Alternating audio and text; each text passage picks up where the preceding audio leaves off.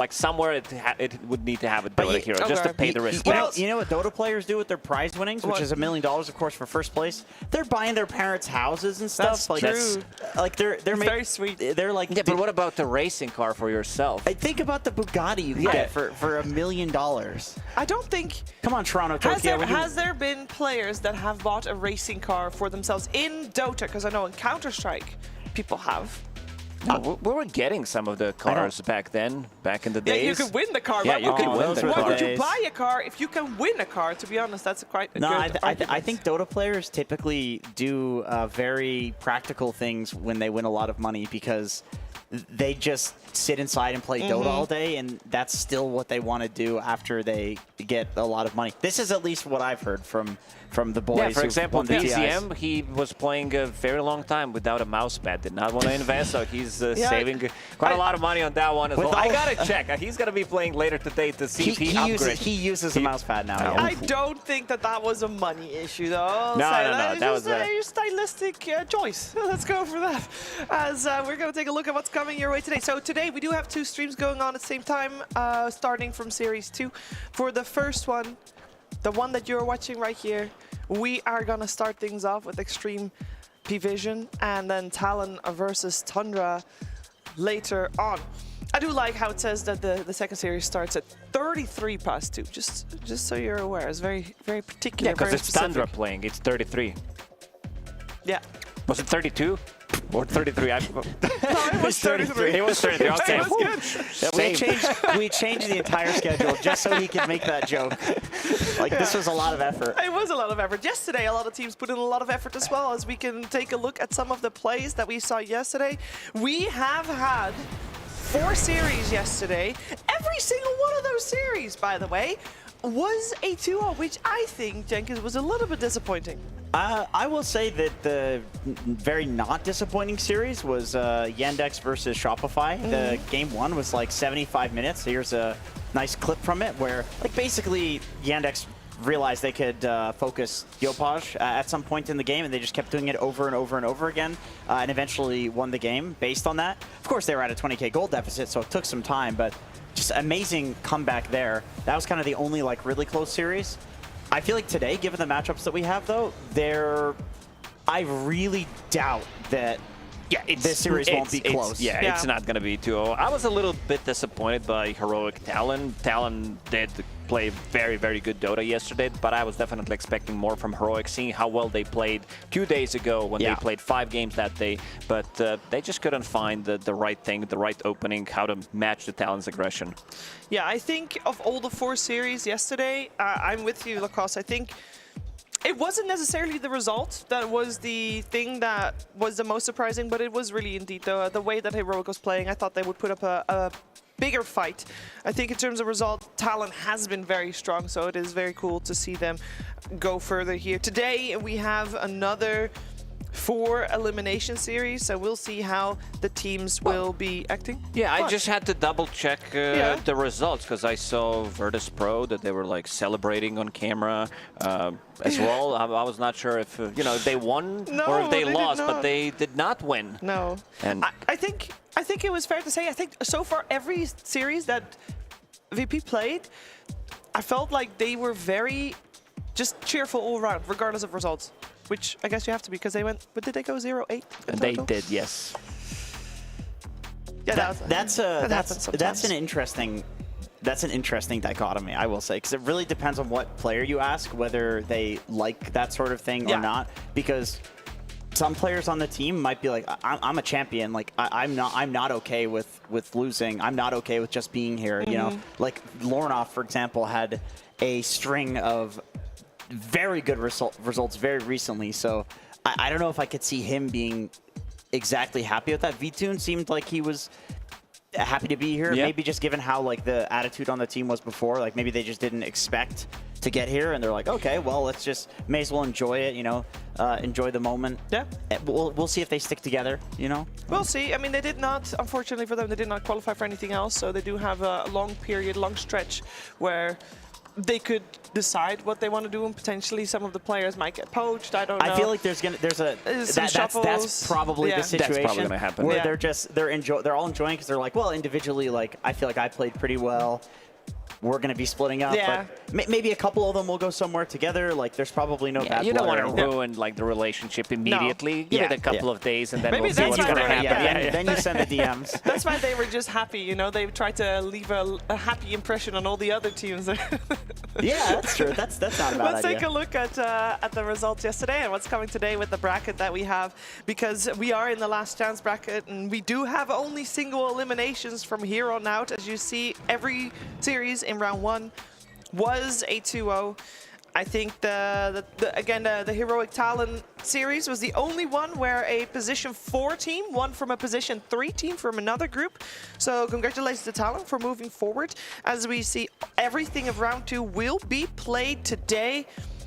I want to have special attention on Falcons Navi. I think that's going to actually be a very close That's a series. banger of a series. That's for sure. Because the Falcons, they are slowly powering up. They still need to find their groove. They need to find what's working out for them. But Navi, this is a team that did surprise a lot of the teams in the last couple of tournaments as well. But yeah, they also came from a very strong group. They came with a group that did have Extreme, did have Spirit, and did have Talent as well. So I would say, like, I know a lot of people were talking about the Group B with the BB team, Gaming Falcons, and Execration. Not feeling too well about the Execration being in that group, but I would say that Group A was definitely the hardest group. Yeah, we will also focus our attention on Talent Thunder, though, because that's going to be my SMB match of the day. And the reason for that is I feel like Talent is having a glow up, whereas Tundra, I mean, they're kind of figuring out, and you do see the progression, but they're still not at the level we expect. So I kind of feel like if Talon wins this one, Jenkins, it would be an upset, but at the same time, I could totally see it happen, and I'm very excited for it. It could go either way. This is definitely my banger for today. Like, a big part of this Talon roster is the roster that got third at a previous Esports World Cup. So hypothetically, like, to me, if there's going to be a team of like champions from SEA, this was the team for me. It's like they had to glow up, and kind of the same thing goes for Tundra. It's like I would never ever count this team out. Right? It's like it just depends on if they figure out some crazy hidden tech that they can do and surprise people. Like 33, we saw him innovating with the Axe build, for example. And now everybody else is going back to Axe and considering this hero like a first phase pick as well. So if they can get like 2 or 3 heroes that are in like that category, we saw Visage as well. From them, I think that's how Tundra makes it very far into a tournament. Well, we have a very exciting day of Dota 2. Again, everything is elimination on the line, and the first 2 teams on the chopping block, Extreme Gaming and P-Vision. A best of 3, where P-Vision got seeded, of course, from their Group D, where they came second. They did, I will say though, they did come second based on a tiebreaker, and it was a tiebreaker against Heroic, and then yesterday we saw Heroic underperform, and it kind of makes me question their power level right now, Lacoste. Yeah, the question is how strong this team actually is, because we have seen them struggle in some of the series that they did play, like losing to Liquid again for the 7th time in a row in the last 7 games, and also the game that they played against Heroic, that like Heroic did a very good job in the first like 15-20 minutes. Then the second game, Heroic did, I would say, make a good turnaround with that Divine Rapier purchase on Yuma. But they also have a very good strategy. I think this is the team that understands the auras. Like we talk about Gaming Gladiators being the team that can build into like pretty much every single aura in the game. I think P-Vision does it even better because they are playing Morphling from the safe lane. So he gets Vlad, then you have Chen. Dookie Chen has been undefeated so far. He gets Drums, he gets Solar Crest, and then you have some like Ogre from the offlane buying the Crimson Pipe, Midas, even Guardian Greaves if necessary. Yeah, you're right. They seem like the team that is definitely experimenting the most with like which heroes can they get the auras from, and changing the roles. And you know, Gaming Gladiators, like they'll pretty much run out on Ace. Like he'll go for most of the auras, and maybe they'll split it to Malady on their 5. But yeah, I agree. I think one thing about P-Vision is that I've heard other analysts saying this, and only in watching their series in this tournament did I also notice it, because like when you point something out, it's like, okay, now I see it. That they always make one big mistake in the game, and a lot of the time they're high skill enough that they can make that mistake and still win the game.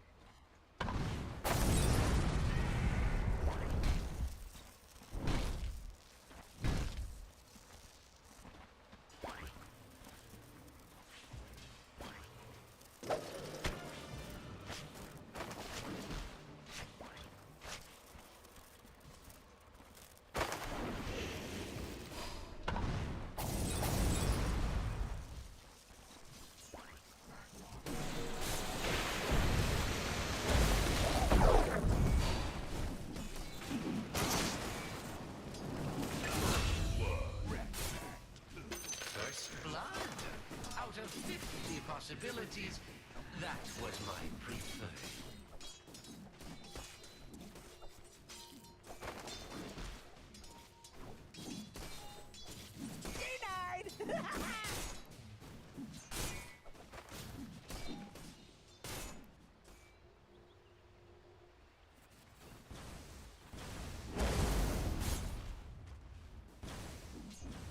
Radiant are scanning.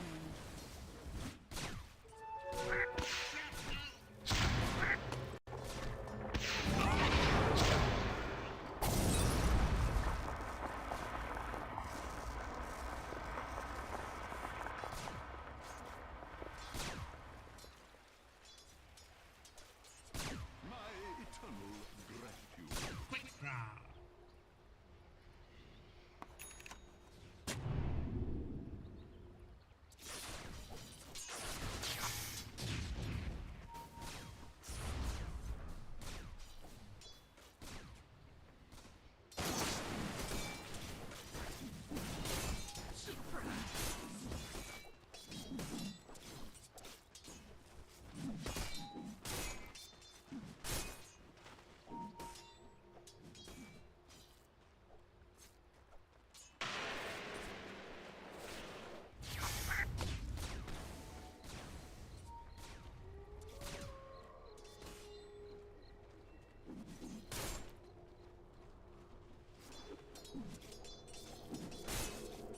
Stupendous!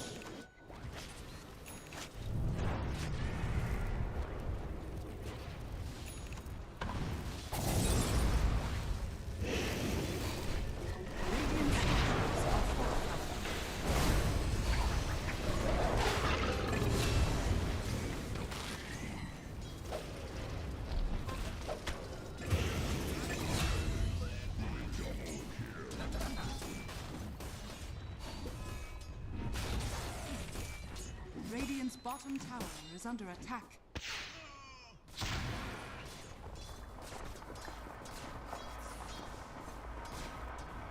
Radiant's bottom tower is under attack.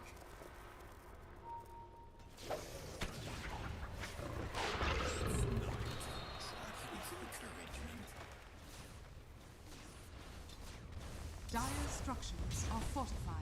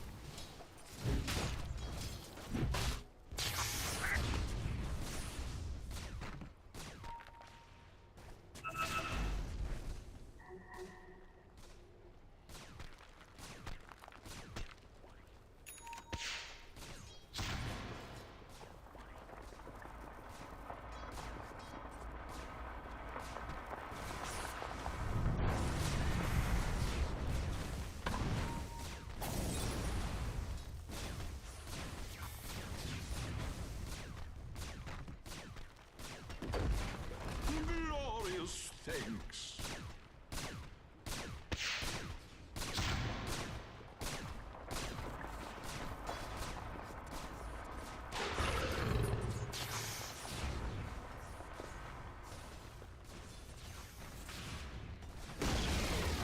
Radiant's middle tower has fallen. Regeneration!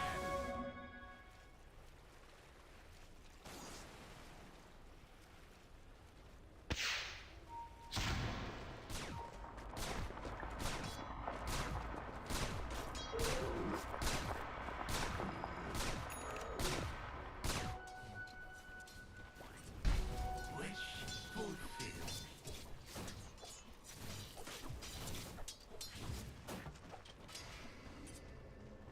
Dire's middle tower is under attack. Radiant's bottom tower is under attack. Dire are scanning.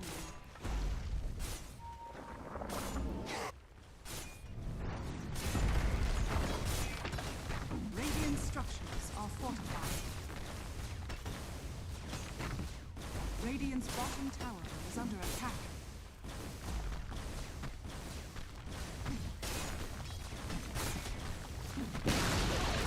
Radiant's bottom tower has fallen.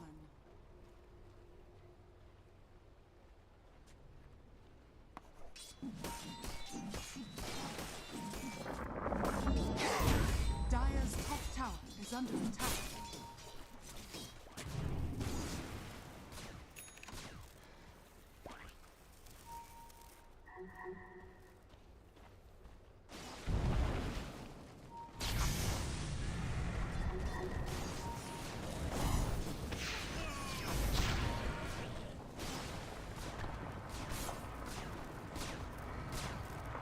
Dire's top tower is under attack.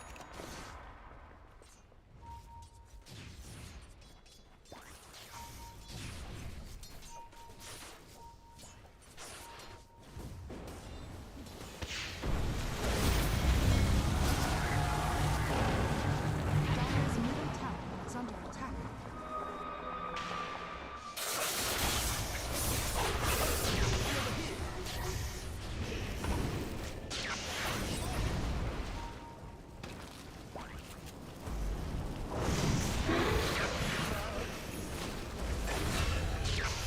What I miss?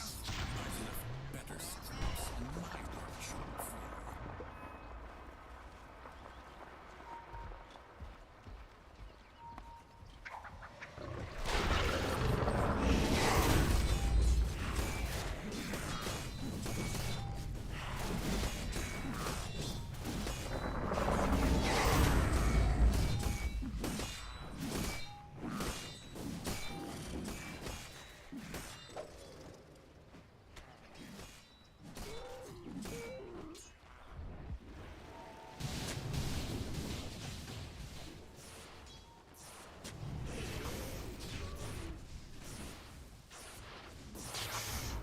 Dire's top tower is under attack.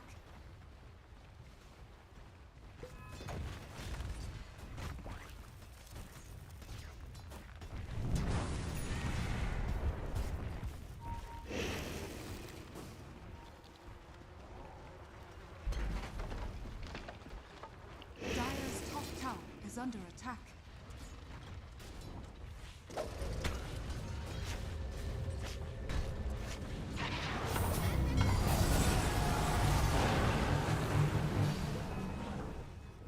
Now that's what I'm talking about!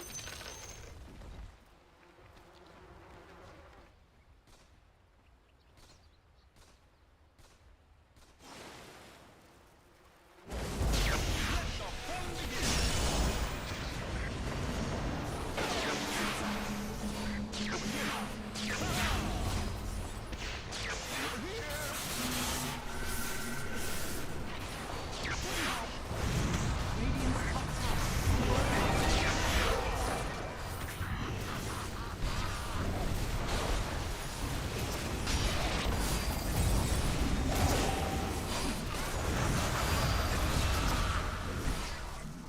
Blow the man down!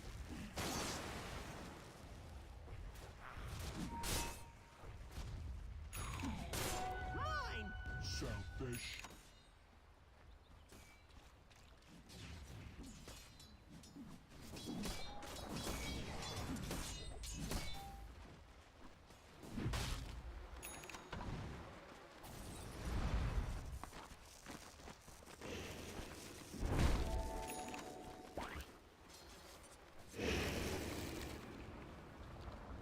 Dire's top tower is under attack. Dire's top tower has fallen.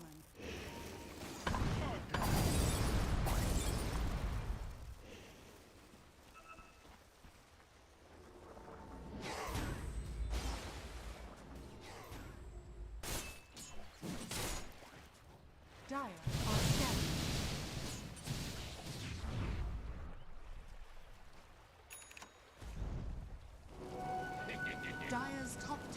under attack.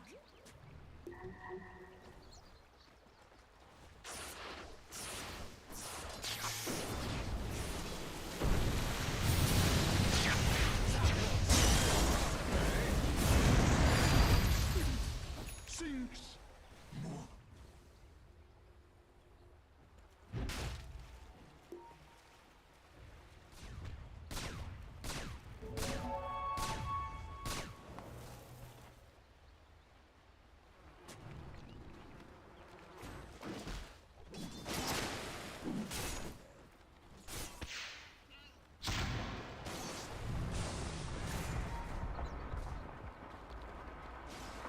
Radiant's bottom tower is under attack.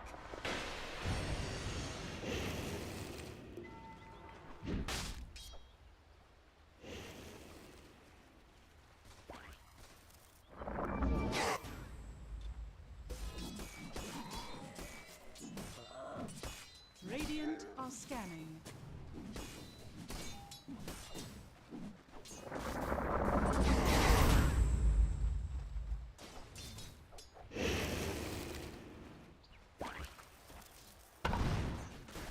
Dire's middle tower is under attack.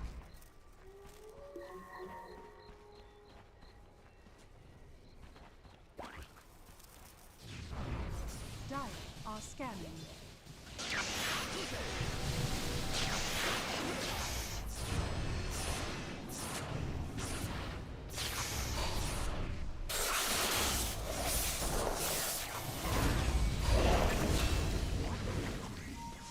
Can't fight the ground.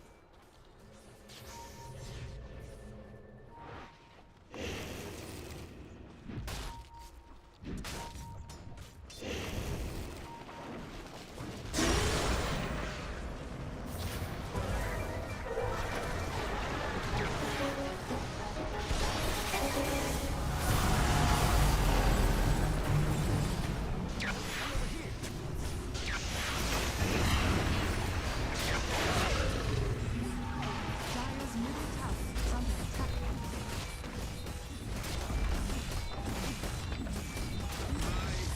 Dire's middle tower has fallen.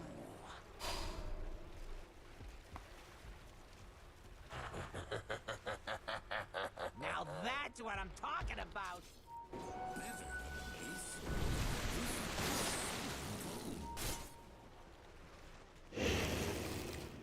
I hate life.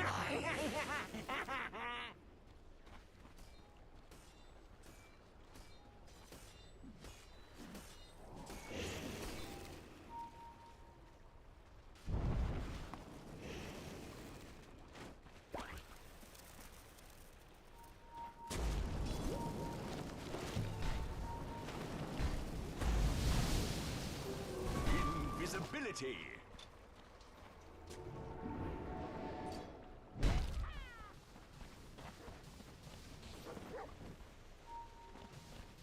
Dire's top tower is under attack.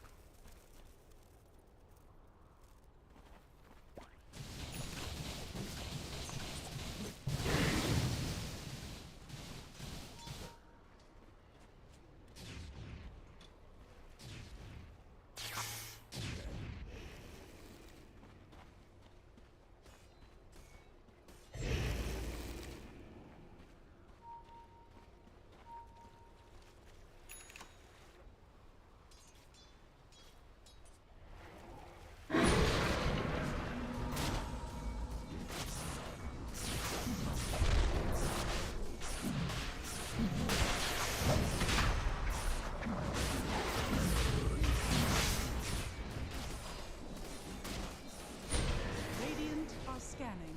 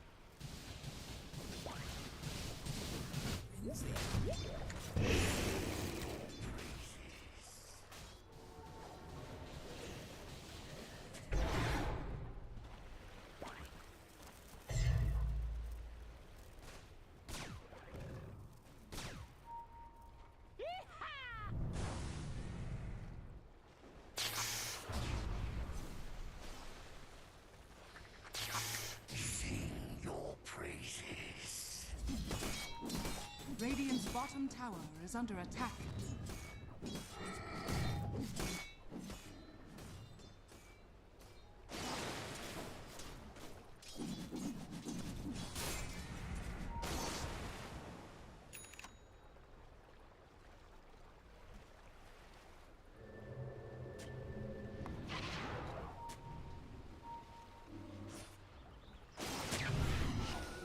Bounty!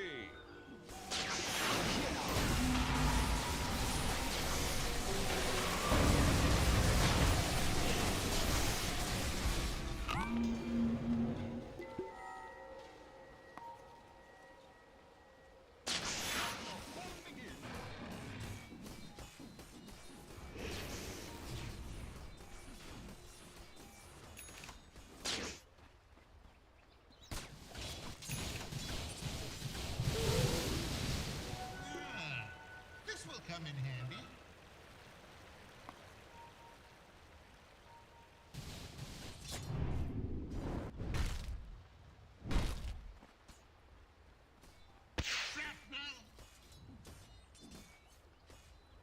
Dire's top tower is under attack. Dire's structures are fortified. Radiant's middle tower is under attack. Yep, yep. Dire's top tower is under attack. Dire's top tower has fallen.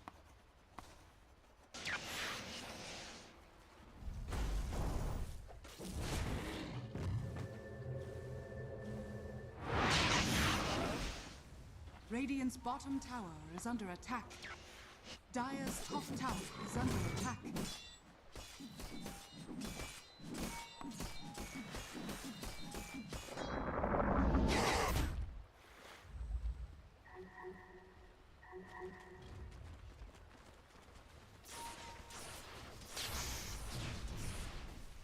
Radiant are scanning.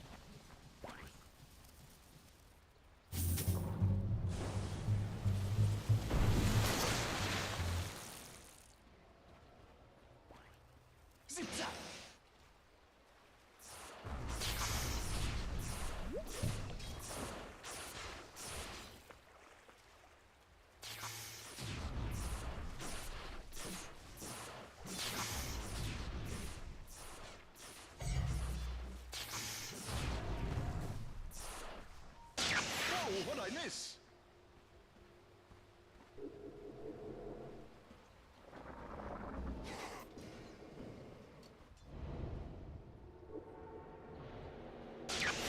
I'm over here.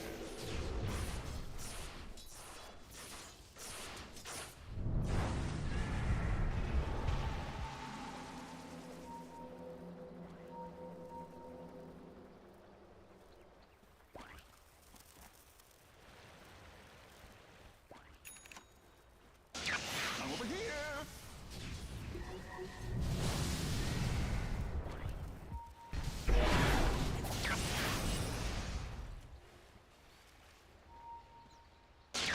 Touche. I'll keep the lion tamer's share.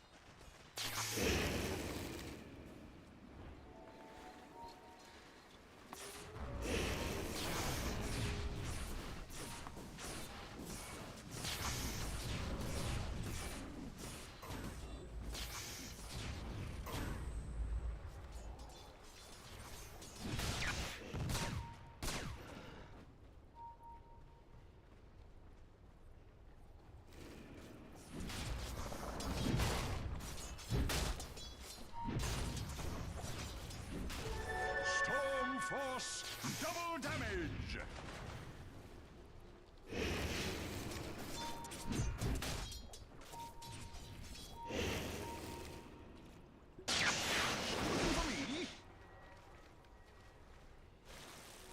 Death tax.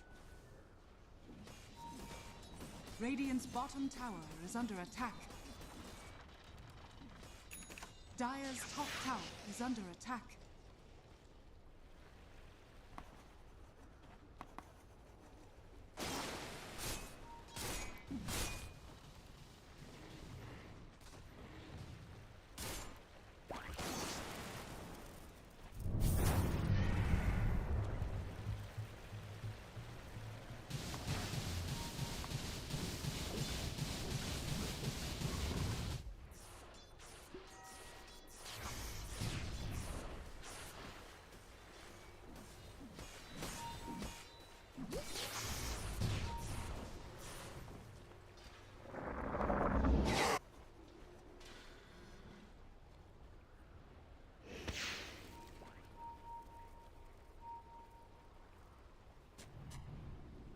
Radiant are scanning.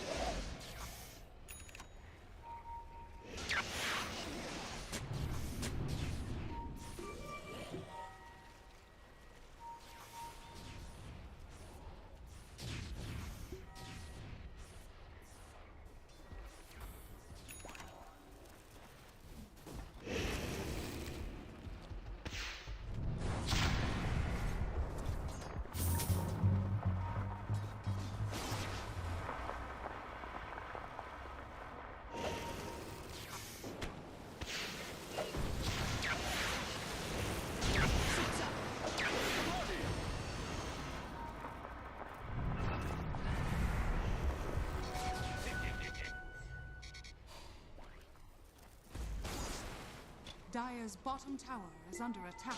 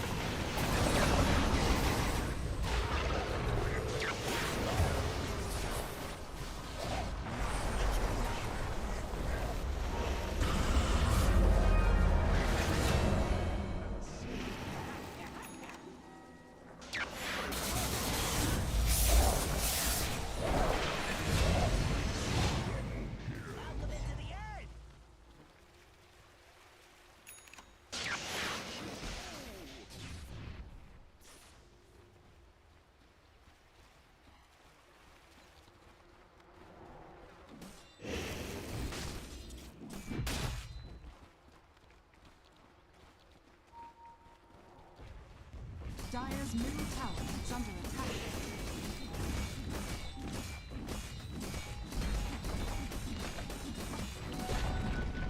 Dire's middle tower has fallen.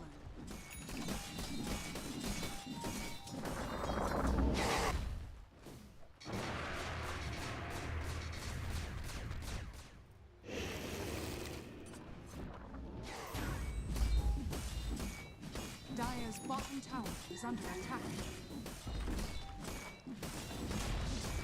Dire's bottom tower has fallen.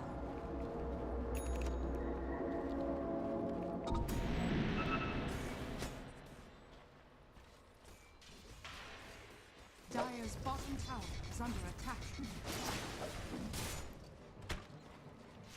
Dire are scanning.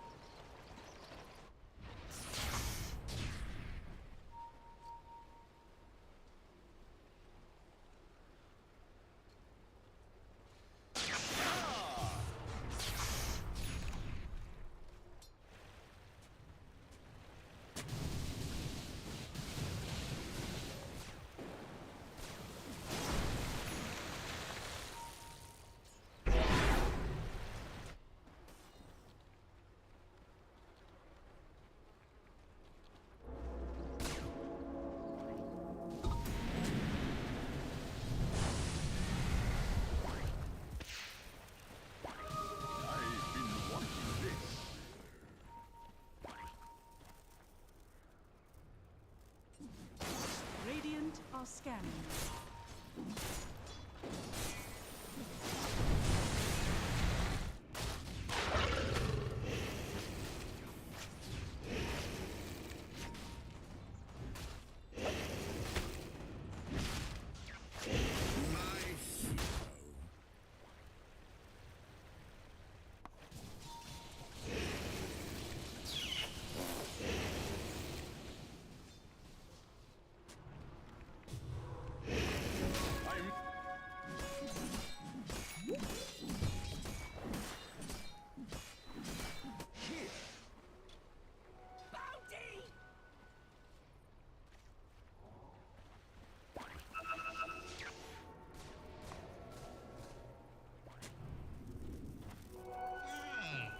This will come in handy.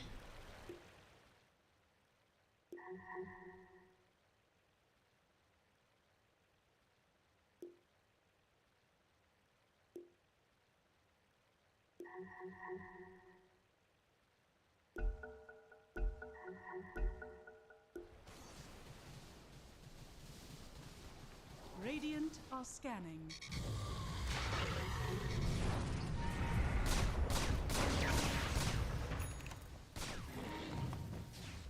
Radiant's middle tower is under attack.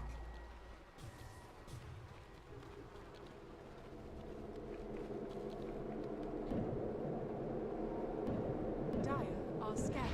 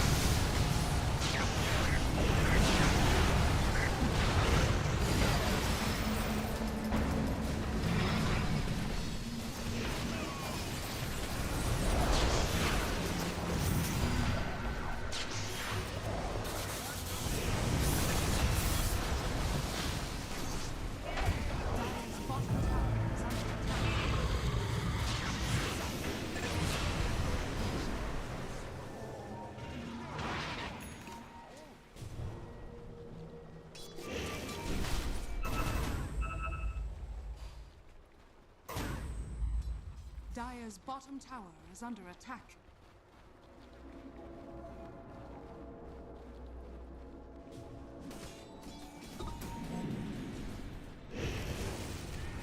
Dire's middle tower is under attack.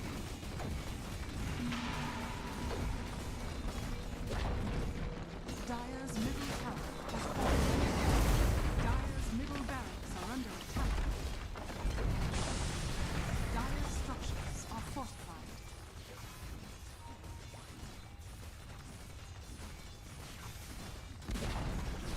Dire's top tower has fallen. Dire's middle barracks has fallen. Dire's top barracks are under attack. Dire's top barracks has fallen. Dire's top barracks has fallen.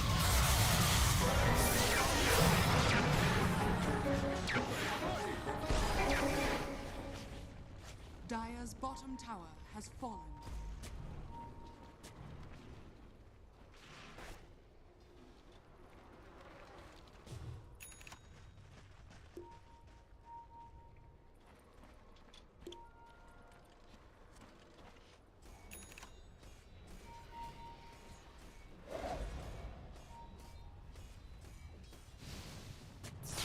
Radiant's top tower is under attack.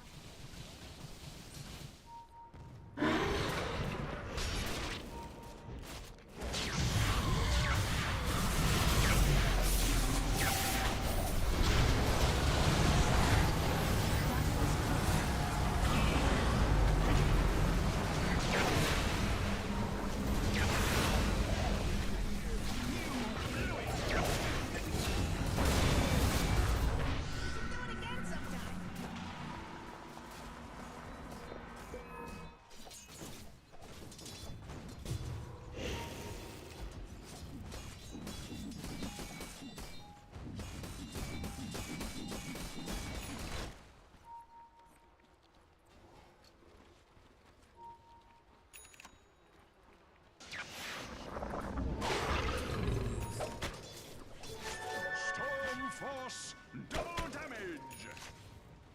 Dire's bottom tower is under attack. Radiant are scanning. Dire's bottom tower is falling. Dire's bottom tower is falling. Radiant now have mega. Praises.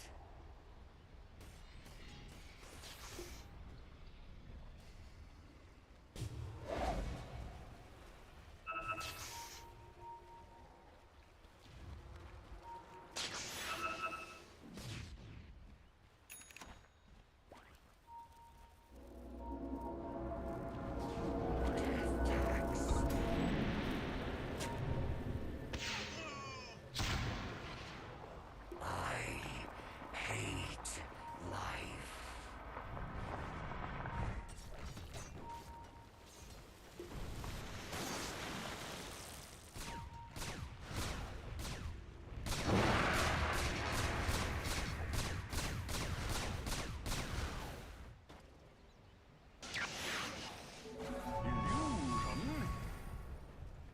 Illusion.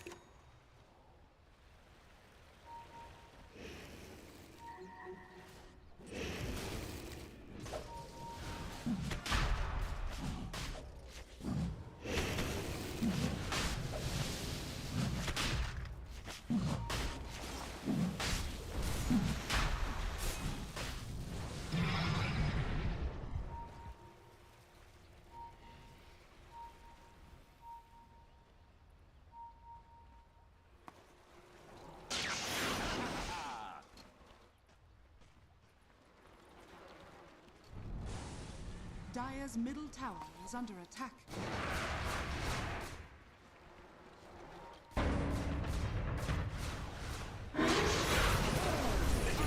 Dire's middle tower is under attack.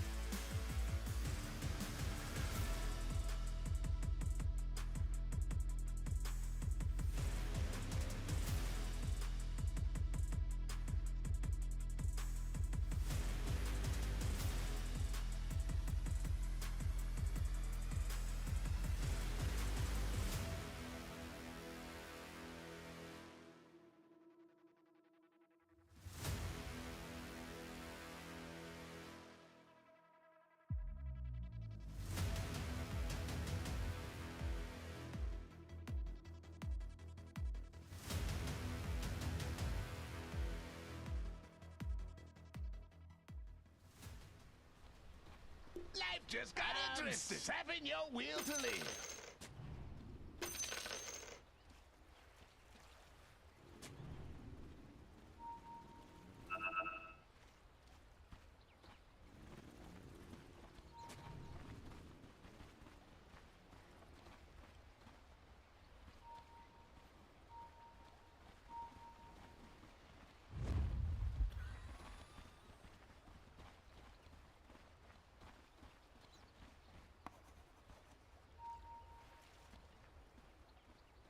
Thirty seconds to battle.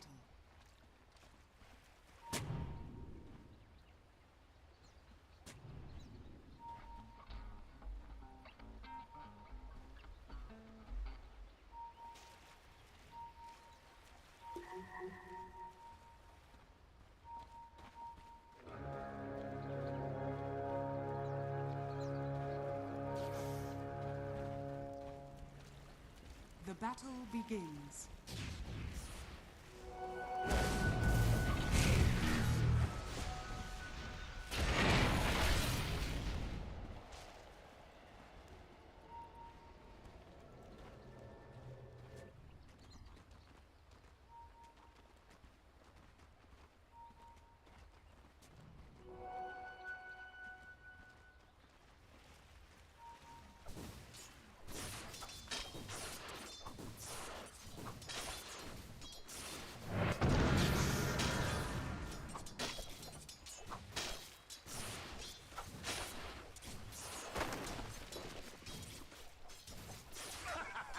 Denied!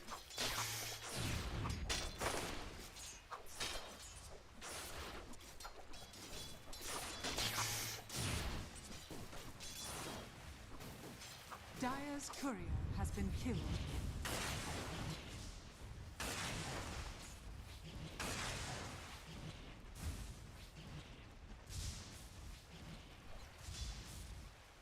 Dire's courier has been killed.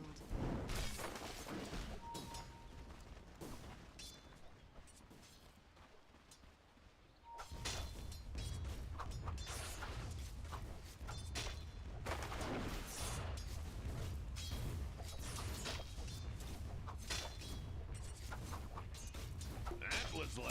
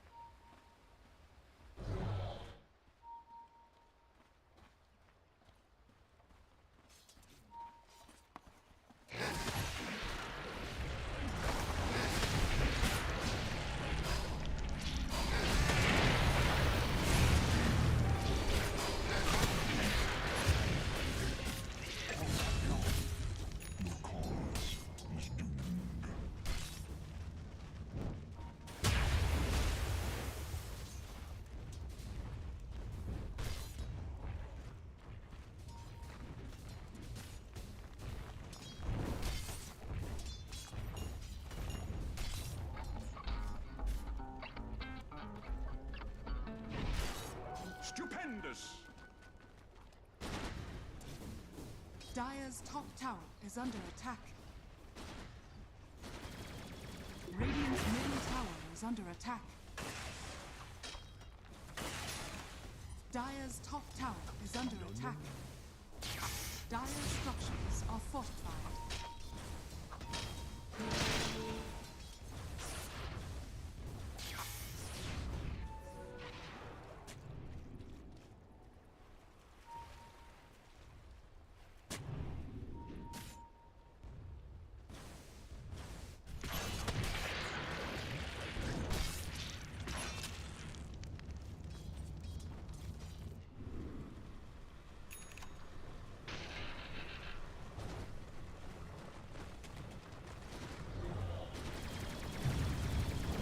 Radiant structures are fortified.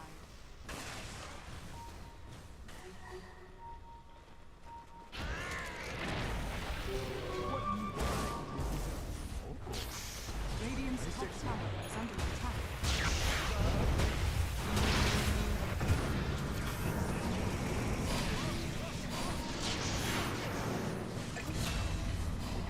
Told you a storm was coming!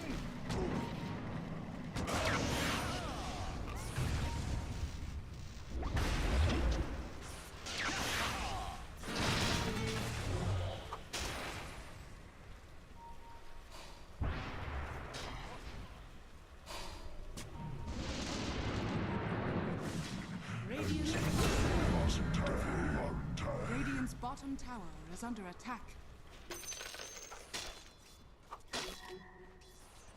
Thanks. Very good.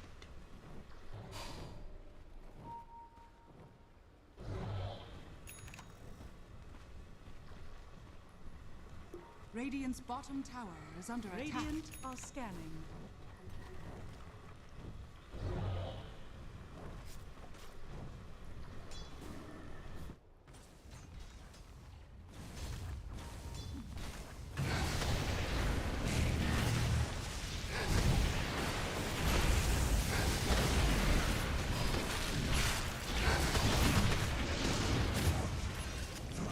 Dire's middle tower is under attack. Radiant's turret has been killed.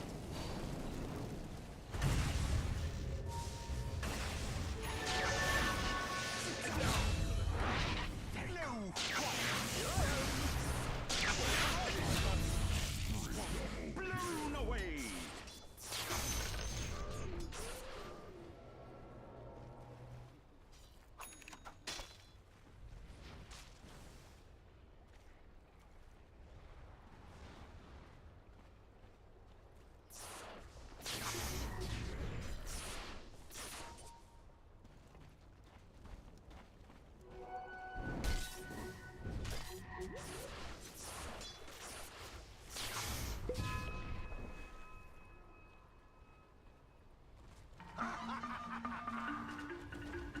Radiant's middle tower is under attack.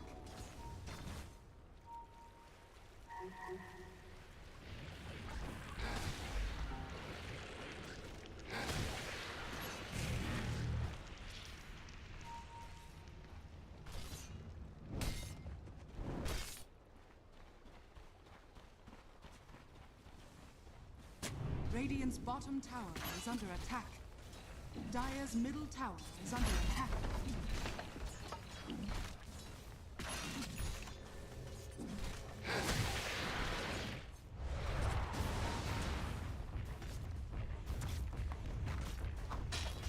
Radiant's bottom tower is under attack.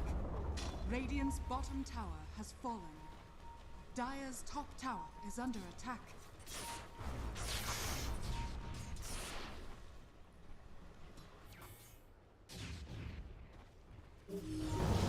Dire's middle tower is under attack.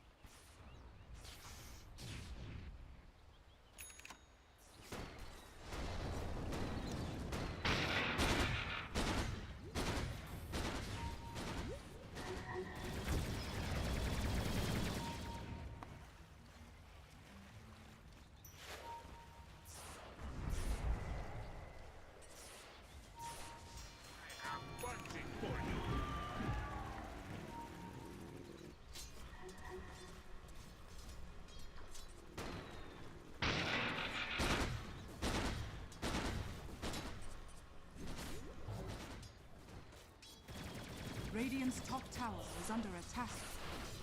Amazing what you found. A little something extra for the event.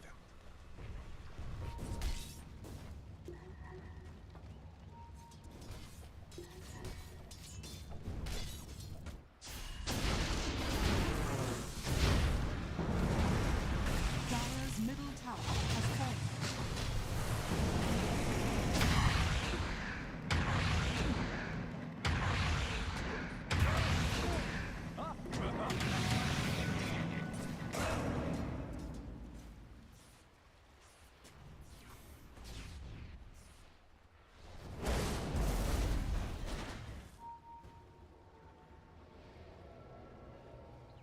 Radiant's middle tower is under attack.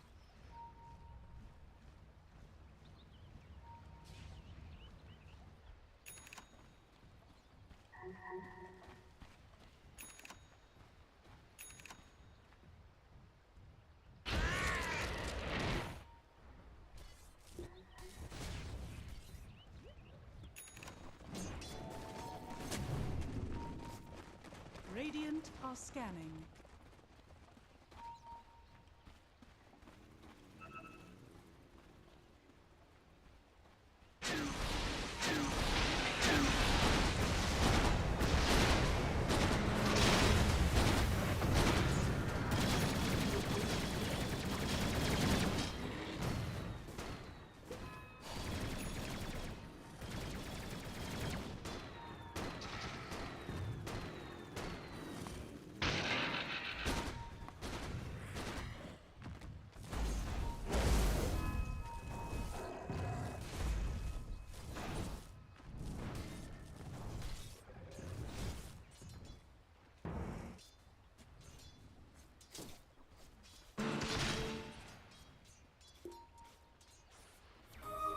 Pain reservoir.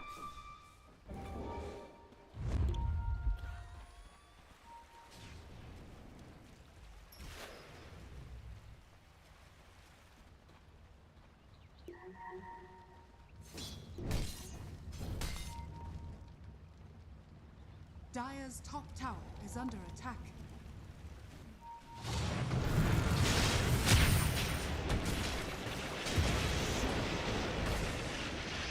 Is that intentional? It looked intentional.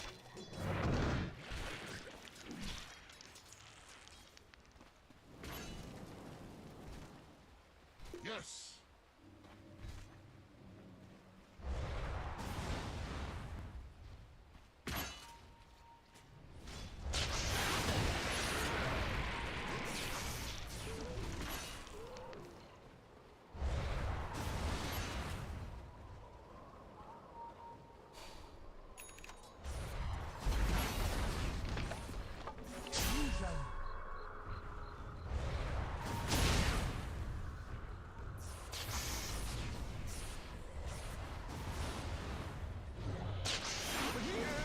Dire's top tower is under attack.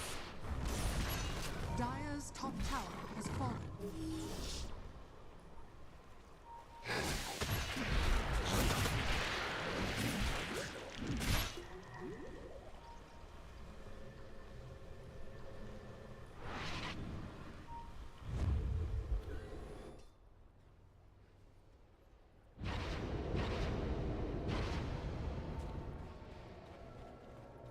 Radiant are scanning.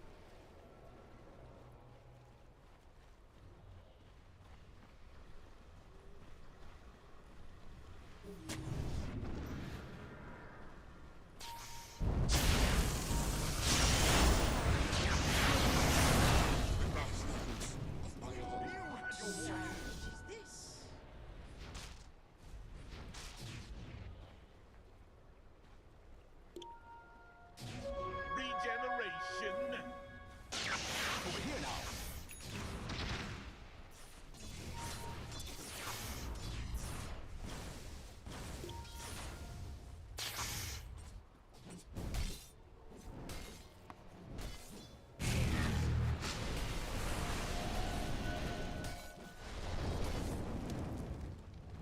Radiant's top tower is under attack.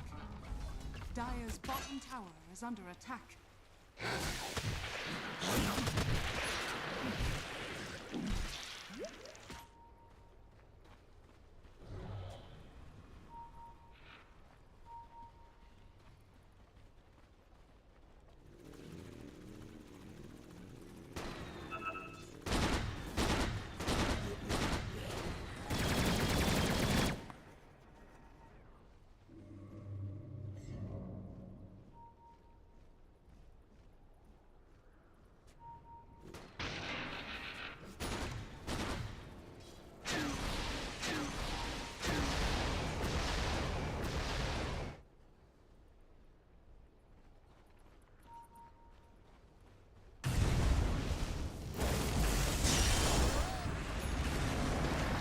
Radiant's middle tower is under attack.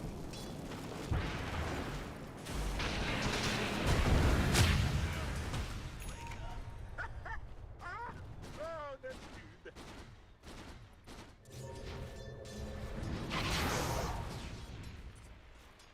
Radiant are scanning.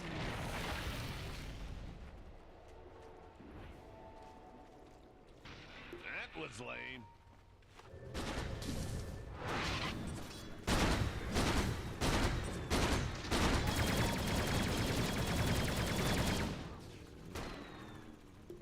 I gamble.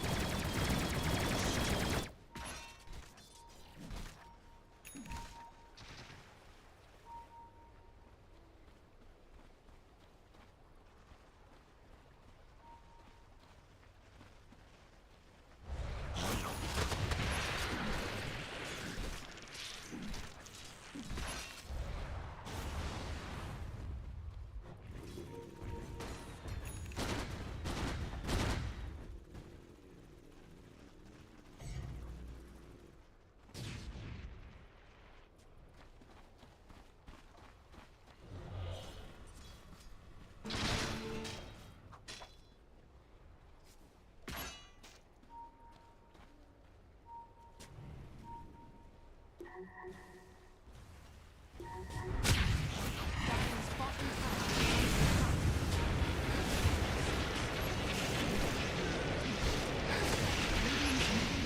is under attack. Dire's bottom tower is under attack. Radiant's middle tower has fallen. Radiant's middle tower is under attack.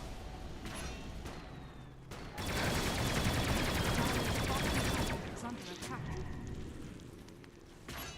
Radiant's top tower is under attack. Dire's bottom tower has fallen.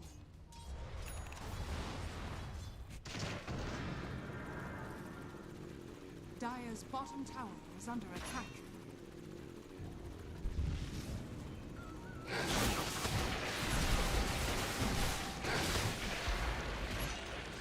Almighty money.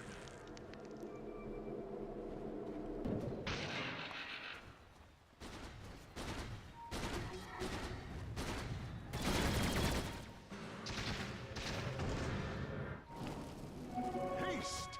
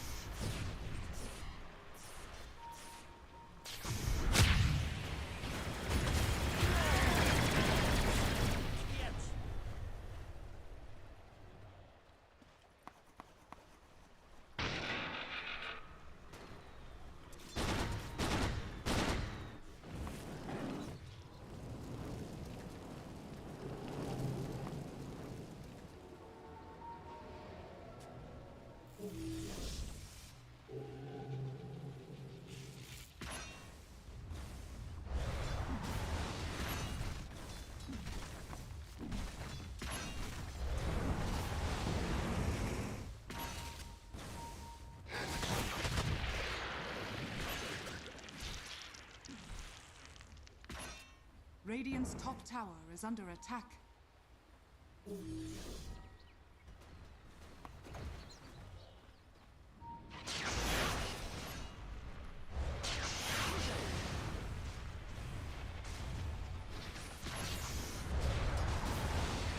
Radiant's top tower is under attack.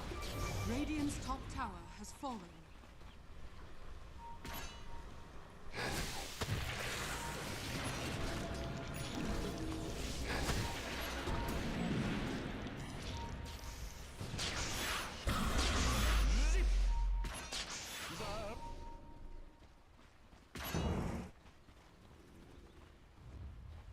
Radiant's middle tower is under attack.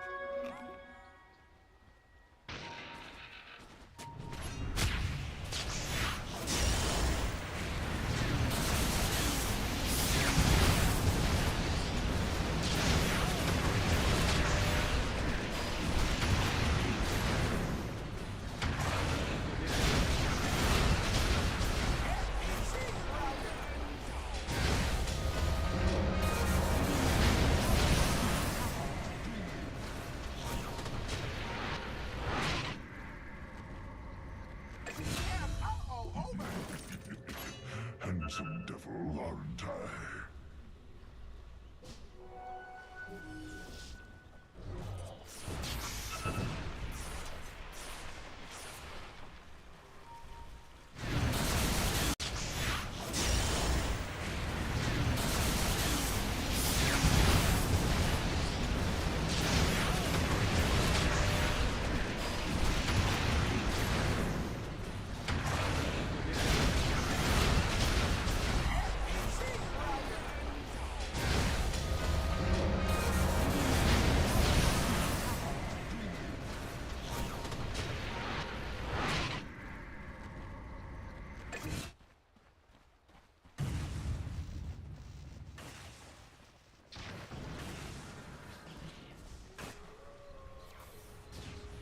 Dire's top tower is under attack.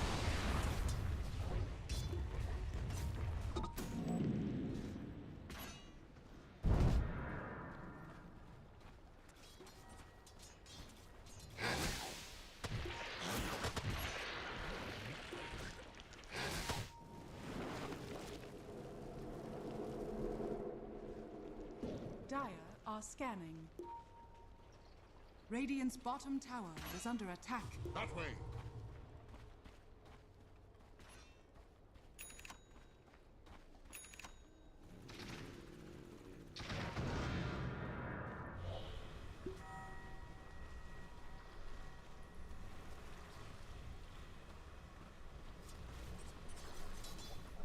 Dire's top tower is under attack.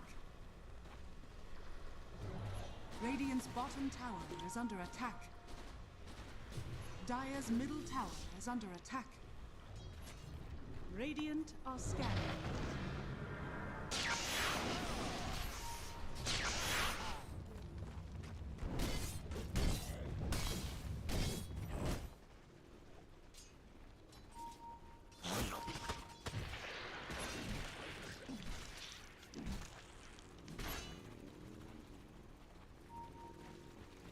Dire's top tower is under attack.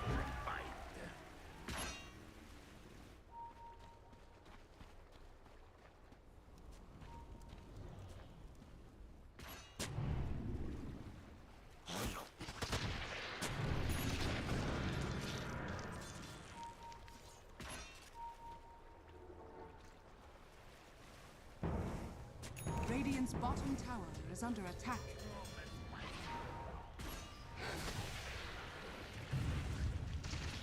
Dire's top tower is under attack.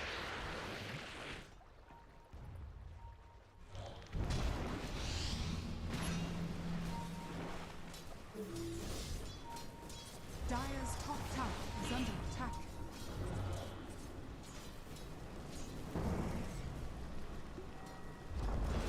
Dire's top tower has fallen. Arcane Reservoir.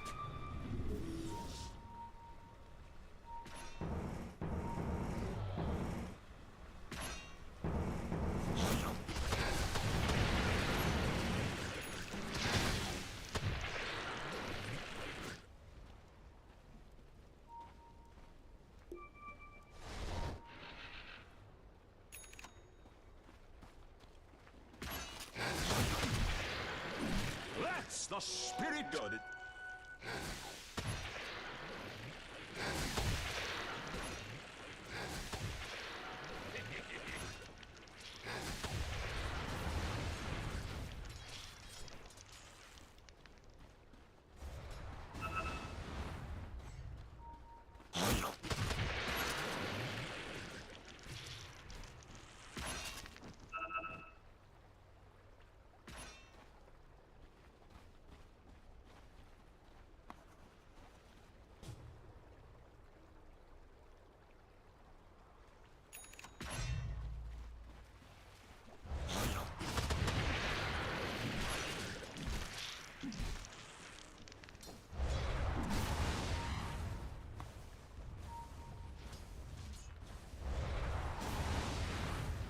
Dire's top tower is under attack. What did I miss?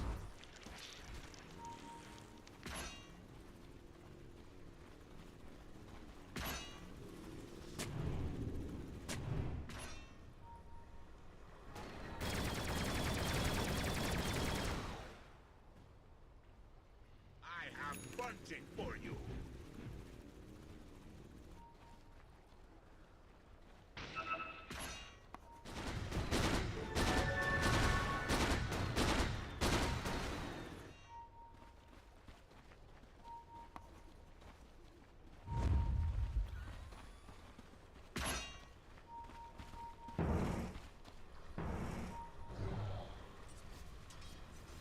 Radiant are scanning.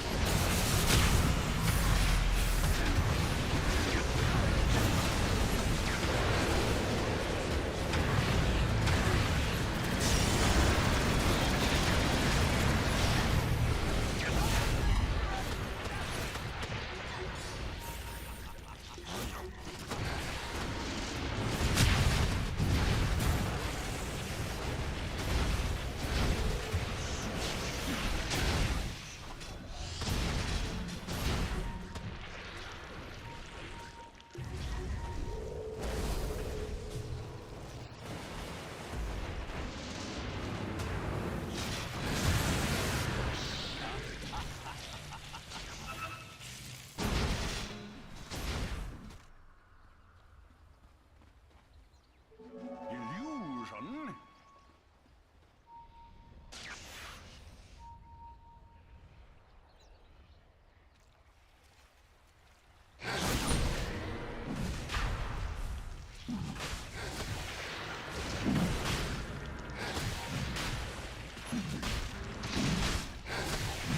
Yeah. They built the scale. This BKB Sange Bristle with Gunpowder Gauntlet of his own, he hits pretty hard when your BKB goes down. I think they went 3 Gunpowder Gauntlets, right? Yes, Yeah. all 3 cores. They clearly had an idea of, like, we all want to be a threat. I mean, you could say they're packing a punch. Hey. Especially thanks to that tusk. That is going to be an Aegis for the Bristleback. Yeah, technically they have 4 punches to throw. Yeah, they do. And a Disruptor. I mean, that hero, he punches himself in the face, so that's like, give him all 5. So the SNY for XXS, the Nullifier, I think, how far along is the Pango on that item? Dakalis got destroyed in that last fight, by the way. I don't know what he used to Crepify on, but he got one-shot by XM. This Pugna will absolutely melt if he's not behind the front line, which has to be jump from the Storm and the Doom. Needs to be more on point here from P-Vision, as Nullifier is out here for the Pango. That's a huge deal in this game. They're almost to the Lincolns on the Gyro. That fight did a lot for XG, and notice they gave that Aegis to the Bristle here because Ame wasn't there. XXS can play super far forward now. Not that he wasn't going to anyway, but he does a decent amount of damage with this SNY BKB Gauntlet buildup, and you can't really ignore him. You don't want to focus him now with the Aegis. He's also not bad for hitting buildings because of this, all this Warpath damage. Yeah, if anything, I think you put him on the front line, let him siege an objective, hide Ame. Yeah. Does have the Lincolns now, so he has a bit more capability, but like we saw, Satanic just melted him and didn't even need the Doom. That was the scary part. He's going to try and melt XXS right here. with the break. Got him at half HP. The Rolling Thunder's going to come through. Nullifier out, and he's going after Takalas. Meanwhile, the lasso pull back onto the Tusk. Takalas is still surviving thanks to the Essence Ring for now. XM, he'll get away from the Doom. Satanic wanted to throw it out on this Pango. Still chasing after him. Goes after XXS now. Meanwhile, no one got the grab onto the Pango. Can he burst him down? He's standing his ground, trying to burst him, and he got the kill. And thanks to the save from Takalas, he managed to live. That was one hit. If there's an extra crit there from that gyro, he does not make it out. Absolutely pushing it to the limit. Crazy team fight. I mean, the start of it is very favorable for P-Vision, but they're still fighting through an Aegis. And there's still no Doom that comes out. That's the crazy part. Satanic is just doesn't want to throw it out because I think he's doing more DPS. Not waiting to look for a good Doom target. He's just going in there, right-clicking people down, winning the fight. He has an AC now. He has insane amount of attack speed, insane base damage, has the built-in crit, has the Shiv. I mean, this hero should not be able to just right-click people down. It's crazy. Pretty disgusting. And a large part is this, the critical strike and pack leader, or the fact that they are tied together. Yeah, it's too valuable. Yeah. One steroid, sure. 2 steroids out of 1 neutral creep. Well, and the other thing is this, it's an aura. Like, it's not just for him. Sure. Oh, yeah. That's the even stupider part. He will hit level 25 here. Doom applies mute. Not too shabby this game if you can land on some of the cores, though. To be honest, I don't even know if it's making that big of a difference because he's just chopping them down. Yeah. Still, if you can prevent BKBs going off or something, will make a big difference down the line here. Gem available, put it onto the Bristle. XG just grouping up. That was another Aegis that pretty much backfired completely for you. I mean, at this point, you're getting frustrated if you're XG. Every time you play Disciplined, you play Patient, you get a Roshan, you get an Aegis, that's supposed to be your moment to play aggressive and take this game over. You lose more. Yeah. And have to reset. How do you win a game in this series if it's just always 1 step forward, 2 steps back? Got to be able to stand your ground and win an aggressive fight for once. Maybe the answer is to push it so late that winning a defensive fight gives you a free high ground push. Yeah, because the death timers are so long. Go 60 minutes. Yeah. Play Chaos Dota. They'll get another Tormentor here. Giants Maul. Even more damage, even more big chunks of damage coming out from that crit. That's pretty nasty DPS. Butterfly will go a long ways for Ame. I still don't think it's enough, though. I think he just gets shredded if the Doom gap closes him. Sure. Need to snowball save, bail him out. Jinkyu's also going that Lotus Orb, so they will get it eventually here. I don't know. The scale from P-Vision is just... It's pretty terrifying here between the Storm and the Doom with Darkseer backup. This Storm is almost level 25 as well. He still has a long way to go. He can pick up Ags, he can pick up Shard. Still has another good 2 item slots here to fill. Yeah, I feel like no one's game is, I'm not going to say quiet, but he hasn't had a super explosive game. Feels like most of the time he's going into a fight, killing 1 hero, and then retreating. But that's eventually going to change, right? You get level 25, you get an Aghanim Scepter, like you're going to get there. This is a big talent for the hero. A lot of extra damage in the fight. I agree. By his standard, it's been a quiet Storm game. That said, he's still 6-2-4 with 450 CS, and he's top 3 net worth. I mean, he's absolutely in position to carry this one. Yeah, he is. The standard is just too dang high for this man.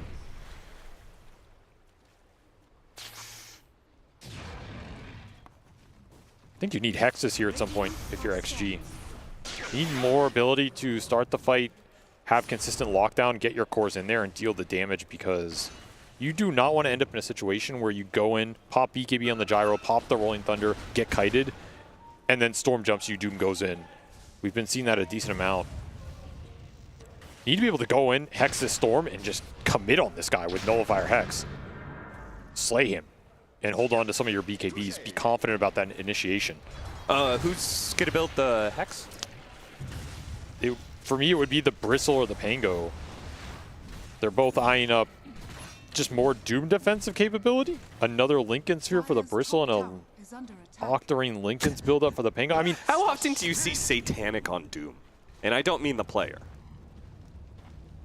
Not often, but what's weird about this game is I think XG are correct in identifying the Doom's the issue, and they're itemizing to deal with the Doom, but Satanic is itemizing to not need the Doom to win the fight. Yeah.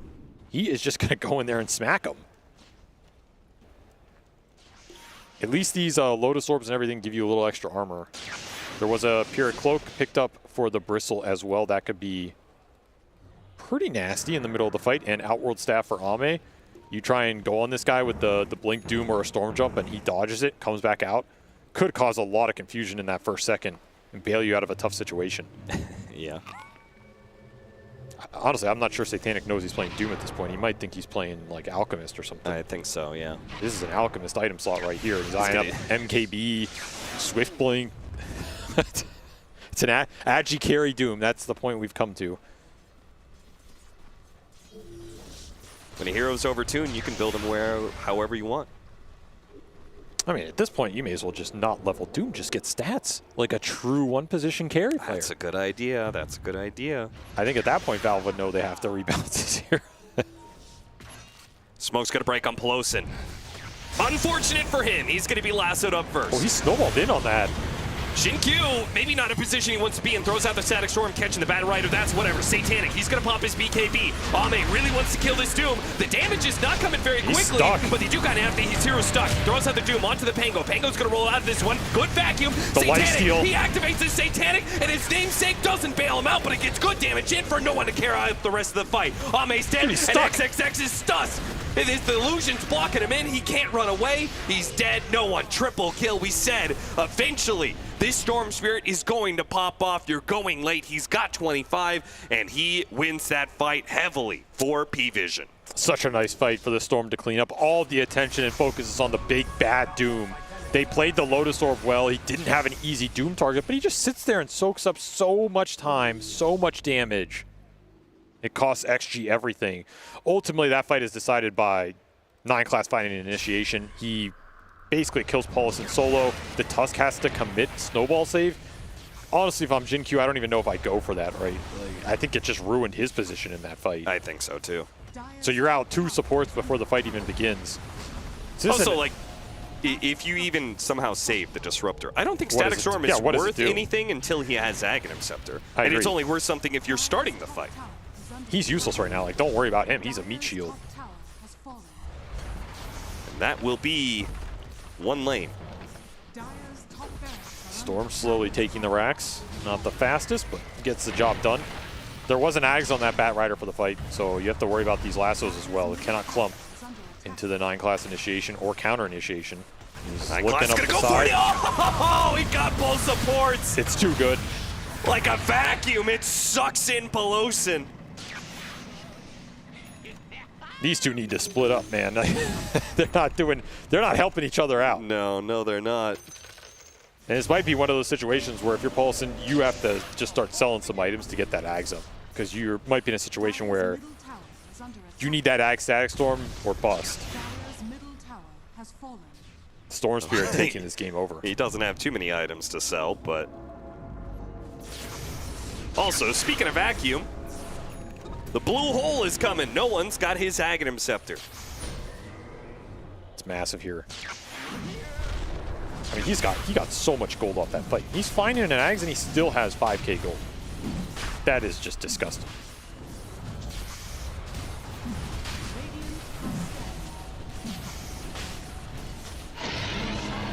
Take the Aegis, leave the Shard for Satanic, which that is as good as an Aegis with his build-up here. Yeah. That lifesteal is insane if he can get a couple hits out. Yeah. And there's the Courier with the point booster on it. Oh, no. He wasn't there yet anyway, but again, he could have maybe sold for a clutch fight or something if it came to it. It's going to stall it up for 2.5 minutes here. Dude, nothing's going right for Pelosin. XG did get to their triple Lincoln Sphere. That's, it feels like they have a damage problem, though. Yeah. When you build this many Lincoln Spheres, you're not really scaling up damage very much, and we saw the way that Satanic was able to just tank some serious pain. This also means you don't have extra disables and a Hex for the Storm. You're just kind of all in on surviving, winning the fight over the long term. Tall order here. Yeah. But, hey, the defensive fights have worked out so far for XG this series. Maybe it'll keep working out here with the defensive itemization. Pretty hard to throw the Doom out. Does Satanic care about doing anyone? I don't think he does. You don't understand. He doesn't care, Extreme. The man would rather not use the Doom at all. It's getting to a point where he's just going to run in and Doom the Tusk or something. It's like yeah, legitimately. Because he doesn't have to Doom a core to win the fight, so just throw it on the snowball save. Throw it on the random bristleback if his Lincolns get popped. I don't think Satanic really cares about doing this gyro, particularly since he already negated the Satanic potential from Ame. And now Ame's thinking about going back for the Satanic. Well, yeah, because he's not dooming him. So you may as well. Yeah, but that's when Satanic switches it up on him. Now he is going to doom him. Doomed if you do, doomed if you don't. I mean, the thing is, if Satanic really wants to land dooms, he can just buy an Ags too. Yeah. Right? He's been in the middle of the fight. He's able to survive. It's not as if all the single target block is just preventing him going that route if he really wants to. Of course, these Lincoln's Lotuses are still good against the Bat Rider. I think that is worth mentioning here. These are not useless items if the Doom never goes out. You are preventing a decent amount of the Bat Rider initiation, which is pretty valuable when he has an Ags. You're not preventing a lot of the Storm jump with the Ags, but at least you get some backup value here. A lot of BKBs did arrive for P-Vision as well. Or I should say the BKB for the Pugna is the big one. Now Ducalis can just survive on the backside of the fight. And they're just getting everything right now. They're grinding it up, using the Sages to farm. They're all going to have buybacks. They're all going to have everything they want.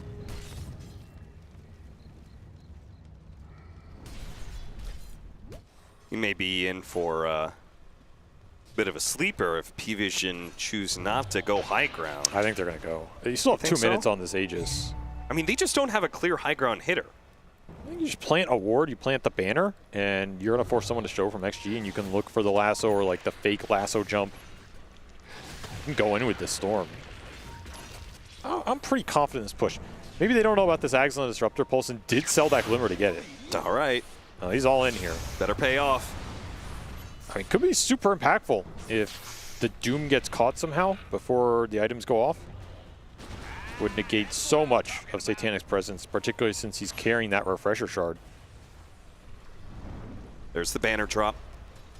I mean, they have buybacks into this outpost as well. A minute and some change left on this Aegis. Trying to get the grab on him with the Rolling Thunder. He got the zip away. Oh, the punch misses, and the lasso gets the grab onto the Tusk and the Gyrocopter. Gyrocopter's already at half HP. He outworld stats for a second here, but he's just so slowed down by the wall, he's not making it out. They're going to have to play for buybacks here on Extreme. What a find. All these Lincolns and that Lotus Orb, and you still get double lassoed. You block the Doom, but doesn't matter. You don't need the Doom to win these fights anymore. 40 seconds left on the Aegis. Gets grab onto the Pango. He's saved by the Snowball. Snowball onto the Storm, trying to take him out. Still but he Aegis. just zips away. He's got plenty of time, and yeah, 30 seconds still left on the Aegis. Buybacks force out all the heroes of Extreme. And they don't want to use the Static Storm. Not yet. Not yet. Now Satanic jumps in. Now he's going to be Static Storm. Now's your opportunity. Turn around back on the Doom. Blow him up if you can. But Ame, he's almost lost his life to this. That's going to be a dieback. Satanic's not dead yet. You just can't kill Satanic. The man's too big, too bad. And he's about to send you home. The bags are packed. Completely rout Extreme. They use their strength and overwhelm them. P-Vision. What a display here in the last 10 minutes. Just so much stronger than Extreme had any hope to be. Satanic, he worked them this series. That game one with the Meepo pick, this with the carry Doom, playing it to perfection. Just an absolute menace on that front line. And honestly sets no one up for perfection here. He had another tremendous Storm game, but so much of that Storm game is the fact he has infinite space to operate with in these fights. So much attention on the Doom, so much itemization attention into this Doom. And ultimately, the Doom wasn't even the real big threat that you had to deal with. It was the double lasso initiations. It was the Storm Spirit killing your backline, having 2 lives off the Aegis. It was the support duo keeping the Doom alive in the end. these were the real problems lurking all along. And I feel like XG just got a little worked in this draft. They got a little worked in the series, and they were on the back foot the entire time. Too many defensive fights, not enough aggressive action going. Every Aegis they got backfired on them. I think they lost net worthly almost every time. Not a recipe for success, and their journey here is going to get cut a lot shorter than I think they anticipated. Yeah, rough series and rough tournament all around. I mean, they had a pretty rough go of it when it came to the group stage, and they managed to pass through this initial part of the elimination phase. But in the end, they will be eliminated here and will not make it to playoffs. It is P-Vision who is going to the playoffs. They sure do. They get top 8 secured here in Riyadh. Congratulations to them as we're getting ready to break down the game, break down the series. I do think we saw a very different Batrider in game number 2 versus the one we saw in game number 1, Jenkins. Yeah, that was beautifully played from 9 Class, honestly. Like, the late game was firmly in his control, despite triple Linked Sphere at the end. Lotus Orb, Yule Scepter to stop him from going in, Satanic to turn the fight. You know, Gyro, you go in, even if you lasso him, he can often kill you and heal himself to full HP with the Satanic. So it was a very difficult game for him to execute, but he showed us why Batrider is a first phase ban for most teams. Yes, most definitely. But also to point out Satanic, like, sure, he was dealing a lot of damage, but he was soaking up most of the damage. He understood what the assignment was. I don't necessarily need to be this, like, be-all, end-all type of a carry that's gonna be living. He goes in, he gets the Doom, deals the damage, then he tries to survive as much as possible, and then no one is pretty much the star of this show who's gonna be able to clean up afterwards as long as he has mana. Darkshare as well with all of his tanky items from the offlane. So, and a lot of the times we saw no one just every single time jumping the enemy position fight. Like, he did not want him to have any kind of impact in some of these fights, so every single time he jumps him immediately. Poloson did not have a good time. He did not. This was definitely a tough game for Extreme. We also said after the draft was done that we kind of felt like if Extreme was going to have a good shot this game, they would need to play relatively fast. And I felt, Jenkins, that we had a very, just a quiet, lovely early game. Yeah, it was a chill early game for sure, which, I mean, even if you have to play fast, sometimes that can be fine as long as you do something explosive out of the laning phase. And I mean, Extreme, they were ahead for the early game. Like, this was looking like we were going to go to a game 3, which makes sense given the skill levels of these two teams. However, P-Vision simply played the fights too well. Like, the double lasso as well as the vacuum, you don't think of Storm Spirit as like a combo with these heroes, but if you have two heroes that are right next to each other and he has the bounces going on, he is doing so much damage. Yeah, he is doing a lot of damage, and without, of course, P-Vision, they don't just get the victory and get that top 8, they also get a winner's interview with Purge. Oh, it's back to Valorant. Yeah. Hey, here with Ducalis, having a great time. How you feeling after that game? Really good. Today was a good day. We watched replays yesterday, learned a lot. Today also watched pre-game, learned a lot. I think, yeah, we are in a good spot right now. So can you tell me about the Pugna support a little bit? You were, it's trending a little bit as a support. What's the value for me? Because you can't give mana to Storm anymore. Is it just about decrep or tower pressure or what? I saw that they picked Pango, and like it's good against Pango. Then they picked Tusk, and it's like Pango Tusk. It's already unplayable. They cannot pick DB into Pugna. It's like Wyvern in a way to save, but Wyvern just bad hero right now, and Pugna is good. That does make a lot of sense. In game number 1, you guys played the Meepo, which was fun to see. However, when it got to the mid game, you guys lost that one fight near Roshan. I was getting a little worried for you against the 2-carry lineup. Were you guys stressed out at all, or were you still confident? No, we were still confident because we watched a lot how we should come back the game, and it was like even, I would say. It's just our personal mistake. Today I think we was doing great on macro, but personal mistakes can sometimes happen because like no one just didn't press BKB and it's fine, like it happens. And but on macro way we was good, and that's why we win. Okay, and then in the group stage you guys went even on win and loss. We had a very convincing series here. Was that just like a learning period for you guys? Was your group tough, or how's your outlook for the rest of the tournament? I think, yeah, we was learning a lot because like meta shifted from last Dream League. We didn't play Valakia, and like even on Fisher, people was playing different heroes. And we are not picking like heroes we played before, like Slark or TB. And we need to learn a lot. Maybe we will see, maybe at playoffs we will play them, so yeah. So just a couple more scrims to find the new meta, I guess? Yeah, I mean, after that long day, we played like for 10 hours, and we say, guys, nice, we got good practice day. Nice that we like won one Shopify, because after we won one Shopify, we was set as super hard. And but then after we played Heroic, we played games more, scream more. So yeah, it was good. Yeah. All right, great. Well, glad you guys are playing better, and look forward to your matches in the rest of the tournament. Yeah, thank you, and we are coming for Nightfall. Well, they are in the top 8, and of course nothing is known yet about the bracket. We'll find out if Ducalis gets that matchup for him. I wanted to see slightly more confidence. I wanted to hear him say, we're coming for Liquid, not for the Nightfall.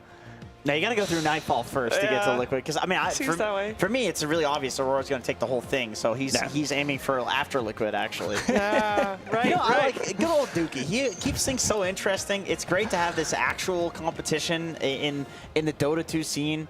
Like, either you want to see him win or you want to see him lose, but you're invested. He gets you invested. I do also think that the way he described their progression after they won one Shopify and then in their tiebreaker also against Heroic, that I do like that. It's like, okay, we just got to play more, guys. You know, and it worked, because obviously they came in today, and I do feel, of course, we saw a little bit of the Paravision of old. But of course, if there is a winner, that means there's also a loser. So we are going to head over to Jin for some final words from Extreme. Thanks, Shiver. Yep, here with Jin and XM of Extreme Gaming. Just wanted to check in with you and see how you're feeling right now. 就是输了比赛，肯定就是心情不是很好。 Well, we lost, so obviously right now we're kind of in a pretty sad. I was curious what your guys' outlook was like coming into the tournament. Were you feeling confident? Did you feel like you're up to the meta? 当时你们刚刚就是开始打电竞世界杯的时候，你们对你们的战队的预期是什么样的，以及当时信心怎么样？是否感觉，比方说练的英雄都不错啊，还有这个英雄值都算是跟上版本了呢？我个人预期算是8强吧，就是第一天赢完雪碧，其实感觉大家状态还可以，然后就是我们就是比较不稳定吧，就是这样。I think I was actually feeling pretty good coming to the tournament. Especially on first day when we managed to take a game off Spirit, I think we were all feeling pretty well. So I think I was expecting like a top 8 placement. Right now, you know, clearly it wasn't the case.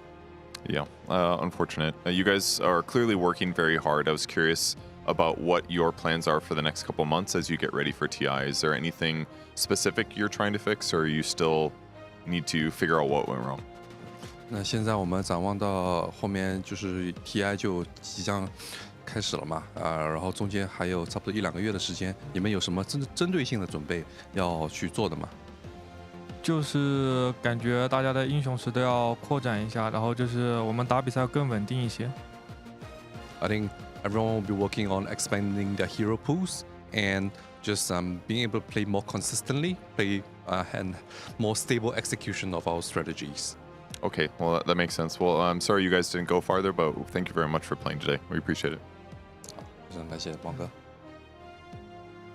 Yeah, it's a tough time getting eliminated at this point, and I think for Extreme, especially, not breaching top 8 is going to be seen as quite the failure. Yeah, they're definitely not happy with that. No. I think probably they're the sort of team that really does a lot better with a lower bracket.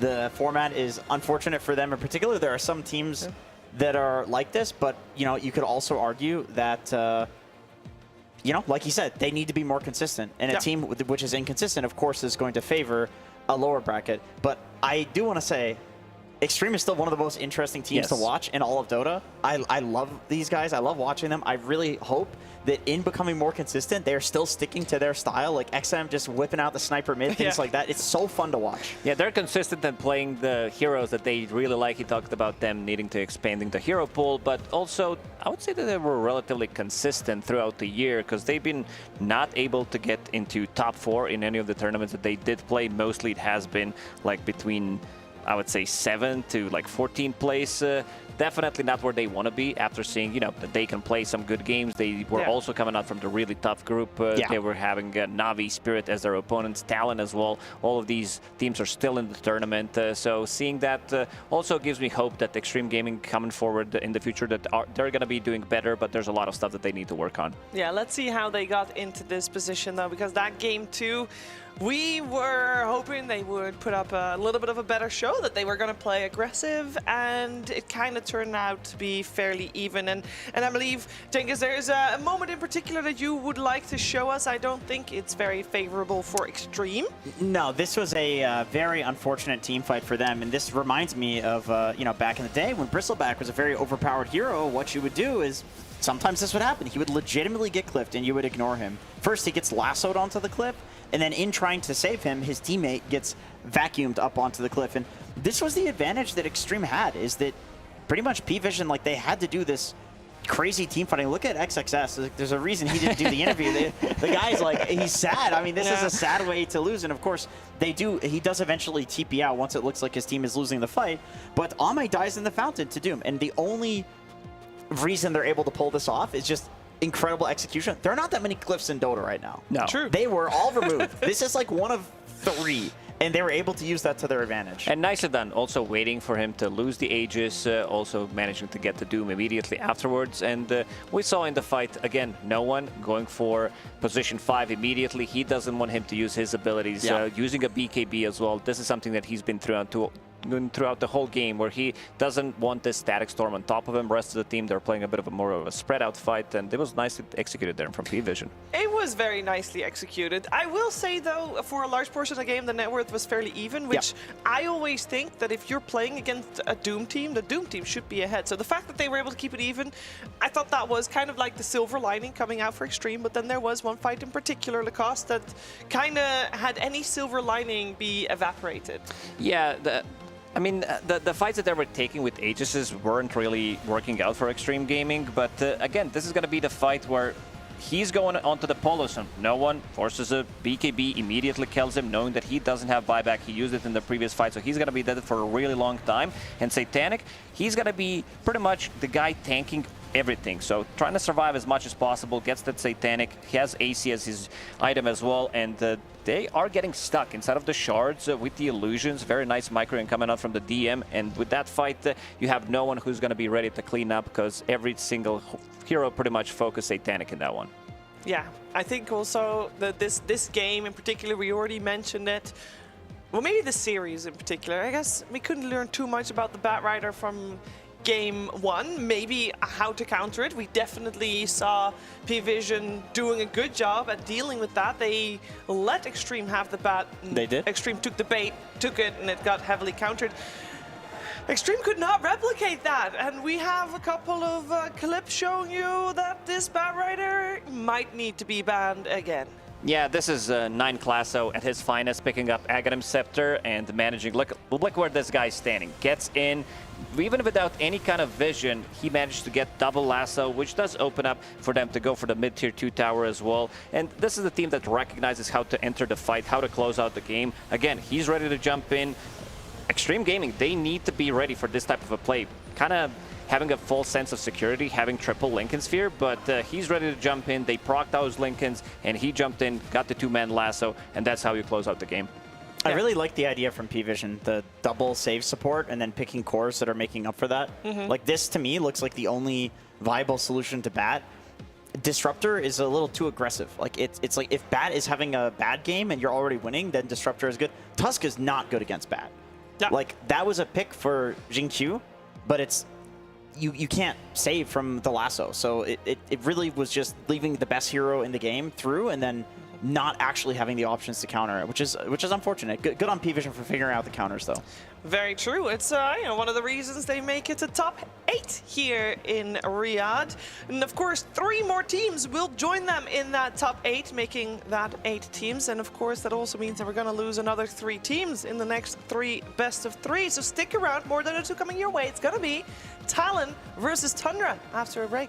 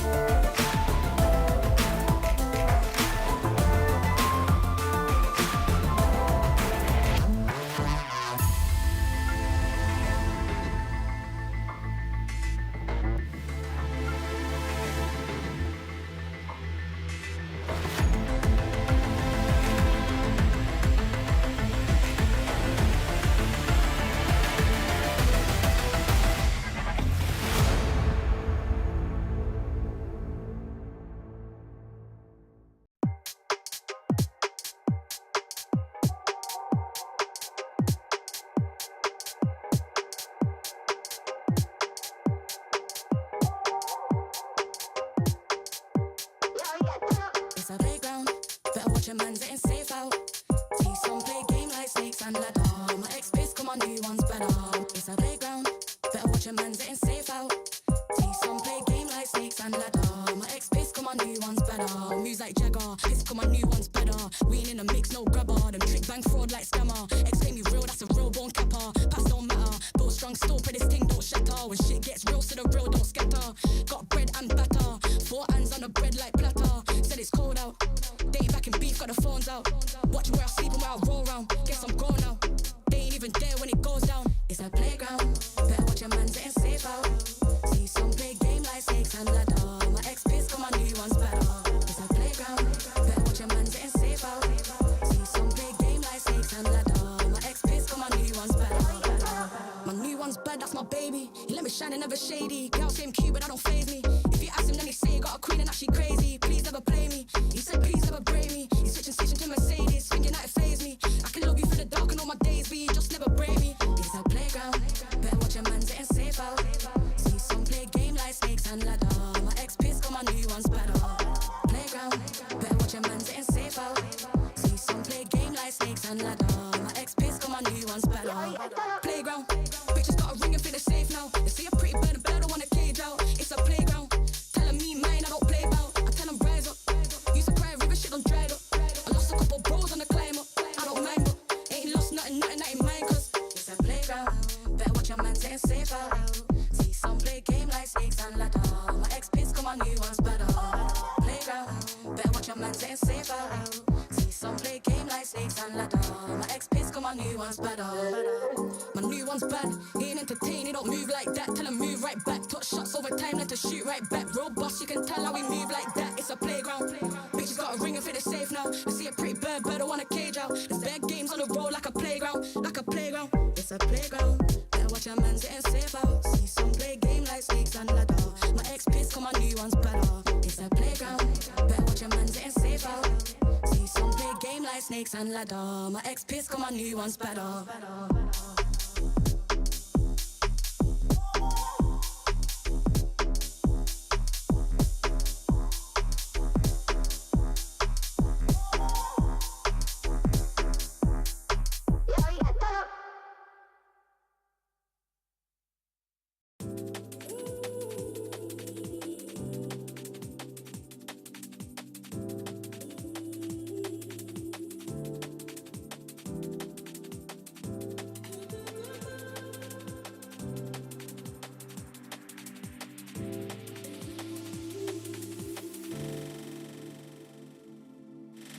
Water, water, running as fast as you can. Slow down, can't keep up. Don't think I have any more left. Out of breath, out of breath. Tired, tired, I can't take the pain no more. Yet you insist on making puddles on the floor. Been here before. Been here before. If time's supposed to heal, why do I feel like I've been here for hours and hours? The pain that's in my throat continues to grow. They say it'll get better. How can they know? If time's supposed to heal, why do I feel like I've been here for hours and hours? The pain that's in my throat continues to grow. They say it'll get better. How can they know?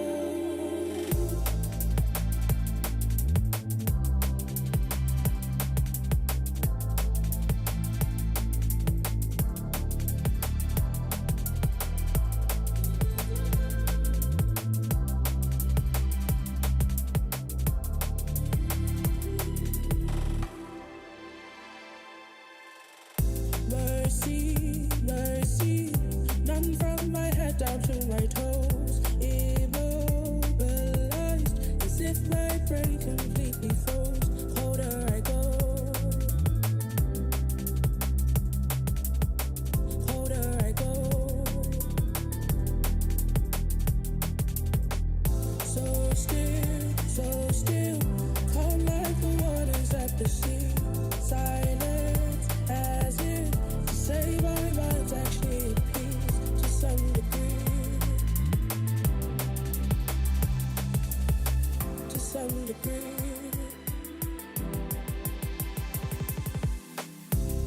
I'm supposed to heal.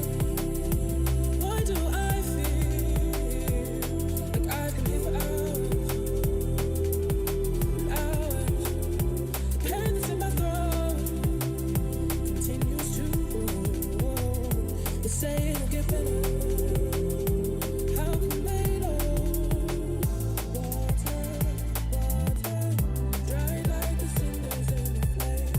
Bubble heating. Now it's time to evaporate. Now I feel.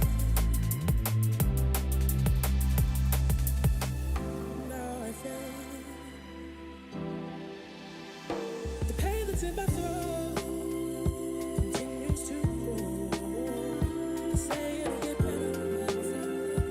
How tomato live like rock bottom. I've hit a new low.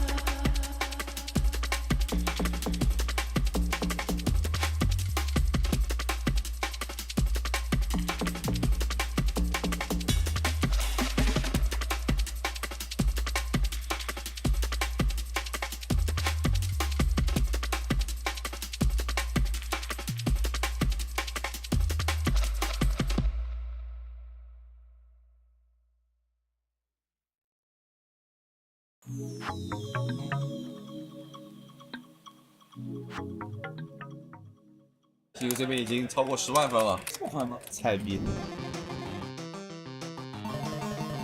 Hey guys, Seb here. I'm lucky today to be with Extreme Gaming. We have XM and ZinQ, and we have Jin here today to help us with the translation, obviously, else we'll have a communication issue. Thank you for being here. We're gonna play minigame World Cup. So basically it's going to be a best of 5 between these two. We're gonna play 5 different minigames if it goes all the way. What matters is the score. This is what's gonna define who wins the minigame and who doesn't. Perfect, we can start with Bat Tracer. 所以我是哪个？啊，我 bug 了，没 bug。No， 你看我屏幕，我这个录出来，我这个。I saw that. Okay, we can restart. 直接重开了啊！我直接重开了。Okay, ZinQ can continue and he starts again. That's perfect, and we'll see. Yeah, what's up? It was 9,500 score for ZinQ that I saw. So can he beat that score? 哇！被你干了。ZinQ had 9,400. Yes. XM had 5,100. The winner is ZinQ for the first game. So the second game is Zog's Lair. 对，西游这边已经超过10万分了，这么快吗？菜逼！我操！哦，不要跟我讲话，我命都快没了。不要跟我讲话，感觉被你搞。宝哥已经追上了，他也47。但我只有1条命了，我也没命了嘛。这是嘛？哦，boss 来了吗？哦 that was close. 哎，单出剑了。 But he's not ahead yet. 我操！还没死呢，快死！快死！哎，4000分就是你跟我的鸿沟，好吧，宝子？你必死！有声音。哎，会这把杀了吧？哦，这没分啊 ！GG。 Victory, but he has more score. But ZinQ actually has more score. 为什么分没到？哎，不对，哦！我操！为什么这样？为什么这样？因为他成功的过关了。 Alright, so a massive win for XM. We're at what one? Okay, we're going to the third game, which is Poon Man. 哎，这个炸了怎么不炸了？自动炸弹。哦，不能碰到他，我操！还有18秒。我操！ 我第一关都过不了啊！哎呦 They have 2 different styles though. He's very methodical, and ZinQ lives much more live on the edge. 这个是炸药，不能捡是吧？我突然就捡了。 Okay, so 0 life left for each of them. No mistake. 哎 Stage 4. 哎，我刚刚按错键了，把自己搞死了。对，毛哥也是。 哎，毛哥跟我一样。2-1 in favor of XM. Now we're gonna go to Splint Sweeper. 少来我专业好吧 XM is super excited. He's like, I'm a Minesweeper pro. Okay, that's good. 你这边扫雷专业吗？没事，练下手。No, he can start again. 再来一次。 That was too quick. Okay, that is that is absurdly quick. Resting? What resting? 哦，我点那个点多了，我那个。 I've never seen that before. Yeah, but apparently it clicks too fast, and the computer forces him to rest. Wow. XM already on third. Yeah. 会了吧？你会不会玩？我会玩，但是这个就是爆了就运气很差。 Whole bunch of twos. No, that is by far the best performance we've had so far, like on Splint Sweeper. Like, this is number 1. Uses Papa's mana on stage 1. GG. I see an explosion. Okay, he just got GG. 3 for XM and 1 for ZinQ. The winner is XM for today. So yeah, thank you for joining us, guys. For the. He really wants to play the final one to. He wants to play the final game. Honor. Okay, we're gonna do the sand fishing just for the sake of honor. Do they know the rules? They have 5 attempts only. And they need to get the most precious fish. Catching it. 为什么我这个白掉了？ Oh, he just wasted a hook. He wasted 3 hooks. Oh, he wasted got all his 2 hooks. fishes. So he was sitting at 3.3. Not bad. 你需要 patient 你。 Nice one. Good fisherman. 我操！ You must. 这个号1万分，我要破他记录了。 He almost got all his attempts. I think he's at 4 out of 4. All right, so that was it. XM wins today with a score of 3-2. Thanks for joining us, Extreme Gaming, and best of luck for the tournament. Bye bye. Bye bye. Bye bye.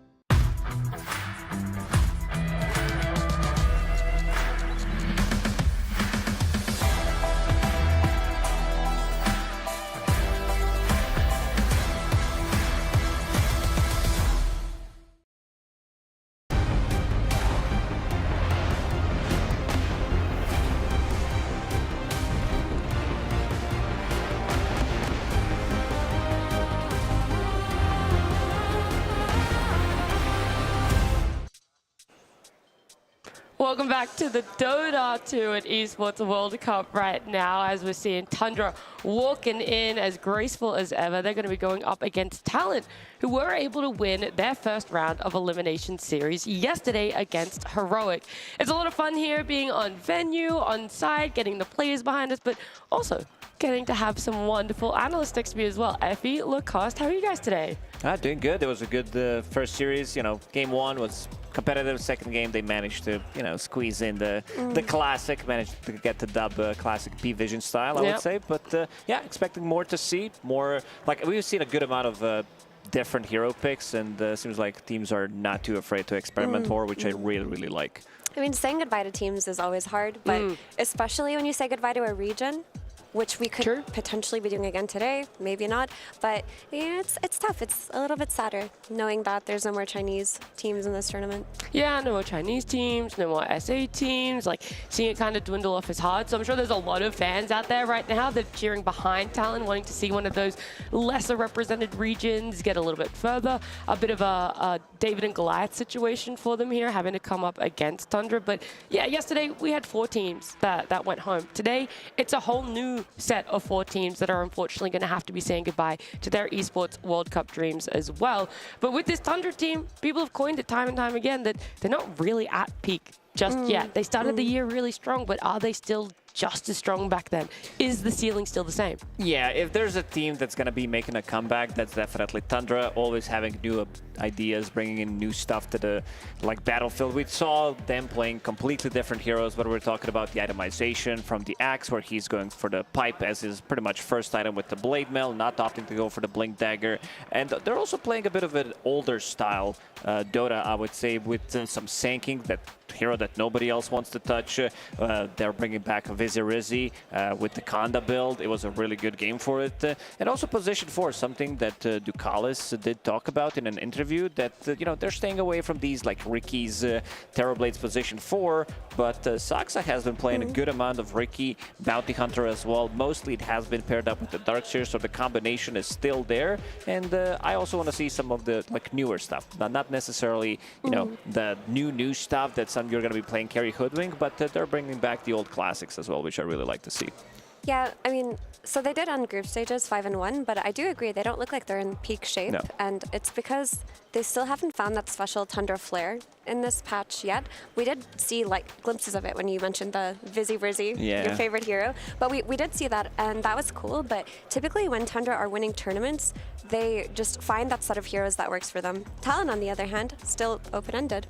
Yeah, it's insane to see what this Talon roster has been able to do since 23 Savage has come back into the SEA region. It was nice to have that Dream League run for themselves, okay? We didn't know if we were going to see more than one SEA representative here at Esports World Cup, and in that Season 26 run, Lacoste, they had an absolute blinder. Coming in third was enough to give them points to make a direct invite here. Yeah, this is the team that I'd say not a lot of people are expecting them to do good, but after seeing them in the last couple of months, this is the team that can pretty much... I could also see this team get into top 3 as well. If they manage to beat Tundra here today, this is a team that is going to be powering up throughout the tournament. They will have 2 days to figure out also who they're going to be playing and how they need to approach it, but been really liking the dynamic between their, especially offlane with the mid.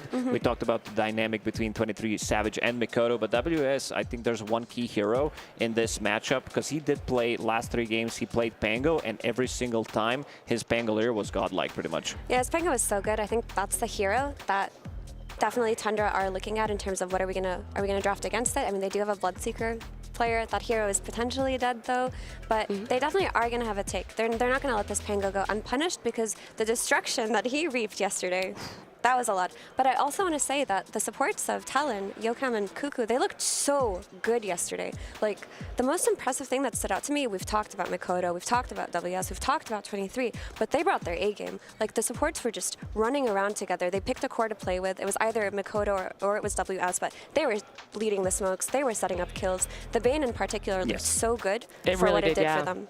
Yeah, and also that axe. So now we're throwing in a bunch of different heroes in the mix for Talon that Tundra are going to have to be aware of. But one thing that people love to praise Tundra for is also their support duo. We've seen these, the Whitemon and Saxa go in, solo Roche together, right? It's only supports taking Roche, and then you just have BZM walk in, take Aegis, and they're just running over this map. So this support duo is also one to be reckoned with. It's always scary. You're playing against 33 and Saxa in the lane. This might be the best off-lane duo that we had in Dota. I know a lot of people will probably disagree. Some of the OG classics as well when they were playing with the Jerex as well. But this is the, I would say, relatively newer, older generation of the players as well, because they did have great success in the past as well. But it's a scary lane to play against. They're going to be picking 2 melee heroes in this lane that a lot of the teams are not going to be able to even think about it, and they will still make the best out of the lane. They will be winning that lane, and this is what makes this duo extremely difficult to play against. Yeah, but also just in terms of support movements too, the same way that Talon were leading, Tundra, when they do well in the early game, particularly well, it's because Whitemon and Saxa are just wreaking havoc. There was one game during this EWC, my memory fails me right now, so I can't say which exactly, but basically they made game-winning move after game-winning move, for 3 minutes in a row. They placed a really good ward that got them to contest stacks and to getting a kill. They then hunted the enemy mid laner by themselves as a support duo without even smoking. They walked behind a tower, found Leshrac That was the VP farming. series. Okay, they found Leshrac farming in a big camp. They just killed them by themselves. Being able to do things like this is always going to elevate a team. And the thing about Tundra is if they get a lead in the early game, the lead keeps building. They are a net worth team. They are an economy team. They will outfarm you in this game. There is one replay Talon could have gone back and watched where that diff is, and it feels like the one out of very, very few games out there for them. But that was that Tundra and Aurora series. We felt like it really potentially could have actually been a 2-0 for Aurora. Tundra eventually did get the win for themselves after just one slight misplay. But that was the one game where it was just they started building a little bit of a lead, lost it, Aurora really found their timings, and then Tundra also had one extra. That was the Gyro, Rapier, Chrysalis game. So it's it's one so far in EWC where we felt that Tundra have slipped up on a lead. Very true. And also, the pathway to their leads have not looked as clean, so maybe that is good news for a team like Talon that historically have struggled in the early game. But you know what? If they draft supports that are capable of what their supports yesterday did, I'm not too worried about them. I am worried if they pick supports that are passive and unable to set up for kills, because then I think they're just going to get run over by Tundra. So I want to see more of securing the Bane for yourself, getting a kill threat here like Marcy for yourself. Take it away from Tundra. They looked amazing, especially that second game when they were playing against Heroic with the support duo. You had Silencer and Dark Willow running around the map, securing things. Also, the way that this game started is they got 2 kills as well, and then they went to the bottom lane, also blocked away, making sure that their bottom lane, because it's not the strongest lane by any means that they did have, making sure that the lane is going to be underneath the tower, that first wave, and then they can start, getting it closer to their own tower and play the lane from there. But also they utilized Medusa pick on 24 extremely well yesterday in that second game against Heroic. It was also against the Doom, and I'm pretty sure that Tundra definitely watched that one to see how they approached it. It was one of the better Medusa performances that we've seen. So far, Medusa is sitting at only 66% win rate, 2 out of 3, but 2 times she's been picked on 24, and she did win 2 of those games, and that's definitely something that Tundra also needs to be thinking about.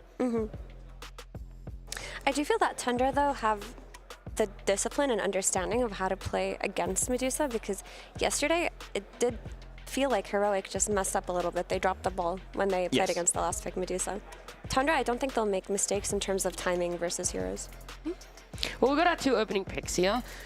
And there's questions about what's still left in the pool, but focusing on the fact that Tundra first pick Doom, they're going to run it. They really have big faith in it. And then Talon, it's an answer with Shaman. Is that still fitting that archetype for you where you're this is the active support that they're not really going to sit passively with? Can be, but this hero also feeds in a lot of the games that I've seen. We've seen Shadow Shaman getting heavily focused in most of these games. It's also not the greatest matchup against the Doom because he has this big AoE of the Scorched Earth. Your innate is going to be procced before you die, and you can't run away. You're just one take from the Scorched Earth is going to kill you. And I've seen it so many times, even through the qualifiers for TI, it was Ame who was playing this carry Doom that built into Silver just to be able to break Shadow Shaman and kill him before his innate even proc. So like this is not the good matchup for Shadow Shaman by any means. It doesn't say too much. I'm trying to figure out when did this swap happen, because they haven't really been opening up with Shadow Shaman recently, at least not at EWC. They kind of saved it for the second phase, but now they made the shift.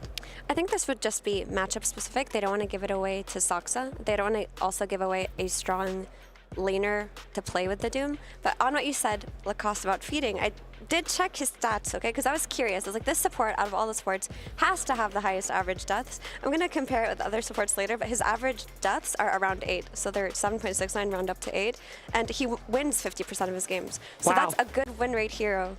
Like, with that high of a win rate, he still averages around 8 deaths per game. It's a hero that can give you the pick-off that you do need. It is a hero that, you know, one hex could make the whole fight pretty much turn around. And this axe pick as well. Yesterday we saw Jokem in an interview as well talking about his axe, that this hero can be played from different roles. We're still yet to see carry axe. I know a lot of the players did talk about it, but this is also a hero that uses it as a flex. It gives you that extra bit of oomph in the draft, because we've seen Tundra play from the offlane. We saw different types of a build on axe, but also yesterday he had a pretty good game on it, having earned Blink Dagger 13 minutes into the game, which did allow them to snowball that game. Yeah, he looked super good. This is a great pickup for them. I'm glad to see them running back. Tundra's solution to that was just Tusk, right? We're going to counter the call with the Blink snowball. So maybe if you do up this Axe's priority, that could look a little bit better, so that he's that much stronger, gets his timings before Tusk gets his Blink timing, because the support Tusk and the support Axe will probably have Blinker on the same time. So it's just going to be a weird, like, cat and mouse game between the two. And the support duo for Tundra, Bane Tusk, you can always play the game. Like, it's very easy. Plus, it also opens up potentially Invoker pick. Bane plus Invoker is one of the nastiest setups you can have in the game. Maybe Shadow Shaman plus Invoker as well, but Talon didn't really play that hero. It's not the most contested hero by any means, but when you're playing against Tundra, when you're playing against BZM, you definitely need to think about maybe it's going to be coming out. Yeah, you definitely cannot ignore it at all. And something else that's pretty hard to ignore in a game is a Bristleback. It feels like you have to have an answer for it in your draft. Otherwise, it's going to be a very long, slow, and arduous game to get to a point where you're building towards a break for him. For sure. The cool thing about Bristleback is I know the hero's been nerfed a lot. I'm not impressed with this hero from the offlane. I think he still has a lot of really good safe lane games, though, with the Seeing Red facet. It's not to be underestimated, but if you're playing against a hero like Doom, who punishes cores on his Doom CD, heroes like Bristleback that are super high tempo, hit it early, and once they hit that timing are constantly running at the enemies, makes it so that it's harder for Doom drafts to fight, because your downtime is a lot higher. So conceptually, very cool. You pair it up with the Lina, you know, like the flex is still open, but I assume it's the Mikoto hero. Now you have 2 cores that need to be focused as well. If you're Doom, you have to make a decision. Am I dooming the Lina? Am I dooming the Bristleback? Yeah. It gives Talon more workaround. It definitely does, and in the end, they will pick up the Queen of Pain, still keeping some of the flexes open potentially, because you can still play co-op from the off lane, safe lane if necessary. Doom pretty much can be played from 2 different roles as well, and there's that Medusa that we talked about that could potentially come out. I'm also a bigger fan when Talon plays this Lina from the mid lane rather than the safe lane. I keep going back to Dream League, where they had like 5 out of 5 games, I believe, wins with Lina from the mid lane, but they did lose 1 game from the safe lane, because this is the hero that doesn't like to be focused. When you're having these BKB piercing tools, and they have 4 as well, it's very difficult to itemize. So she needs a little bit of an extra protection. She needs these beefy boys to be able to, you know, stand in front of her so she can deal the damage. And now you have Bristleback and Axe. So they need to figure out where this Bristle is going to be going, whether this Axe is going to be played as position 4, because they still have an opportunity to maybe pick another position 4/5 if they feel like it, but seems like this Axe, at least the way Tundra is reading, they think it's just going to be 4. I think that's a fair read. I mean, especially after the game he had yesterday, he's probably itching to play it again.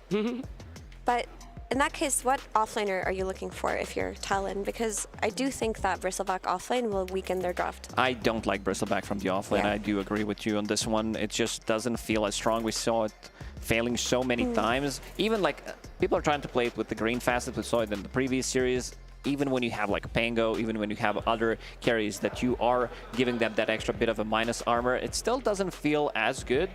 I'm fine with seeing Red Facet from the safe lane, gives you that extra bit of a early tempo-oriented lineup. You have Shadow Shaman, you have Bristleback Lina. You can easily take Roche, but also on the side of Tundra with the Tusk, you can always kill Roshan. But something that you did mention, Nat, is Tundra, what they did with the supports, with the Shadow Shaman being able to kill, like with the 2 supports, to kill Roshan and give it to BZM. Same thing could happen potentially here with Talon. Whenever you have Shaman, you need to keep an eye on that Roche. For sure. And heroes that can easily connect to Roche are very important. That is where Queen of Pain thrives, right? You can also make some cool plays with Sonic Wave around an early Roche. For Talon, I think the best thing that they can do for themselves is just an offlaner that will gap close for them for the period that the support Axe can't. Because the weaknesses of support Axe are, he's not really much of an initiator. He's going to run people down with his Vessel, with his Battle Hunger, but he won't get his blink until later. And Bristleback is not going to be the blink initiate hero, neither will Lina. So you need something to account for Axe's weaknesses before he has the blink. Maybe like Centaur with Stampede, that could work. It could also potentially protect Lina. So, you know, you get doomed, you press Stampede, she runs away.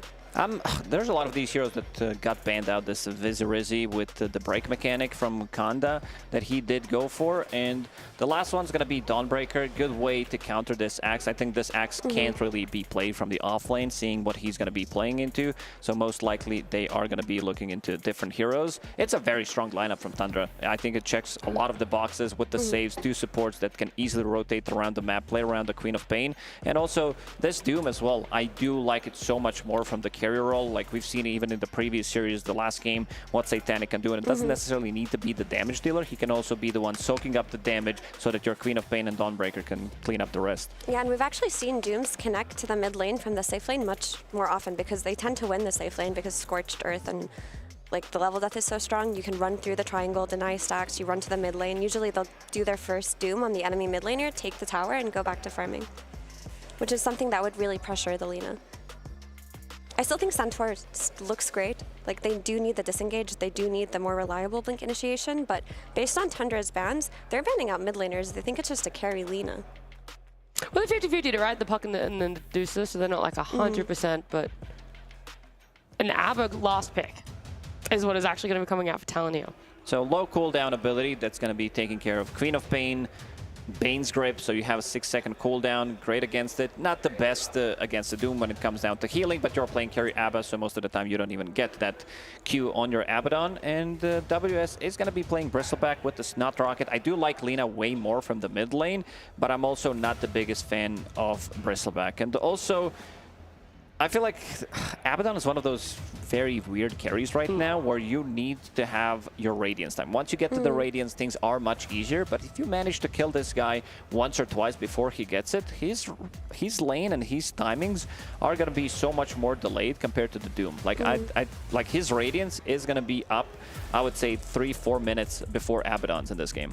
For sure, and their draft is greedier on Talon, so they're going to need time for their offlane Bristleback to farm, get online. Lina's not going to be rotating that early on. She does need farm of her own. And like you said, you're waiting for the Radiance timing on Abaddon. So there is going to be a window where Tundra supports can really punish that kind of greed. But if it works out for them, they do have a nice timing where they're just running behind their Abaddon, running behind their Bristleback, doing a lot of range damage.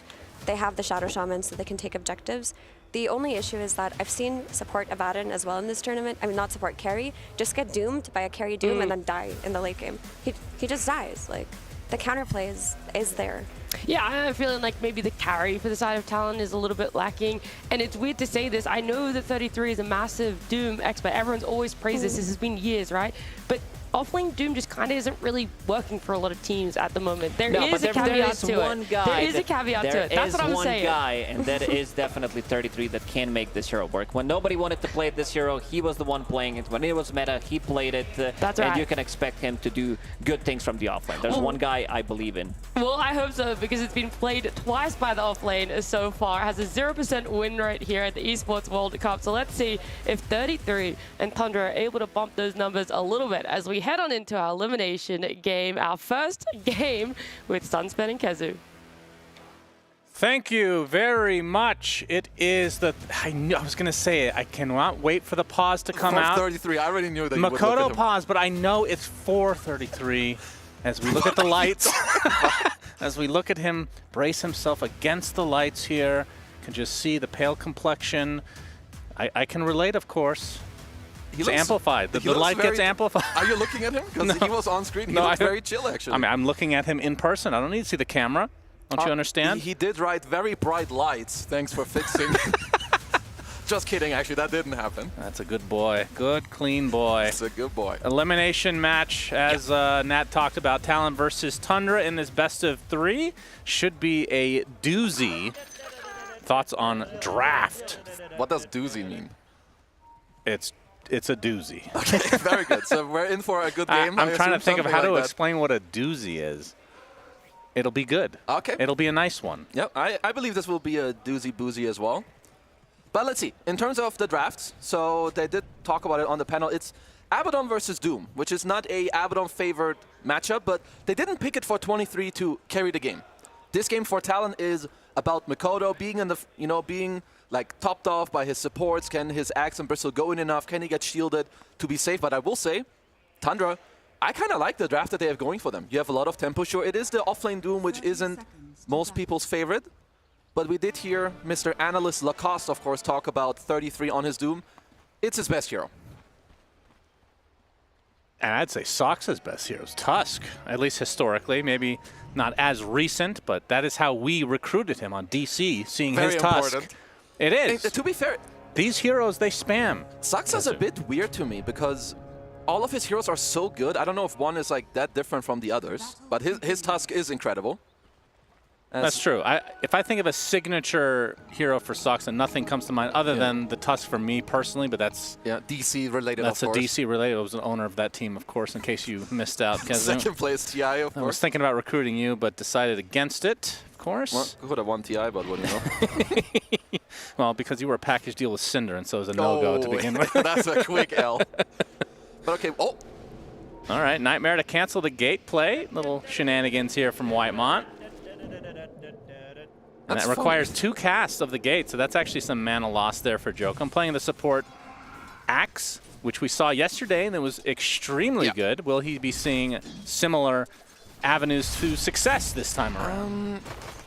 I'm not sure, because honestly, the performance he had yesterday, it was really good. It's not something you can expect from your POS 4 Axe, to be honest. And Tundra, they did learn something, because the last series we casted them, they picked Axe into Dawnbreaker, and that's overall just not the best matchup, and I think they learned from it, because this time around, they picked their own Dawnbreaker into the Axe, and they have a lot of saves against this Axe initiation later that will come out. Right? We've said it before, but you have a Snowball save, you have a Nightmare save, and of course, you have the Solar Guardian coming out. Yeah, having his, 3 saves against that, pretty damn good, but it is a support. Right? It is a support Axe that we're trying to counter from the Thunder side. Sleepwalk into the tower. Yep, tower will aggro. Only 1 pop shot for Jokum, though. As the Battle Hunger harass continues on the Whitemon, who is basically out of mana at this point. It's Hammer. On to WS playing the off-lane Bristleback. Will get off the goo in a lot of trouble, though. Blood Grenade does slow them to a crawl as Jokum trying to turn this around onto Whitemon. Eats a Tango, slow. Continuing, that's 3 stacks of goo now onto Crystallis. No kills to come yet, but very, very close. 1 CS for Whitemon to get the Brain Sap, so should be okay. He's getting it. He got it. That's some tangos. And that does matter, because Whitemon, he's out of region, no salve, no tangos on him. But this goes to show the strength of Axe's laning. When you can go toe-to-toe with a Bane, which is one of the strongest laning supports, especially early on, just goes to show with the Double Ring of Protection, this hero is quite good in the early stages.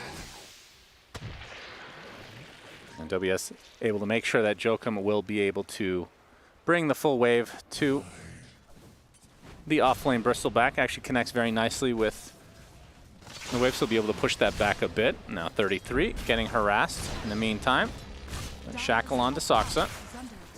Has that tag team at the ready. Not exactly with this double melee. I wouldn't say this is huge kill potential from the Tundra side. Yeah, Tundra will just be happy if they can get through the lane with, whatever golden XP you can get. Of course, whenever you see 33 play the Doom, we need to keep close eyes on which neutral creep does he have. Currently has the heal creep to help him get through the lane. What items will he go? Because he's a, huge nerd when it comes to the itemization in the best way possible. There's potentially see a pipe, maybe, against the Radiance timing from the Abaddon and the Maelstrom later from the Lina. And then mid lane, you mentioned the Lina, Mikoto versus BZM on the Queen of Pain. Well, not a hero we've gotten to cast yet this tournament, but your thoughts on the specific 1v1?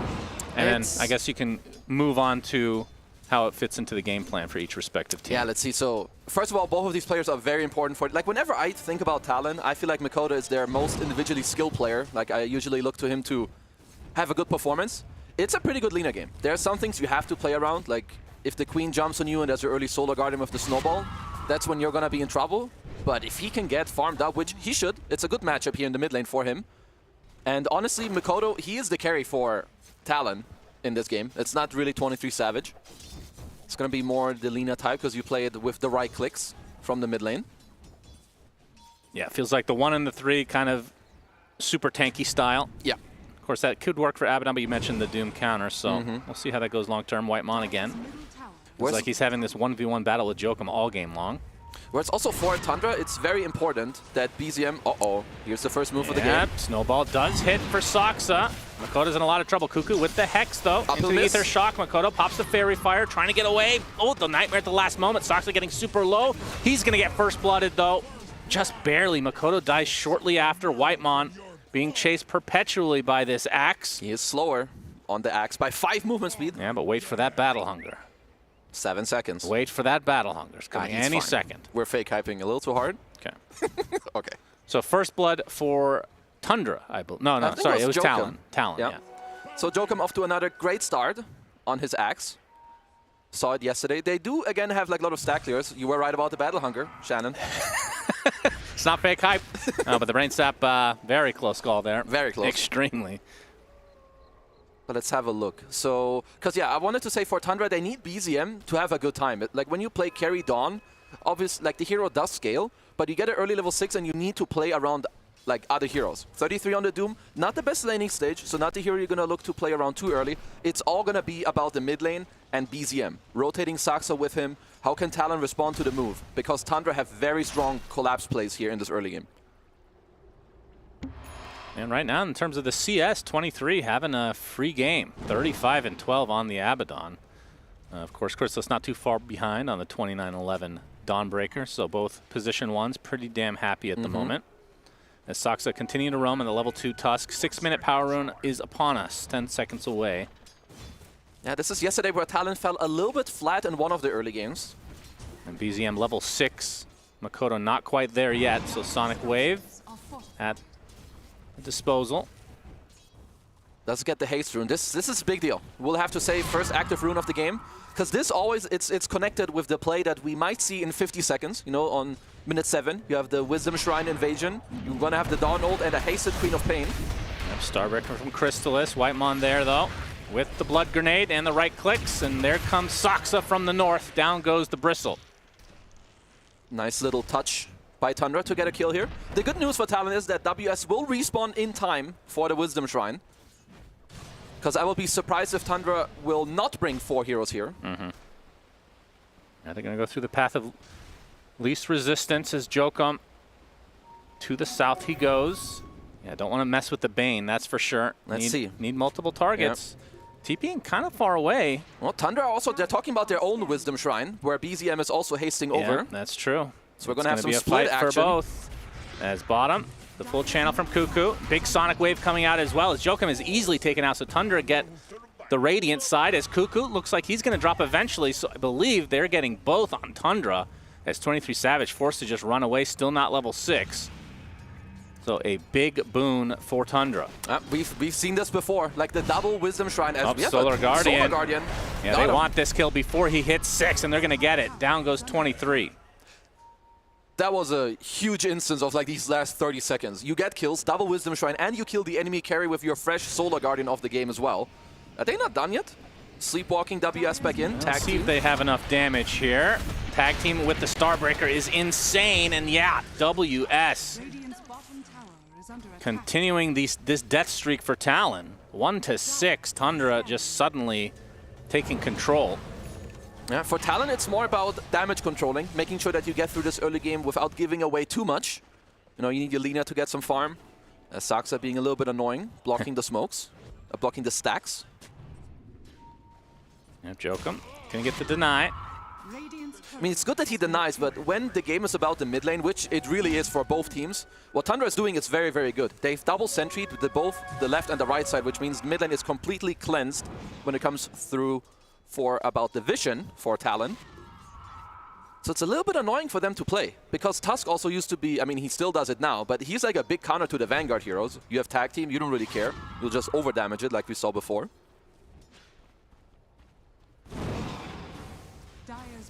And of course, Makoto a little bit more, what's the right word?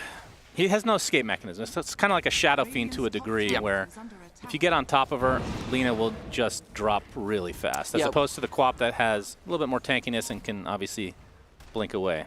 Which means right now, like, he needs people to play in front of him. Like, you literally need people to body for you. And we've seen this yesterday. Like, the little macro plays of how you use your heroes on the map is super important. They're just leaving 33 down bottom all alone. And Talon don't really have the greatest answer to this.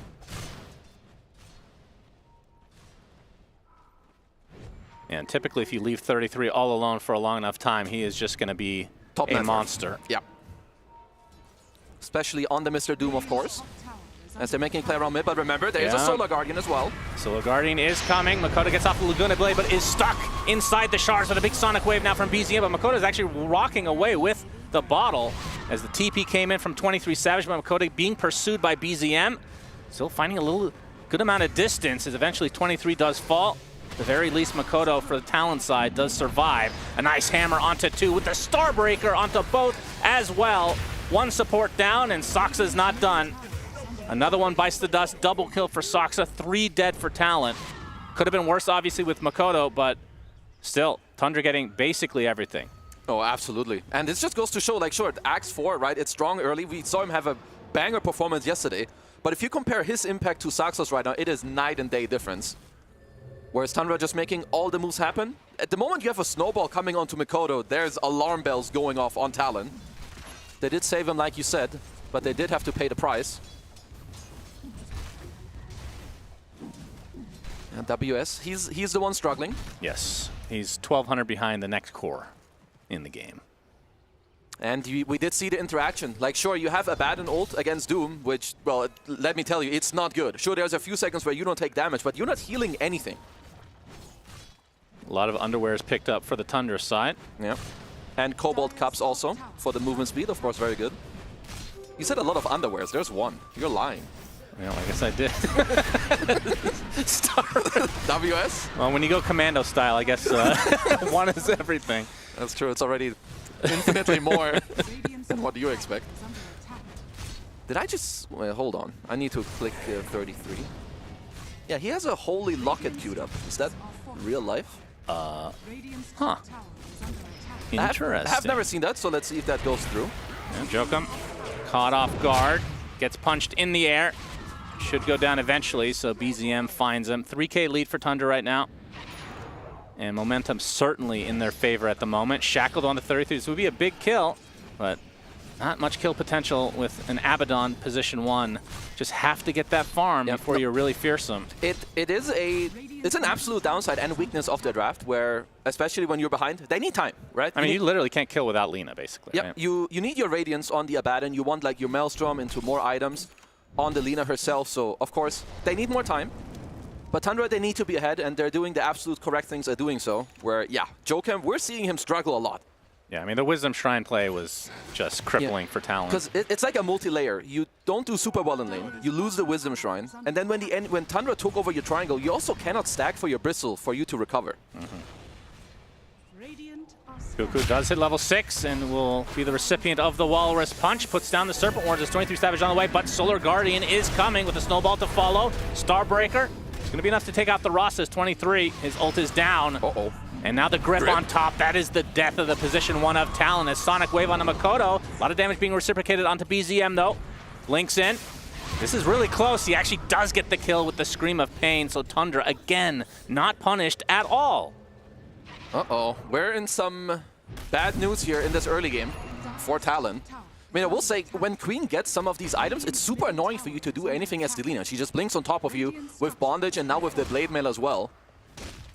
And yeah, I mean, we've talked about it, that the lineup is a bit slow, and they will continue to need time. Yeah, they might not get it, as this is starting to snowball.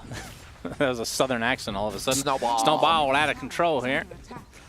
Tower about to fall, but Cuckoo with the Hex. Whitemon is there to cancel, though, the Shackle. Dragon Slave avoided by BZM. Makoto. No Laguna Blade from their 15. Has the Maelstrom right now to help expedite his farm a bit. Radiant's bottom tower is under attack. And from the Thunder side, I mean, it's still the issue. You just can't get a kill without Makoto. Makoto has to be involved. Yeah, and the thing at the same time is he doesn't, like, I wouldn't be wanting to join that much if I'm the Lina, because I also need to farm. Like, I need to take this game on my back. So unless you set it up very nicely, I'm not really looking at it. Where Tundra, they did force 23 Savage out of the bottom lane, which means tier 1 bottom may be soon to fall. And he did pick up a Holy Locket on Doom. I will say that I have not seen this. So unless this is a recent development from like the last 10 days, this has not been done some before. nerdy stuff going on here. I mean, I like the idea that, you know, what you're playing through is that it's already hard for Talon to kill one hero. You now amplify it even more. You have the Solar Guardian that can heal. You have the Snowball that can help. You can run in with your Holy Locket and like pump out a heal on someone else too. Yep, speaking of Solar Guardian, BZM will help expedite that a bit. And Soxa from the side, Makoto assassinated already. Cuckoo stuck inside of the shards, gonna get Starbreakered. And now the grip applied to the borrowed time Abby, as the call does absolutely nothing from Jokum. So 23 Savage, he's actually gonna avoid the Sonic Wave, but I think this is still a death for the Abaddon, as Whitemon with the double kill of all the heroes. Jokum is the one to survive because they're just ignoring him. Yeah. Because he just has no way to initiate at the moment. Well, Crystal is throwing a little tip on BZM, missing the Sonic Wave, but not like it really matters. Yeah, Tundra have a very, very strong lead here. That's a 6k lead, and they're killing you at your tier 2 without 33 even being involved. He's just chilling. He's got the Holy Locket, he's got drums. He can buy whatever he wants. He also has the good old drums Cobalt Cup combo. Once again, I will say it, every team should have this. Just having movement speed is so incredibly useful. Whereas for Talon, they need to find a way to... They need to slow down the game. They cannot let this network fleet grow much more. And WS caught off guard on the bottom side of the map. They have so many stuns, and the tag team just stacking up. WS taken out by Soxa. I mean, he's just dying to these two heroes. Talon, they have to get something here. Absolutely. Soxa, better than nothing. Although Chrysalis shows up, Jokum with the call onto 3, but he's surrounded and killed. They're getting a feed. That's all they're getting. Man, oh man. This is real bad for Talon, as Makoto is the prize for Tundra if they can grab him. Might have to settle for Cuckoo. Gets off the Serpent Wards, and looks like Tundra just going to retreat. Maybe just farm up the wards as well. Well, they're just happy. 8k lead. No, in the meantime, you have your little Bane that's farming mid. You're setting up top 23. You are absolutely out of position. Let's see if they can catch up to them. So it's 33. The face drops. 33. Uh-oh, this is a bad moment for Ice Shards. And now the blocks. Gets the stomp off. The Doom to follow. Borrowed time eventually comes, but he's going to be on low HP. Another death for 23, as 33, showing why he's 10 digits higher. Yeah, this is some... Oh, got a Blade Mail Shield Rune on BZM, so he doesn't care. Yep, Sonic Wave reserved for Jokum, but won't be a kill. Although Soxa might have something to say about that. The problem is that wherever Talon go on the map, they are just forced to run away. They cannot hold any area. Like, wherever you go, the moment Tundra angle towards you with even just one body, you have to give it up. And they're not letting up at all. No, like, this is... You're playing against a top-tier team that have absolute great heroes to run you down on the map, and they know you have no capabilities of fighting. Makoto going to be greeted by BZM. LSA does hit. Attempted TP. Snowball. It does cancel. And yet another death. Nice call to not use the Solar Guardian there. Soxa's got the stun already in place. We are 1 kill away from each side to get the dream. Uh-oh. It's possible. Let's see. We need Talon to smoke up. Who do they kill? It has to be a support. Probably not Soxa. Killing Bane, a I core guess. is hard. Cuckoo. Well, he's going to get the 22 aspect out of the way. Solar Guardian, a little bit misclicked, but that's okay. Cuckoo with the shackle. Shield. Under the tier 2 tower, but the Nightmare actually not going to pursue any further. And Tundra can play at basically any pace that they want. 23 Savage still not finished with the Radiance. I also like this from Tundra. You cannot, when you're up this far, you need to hold all your tier 1s. Like, the map is already so slim for Talon to play, and they're just trying to chip in any damage that they can. But even with all these item builds, it's just not easy for Talon to really catch anyone, as hold that thought. This would be a huge kill. LSCS, absolutely. There it is. The third kill for Talon. It's one happening. away. Tundra just need to get one kill. Which they absolutely can. And we can celebrate the 3-2-2. Don't speak it into existence.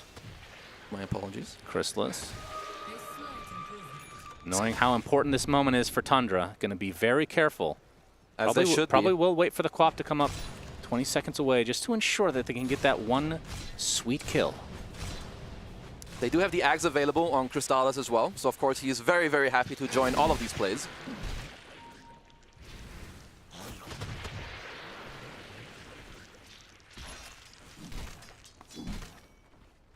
WS shadowed right now. Is Jokum eventually going to get these stacks for his cores? As a Blink Dagger almost online for Saksa.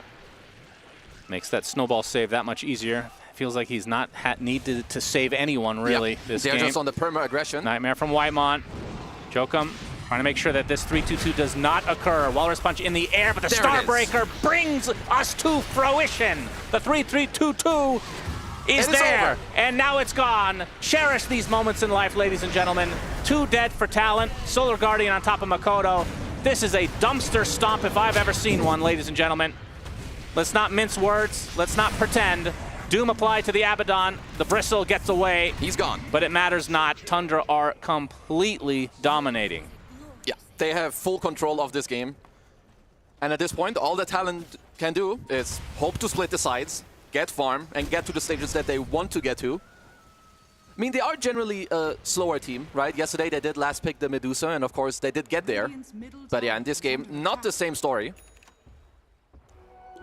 Wherever Tundra go, you are going to die if you are Talon. It's a completed Radiance also on 33. Okay, yep. Take a picture of that inventory and put it on Reddit, and no one will understand. It's really cool. I will say that I like it because, Holy Locket did get nerfed a little bit over recent patches, but I still think the item is very good, and it's nice and easy to build. Whitemon with the high ground ward will put WS on the low ground. Yeah, but the blink shown from Sox. It gets the Walrus Punch onto Jokum, gets off the Berserker's Call as a Sonic Wave, only hitting 2, it looks like. Shackle applied to the Tusk, but you can see inside of the water area, WS drops to the deck. Wisdom Shrine in 10. Oh boy, just gonna add insult to injury. Yeah. You can't. Soxa looking for more connections, gonna find the axe. Shard's way off. BZM looking for the kill. Snowball will ensure it, although the Essence Ring slows it down a bit, along with the Berserker's Call. Jokum ends up getting his head chopped off. 23 Savage has to use borrowed time just to get away. Yeah, all of this even without the Donnie being available. Crystallis was working on his cooldown. Yeah, this is not a very pretty inventory for Makoto either. Maelstrom into Boots of Travel, and now your next item is a Force Staff. It's not ideal. You know, we had a meme in the last Dream League where Talon would almost every time lose game 1 and in horrific fashion. Really? Like literally just this. Well, they got pretty far doing that. Yeah, and then they would win the next 2. Well, then maybe they're just recreating. I think the meme or the lore of the meme continued to grow as 23 Savage, you know, he's talking about how they get off to slow starts. He just had to take a shower after that first game. Interesting. And then things changed. The problem is you're at a LAN. Where are you taking a shower exactly? There's bidets, I suppose, you could use if you're really desperate. You can do it here in the toilet. Yeah. I don't think it's very pretty, but... Yeah, well, do what you got to do, because this is an elimination series. Yeah, you got to make it happen. Because this game 1 from start to finish so far has been Tundra. Not just in the draft, but especially when it comes to the gameplay. They don't even need this Wisdom Shrine, as if they care. Yeah, it's probably going to be there till the next one spawns as well, as Tormy. They've also been owning the map so hard to just continue to not give space to Talon that this Tormy only died at the 22-minute mark. Yeah, all their tier 1s are up. And you're doing this into a Queen of Pain, a Tusk, and a Dawnbreaker plus Bane. Very oppressive map heroes.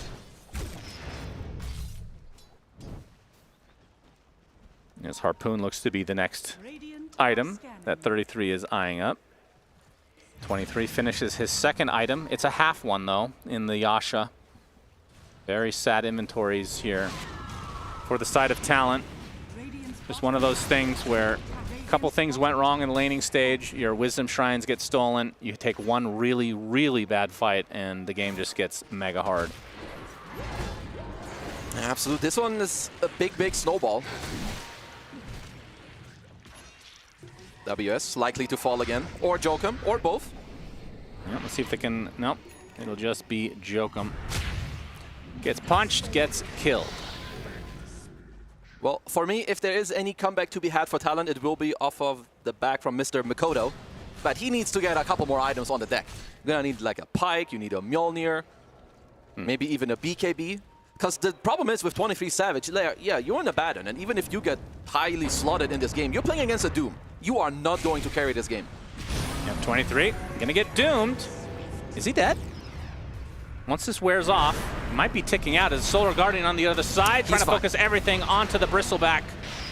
Laguna Blade comes out from Makoto in the meantime. Soxa does take a tumble. He had a killing streak, so that is a lot of gold in Makoto's pocket. As like you said, the Abaddon did live.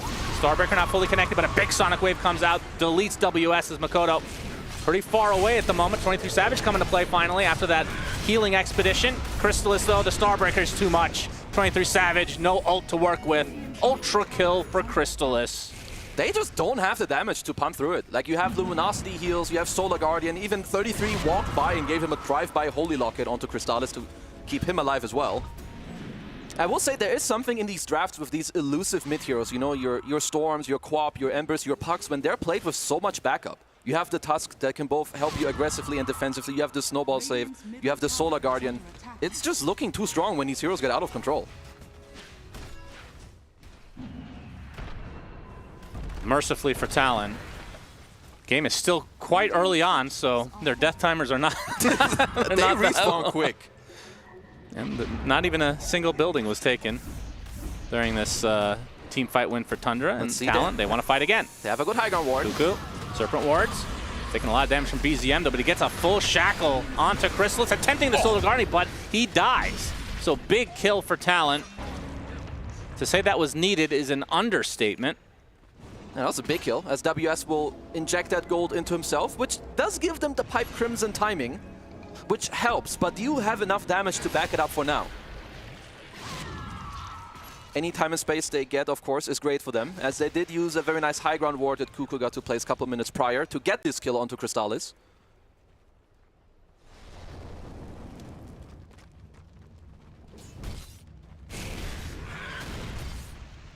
Yeah, when are we going to see the first Roche? Honestly, we're going to see it in this nighttime from Tundra. At some point when you're really far ahead and the enemy team doesn't give you too many touches like on the map because they are playing so defensive, you can go back to Roche, now use this to like open up the last tier 2s and the base. It's BZM. Those ones to You think there's any way Talon can steal it? They do have a pretty good Roche team. No. Tundra would have to go AFK. Okay. As Joker so it is possible. fast. You're telling me there is a chance. 30 seconds on the deck for the Axe right now. Tundra.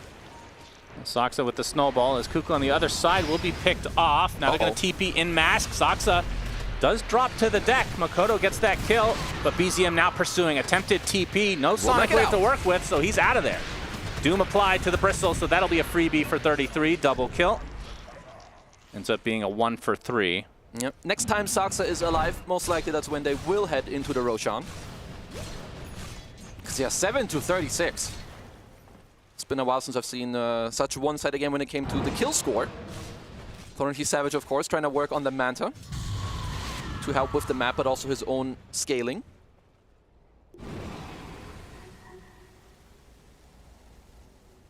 Well, gem up on Whitemon, which means it's going to be very hard for Talon to kind of retain the vision they have on the map. I think they need to go for a break at all on the Thunder side. Feels like they're not really having issue killing Bristle. No, definitely not. They have damage for days. Also, the longer the fight goes, you have Quap, you have Dawnbreaker, you do a lot. You also have Doom against the Abaddon, so it's another hero you don't really need the break for. I just get that 25 on Doom. Yeah, and then it's just can't do anything. I mean, you probably still take Mute, though, right? I would say so. Like, I just think it's too good. Yeah. Because then you're back to literally the old Doom where you have no counter play other than running. Or hoping that you somehow stay alive. Well, 23. Very slowly progressing towards that Manta cell. He's bottom net worth of the cores. Yep. 3K away from the position for Mr. Socks on Tundra. It's been a rough one for sure.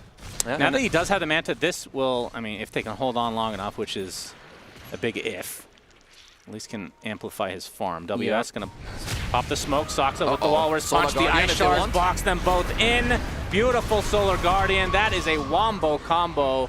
2 dead for Talon. And now Tundra likely into the pit they go. Yep, you also have an Arcane Rune on Mr. BZM. He's very aggressive. No Solar Guardian available, but it's not like he needs it. So yeah, Roshan will go down. That's Aegis and also an Abyssal Blade completed on Mr. Crystallis. As Whitemon doing the right thing. You don't need to help your team do Roche, so you can already set up on the other side of the map. And Jokum spotted here. No, no way to cancel, so. Nope, he will make it out. BZM will let him live. So first Roche of the game, Tundra, no big surprise. The bigger surprise for me is that it took 29 minutes. Yeah, I guess they prioritized the map a little more above that, just making sure that Talon don't get to, like, you know, move out on the side lanes, press any wards, because yeah, as we can see, way below the average.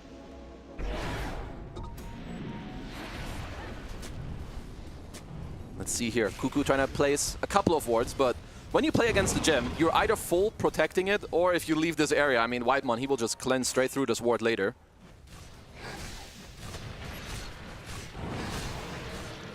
I like the little use pickup from Saksa. You know that eventually in this game, Jokum will get a Blink Dagger.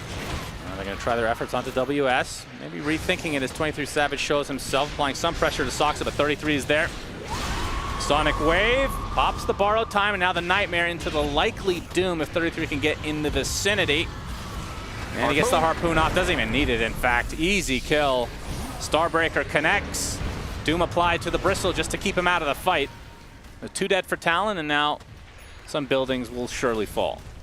And they can absolutely go high ground here. You're up nearly like 1k GPM when you look at the clock. They're up 24,000 gold. They have an Aegis.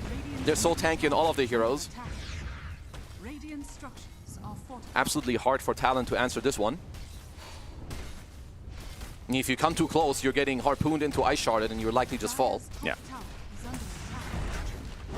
And if you expend a buyback, you're just never getting an item the rest of the game. Yeah. So this will be one set. I wonder what the win rate is of Dawn and Tusk together. They're very good as they save each other. They have a lot of aggression together, but also when those heroes are paired with Quap. Like this trio must have a very, very good win rate in this tournament and overall. I think it's definitely something you have to pay more respect to. WS, he'll be forced to die. Yes, he will. That's never a good place to be. No. Okay, so Talon want to use this moment as they know that Tundra TP'd like 2 to 3 heroes into the bottom side. Maybe they can find somebody who's alone. And right now it is Crystallis who can obviously ult in when the fight begins. But if he gets jumped, the old classic counter to Dawnbreaker, go search for her in the jungle. Of course, they didn't pursue very far in their endeavors. Yeah, looks like they did abort that mission. They're going to get ready to abort this game when Tundra wins this next fight in all likelihood. Well, very likely. Makoto gets jumped. Solar Guardian, dead. 60 seconds of no Lina. No buyback in 23. Okay, nice call onto several heals, but the instant Yules to counter it. 23 Savage just tickling at this point. Axe is dead. Full shackle duration on the Soxa, but now he can turn his sights on to the Rasta instead. And now the Doom onto 23 Savage. Does get the blink off though, but the Harpoon back into his arms. And the Sonic Wave to finish the job as GG's come out. And Tundra just completely dominate, not remotely close. No, this one was kind of brutal from start to finish. I think if you're Talon, at least it's kind of easy because you don't need to talk about anything else other than the draft and maybe the first 10 minutes of the game. Because at that point already the game is so hard to play. Giving more respect to this trio of Tundra with the Quap Dawn and the Tusk together.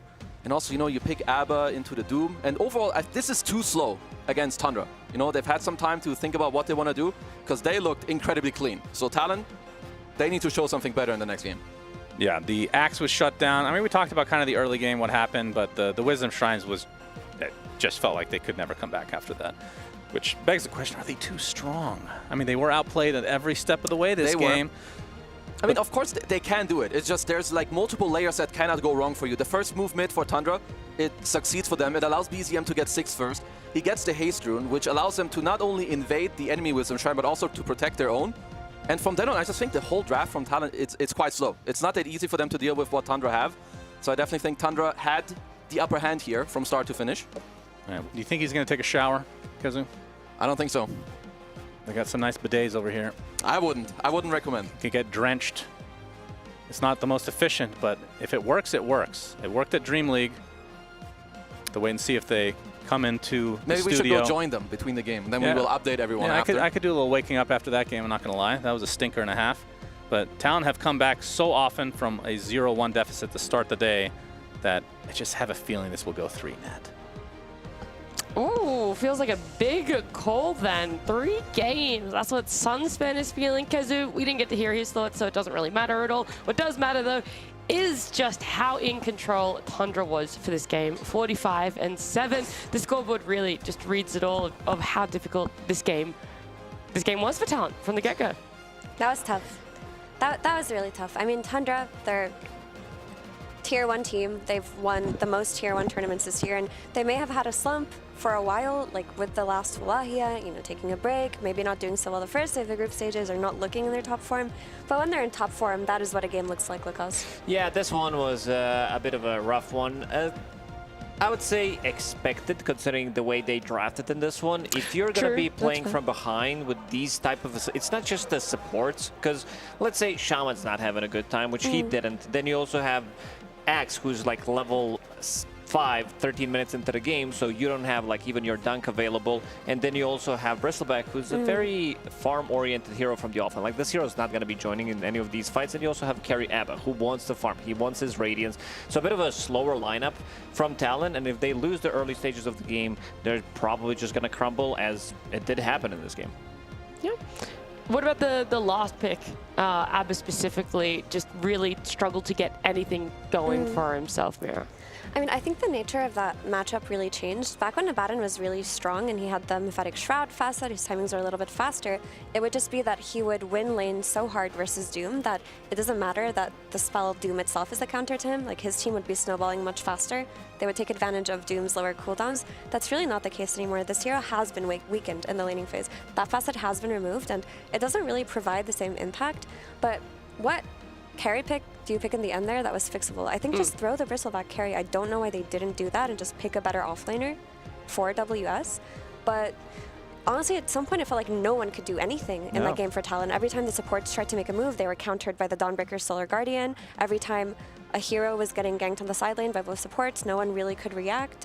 They lost double Wisdom Runes at minute 7. Yeah, that one's tough. Really important one to bring up, because this Axe, he was not able to do much for himself, right? Yesterday it was really impactful. This time around, we're up to minute 14, and he still is only just getting level 6. Level 6 at minute 14, that's really difficult compared to the support duo and everything that their heroes were doing on the side of Tundra, Lucas. Yeah, there was a whole sequence. I do have a couple of highlights to show like how the game kind of crumbles in just a minute, pretty much, where there's a lot of things happening on the map, especially when the runes are about to spawn, the XP runes that we're talking about. So, computer, if you could load up the highlight, please, that'd be great to show up.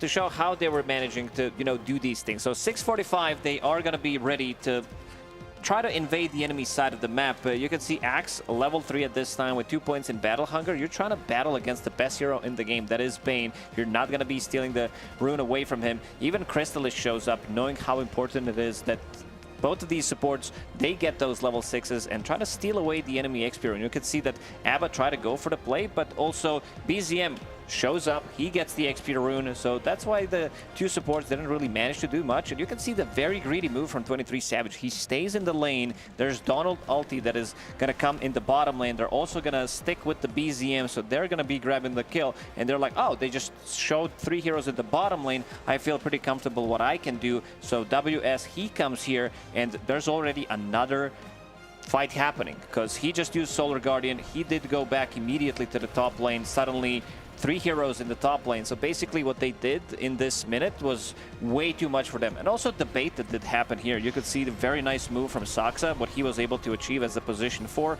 Good Sonic Wave. Try to outnumber the opponents here because Bristleback's not going to be joining in any of these fights, as we said, and they're going to be ready to clean up. Plus also planting this Observer Ward that Doom is standing on right here means that they're going to be getting extra kills coming out in the next minute or so as well. And this is the power. Like we've seen this times and times again where you do have Dawnbreaker and Tusk as the combination. They didn't lane together, but they also managed to be paired up throughout the whole game. And there's also going to be another one where Snowball save gives them pretty much everything. They have so much control. 23 Savage decides to join in this one, but again, Dawn ulti with the Starbreaker as well with the tag team is way too much. He pops the ulti, but there's so many things that can control him. We talked about the Doom being the counter, and you also do have Bane with the sleep during his ulti, and then he can use the Fiend's Grip immediately afterwards, which makes it a very, very difficult game for Abaddon to play.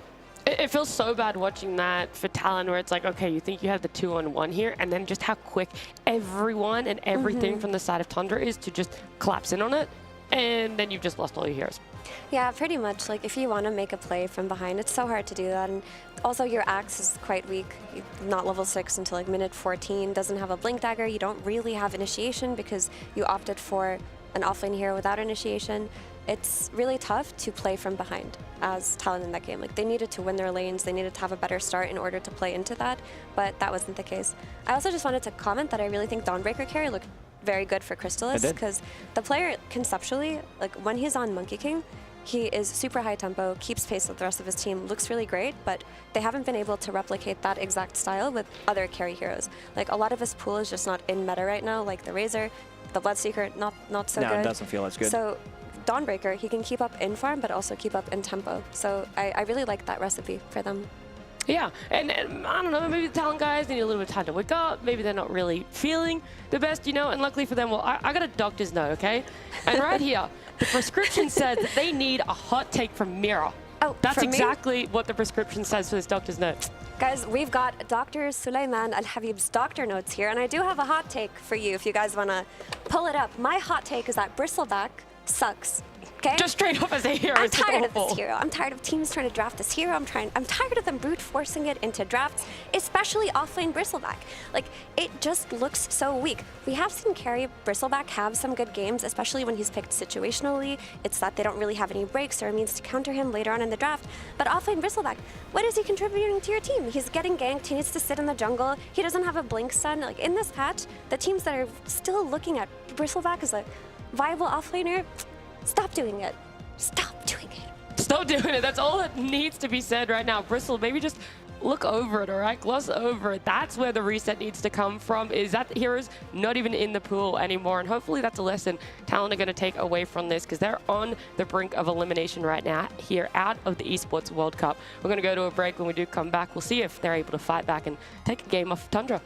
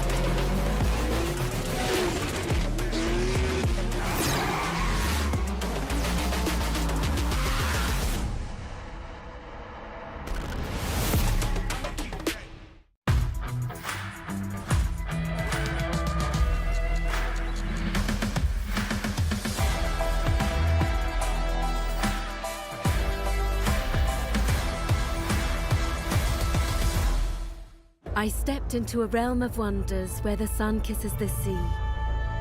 Two worlds inspired by each other. Two worlds making one. This land is calling, Saudi Red Sea.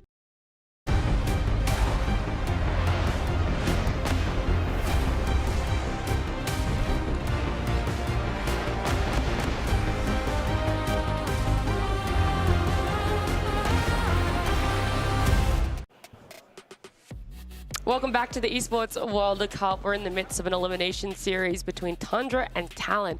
Unfortunately for the Talon fans, it's not good news. They're one game down right now and are potentially going to be eliminated here. But Tundra fans, well, it's good. You know, they lost their tiebreakers. Maybe we were wondering exactly where they were placing if they were able to get to that peak form in time. And that game performance feels like that definitely getting close, Lacoste. Most definitely. I mean, they are bringing, again, some of the old school classics. This is why we said Doom from the offlane. If somebody's going to make this hero work from the offlane, it's definitely going to be 33. And guess what he bought on the hero?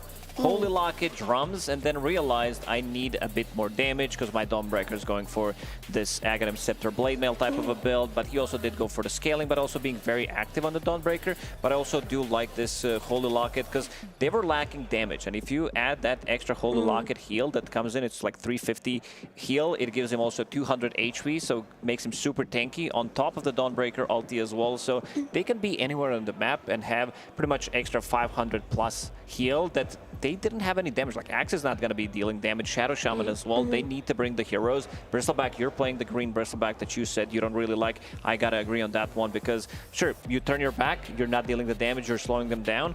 Where is the damage? For sure. And the Holy Locket thing is really cool because I think this is the second Holy Locket core we've seen where Laurel on his Ember Spirit bought a Holy Locket. Doom bought a Holy Locket from offlane. Like maybe there's a small meta developing here that other teams aren't catching up on because when you think about it, it's a pretty cost-effective item. It does give you stats. The build-up isn't super expensive, and it gives you a lot of extra early game durability. So it's cool. Yeah, I like it because it's just sustained without being into the heavy auras where you're committing a lot of time, a lot of farm, a lot of money into it. So, yeah, all right, we'll see if the Holy Locket becomes even more favorable for supports or potentially just cores too. Is there a hero, though, that Talon potentially need to start looking at? A way to start drafting for themselves Very Pangolier. Where is this hero? Like, they played last 3 games that they did play. He looked amazing. They did win 3 of those games. I want to see this hero being picked, but I also want to see a bit of a different support duo. I want to see maybe Bane being contested as well, because this does open up your Pango pick. So maybe look towards that, because this support duo didn't really do much. It is very difficult to play from behind between these 2 heroes. So give me something that can punch back, because Tundra is showing, like, we've seen different strategies, like different metas that are developing into the tournament, where we are seeing these heavy offlaners with double, triple auras being bought, but we also see that you can approach the game differently and still work. But Talon, they need something to punch back against Tundra, because Tundra is showing that they can play very fast Dota. Yeah, I think the first phase was kind of different than Talon would have been doing. They don't really go for that shaman when they can. Like, they'll get a flex hero earlier. Yesterday, they first phased their Pango ones, they first phased their Axe ones, their Nature's Prophet, their Puck. These are the kinds of heroes they go for. Their flex cores, you know, the Linas, the Queen of Pains. This time around, going for the Shadow Shaman is, I think, where they want to make the change. Because you are right about Bane. Like, why not take it for yourself? Why give it away? Yeah, Shaman on the first pick didn't look too good. I'm a fan of Shaman maybe being as a response on 9 against the Puck, or you can get, you know, pick on 9 and then still get the Puck in this, sorry, get Shaman in the second phase, which you are, you know, having 2 heroes who can play Dota easily with each other. You're always going to be having the damage. You are removing some of the control as well, because we see that that control is kind of lacking. Like, there aren't these position 4 heroes. Like, Morta isn't that contested. She brings a good amount of control with the Deadshot and her Ghost as well. Lion is kind of a substitute to Shadow Shaman, but at the end of the day, you have Lion with the finger compared to the Shaman, so completely different heroes, I would say. And Talon, I like this change. I like this change immediately more, because Doom 23 Savage had some really good games in the last couple of weeks as well on this Doom. I don't think they're going to be flexing it. I feel like this Doom is just going to be straight up played from the carry role for Talon. In Tundra, respond instantly with Undying, another highly contested support hero, but considered a difficult hero for Doom to play against in lane. The Decay does a lot against him. Like, fighting the Tombstone zombies is not easy. So probably just follow this hero to whichever lane he goes. You could even do something like offlane Undying versus carry Doom. Like, you could make this hero farm. I was about to say, is that a 33 hero though? This man is like forever expanding his hero pool. He loves to bring in new things as well. A 3 Undying isn't necessarily new, but it's new for 33. If it looks good for the game, I can definitely see him doing it. Yeah, this is an elimination series, so I could see him, you know, buy a couple of auras, even though this is not what he would maybe like to do. This is also not the most, I would say, fun hero to play. It's fun when you get to your, like, Octarine, you are coming back with the Ceaseless Dirge and stuff, but yeah, in the lane it is very annoying, but this doesn't strike me as 33 hero, but I could also see him play it just because you are matched up against the Doom in the lane, because I just feel that Talon, they want to keep things simple coming into this second game. This could potentially be their last game of the tournament, and Doom so far had looked the greatest from the carry role, and I don't think this is something that WS is also, like, willing to flex for this one. I mean, he has played offlane Doom in the past. He did. That's a hero that he's very familiar with. So maybe... I'm getting the same vibes from the offlane Doom, if 33 is not playing it, the same as offlane Green Bristleback. Like, I just feel like there's no real itemization. Like, sometimes you see some, like, Lotuses, Crimson, whatever, it's good, you pick up the Shard. Same goes for Doom. Like, if you are dodging, if you're not getting the kills with this hero, it does feel very lackluster. Sure, you have your Devour to farm, but you're kind of losing some of your identity, because the carry Doom is just way too superior. I'd argue that it can work in a way that's a lot easier than making Bristleback work, but you are right. And also, you see this Undying. If you're playing offlane Doom and the hero is already going to slow down a lot because he's being played from the offlane, you add in an Undying to the mix, you make him lose his lane especially hard, then you can't bring that kind of slow pace to this game as Talon. We saw what Tundra did when they started to build a lead. It just, like, exponentially grew. Every minute it was double the amount from before. That's the thing about Tundra. You can't slow down against them. They'll just farm way too much, and they'll farm you way too much. Oh, you guys had a good draft. It would be a shame if we, you know, steal some of it. I've seen this story before. We've seen this draft. It's very familiar. So removing Silencer, knowing that they're going to be going for Dawnbreaker, this is one of the heroes that can stop it from going off into the fight, and also potentially blocking the Bane pick, which is very annoying for Bane to play into. So for now, it's just going to be Puck. I already like this a lot more from Talon. I think this draft has a lot of identity immediately. You have the damage, you have Roche taking damage, you have good amount of control as well. And now for Saksa, Saksa loves to play some of more different position 4s. I would be fine with Ricky 4 or Shadow Shaman 4. Shadow Shaman's banned, never mind. So I could see Ricky getting out here just to be able to save people, because it's very annoying for Tusk to get the snowball saves. We saw in the previous game how well he was utilizing that snowball, and it's also very good against Puck.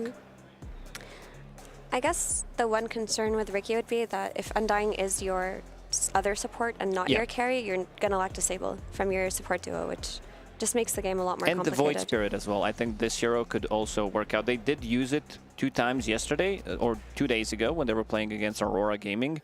Did win 1, did lose 1. But for now, it's going to be Quap. This Quap usually doesn't get picked into Puck, into Doom, but is good against Tusk. We've seen when we see some early Queen of Pain picks, there's pretty much always a Puck ban, pretty similar to Storm Spirit. Makes her game a bit more difficult as well. But now with the recent changes to, like, because Bondage Facet has been picked up more recently, it's much better compared to the old Facet that she did kind of have, and everybody was going with it. She's also backed up by Dawnbreaker. Yes. So if she's blinking in and getting coiled, she's not going to be playing by herself. Like, she will have the heal, she will have the support, and with that Blade Mail, she's going to be able to dish out a lot of damage, especially with the sustain coming from Dawn. This is also very good. Bane has been super annoying for Puck, because usually it's a very slippery hero. And if you get the grip, even if you get a Nightmare into any kind of a stun setup, Dawnbreaker, it could just kill you from 100 to 0, so you got to be very careful. And the only thing you have contesting the Fiend's Grip is just Tusk. Yes. It makes it even harder to play against Bane, because we've seen Banes have good games by an early Aghanim Scepter, and if you don't have enough means to cancel his ulti, you're just cooked. Like, the full ulti will be cast. Yeah, I am a little bit surprised that that one wasn't placed, Bane wasn't placed a little bit higher in the priority. I understand right now that there's a lot of heroes that teams are scared against from leftover tournaments, maybe from scrims as well, but this Bane right now, not really being looked at.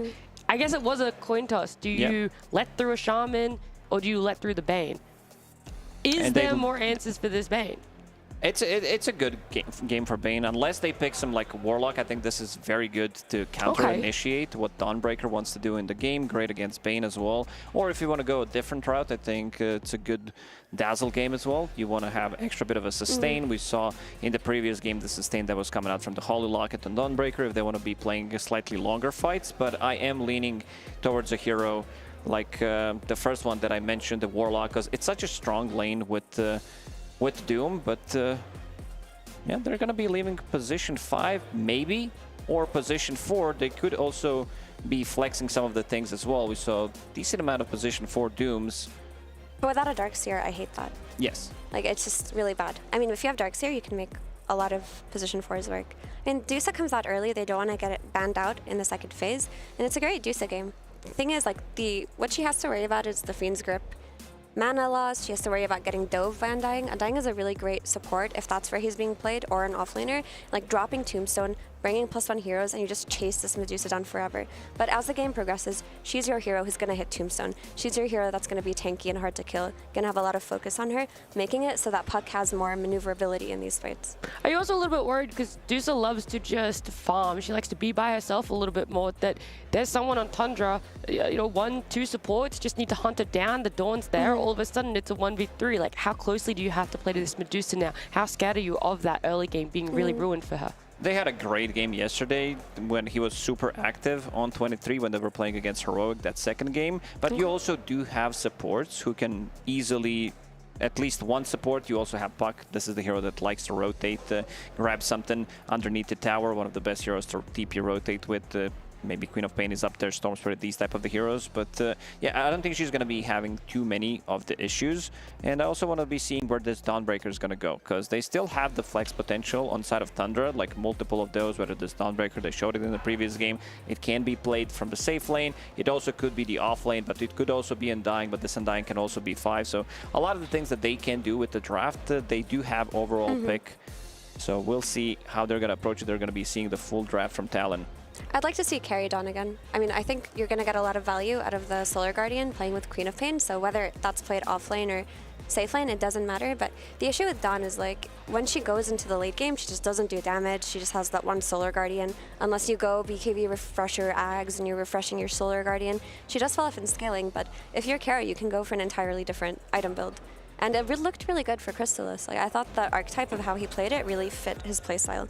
My issue with Medusa is that between her and the now offlane Doom, this is a really greedy lineup. Like, sure, they're gonna have the late game in the bag if it gets there, but we saw how fast Tundra played last game, and their heroes play really fast. Dawn, Queen of Pain, Bane, Undying, they're gonna be running at your Medusa. You're gonna have your Doom catch-up farming, you're gonna have your Medusa getting dove, and then you're only dependent on your puck to make the big plays.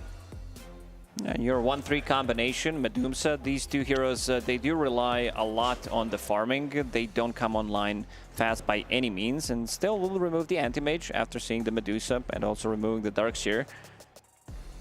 I mean, Pugna's cool. Pugna's cool, but Pugna also doesn't give you mana anymore, so that's a bit of a downside. Dookie talked about it in the previous interview when they did, there was a good game for it because he was playing into Pango. There was a lot of physical damage. He played it into Tusk as well. This Pugna doesn't seem to be that effective. Like, there's not too many things because there's so much magical damage, pure damage as well from Queen of Pain. Yeah, it's cooler for these longer team fights and just keeping heroes like Doom healthy, maybe. They just want him to frontline. They're going to have the Pugna behind him. But in terms of combo, it's not what it used to be. It just does not really help Medusa. What? Oh, this is a big. This is such a problem. This is a huge problem for that. They have nothing for this. Their picks are already really slow. They have no hero that you can just park on the Broodmother lane. Like, and especially versus Doom, this is a high cooldown play. Like, you're playing from the off lane with a really high cooldown play versus a Broodmother who every time Doom is off cooldown or every time Doom is on cooldown, Broodmother will take your entire map. There's nothing that you can do. This is so tough. Man, this is one of the nastiest picks. Like, this hero is not popular, but this is basically Lycan on 24 with a little bit of steroids, I would say, because you're playing against Pugna, you're playing against Puck. So I feel like he can take over the game relatively easy, push out this Medusa, take over her farm where she wants to be in the bottom part of the map and control that area. You also have extra bit of a global presence from the Dawnbreaker. We talked about the synergy with Queen of Pain and Dawn. She blinks in, pops the Blade Mail. If she's in trouble, she can reset one more time with the Dawn ulti. We haven't seen Broodmother, but I am really worried for Talon again. Yeah, let's have a quick rundown, brief overview exactly of how Brood plays now in this patch. Is there much change to her than your stereotypical viewpoint of what she always has done? I mean, she's not really buying auras anymore. Of course, it's 33 and he can choose to, but it's typically the same. If enemies used all of their spells, you will take every tower. You'll take over the entire map. You will deny farm from them. She's going to play way too quickly. And Talon, their heroes, again, very slow. Yeah, I think this time around it might be some like Orchid type of a rush. You're playing against Pugna, you're playing against Puck, so you want to shut them down early. You are going to be set up for success in the lane playing with the Bane position 4, which is extremely strong laner. And you can take over that game relatively easy, forcing them to go into more like defensive items. And they need to survive. Like, they need to survive good 30 minutes if they want to be able to punch back. They need those 2 items on Medusa to be able to take the fights. Not just survive. If they don't stomp lanes and like shut down this Broodmother, make her play too slowly, like make it so that Brood doesn't have an easy entry into the game, it's hard, because if they go even in the lanes, it looks like a loss to me. Okay, well, a little bit of cat and mouse. It feels like our analysts are predicting here. It's going to be a quick game if Brood is left unchecked. Let's see if Talon are able to do it, if they have those answers, with our fabulous casters, Kezo and Sunsfan. Hello, we have an announcement. Kezo and I just got out of the bathroom and it was completely flooded. Which means that 23 Savage, he may have taken a shower. That's right. So that's the good news for Talon. The bad news, well, the Broodmother, so. There's a lot I'm not going to lie, I won't sugarcoat it. There's a lot of bad news if you're a Talon fan. Yeah, it's not looking good. I will say, it is like their bread and butter, right, to go for like the late game. You have the Tusk, you can go for like an Aggregator, you have the Doom, you've got all the scaling. But we did see what happened in game 1. And Tundra have a very, I would even say they have a faster lineup than in the first game, because you have a 24 Brood. Uh-oh, here comes the homework. Hello, Mr. Talon. All right, 33. The problem is that even if you ice shard him, it doesn't do anything, so he's probably just fine. Yeah.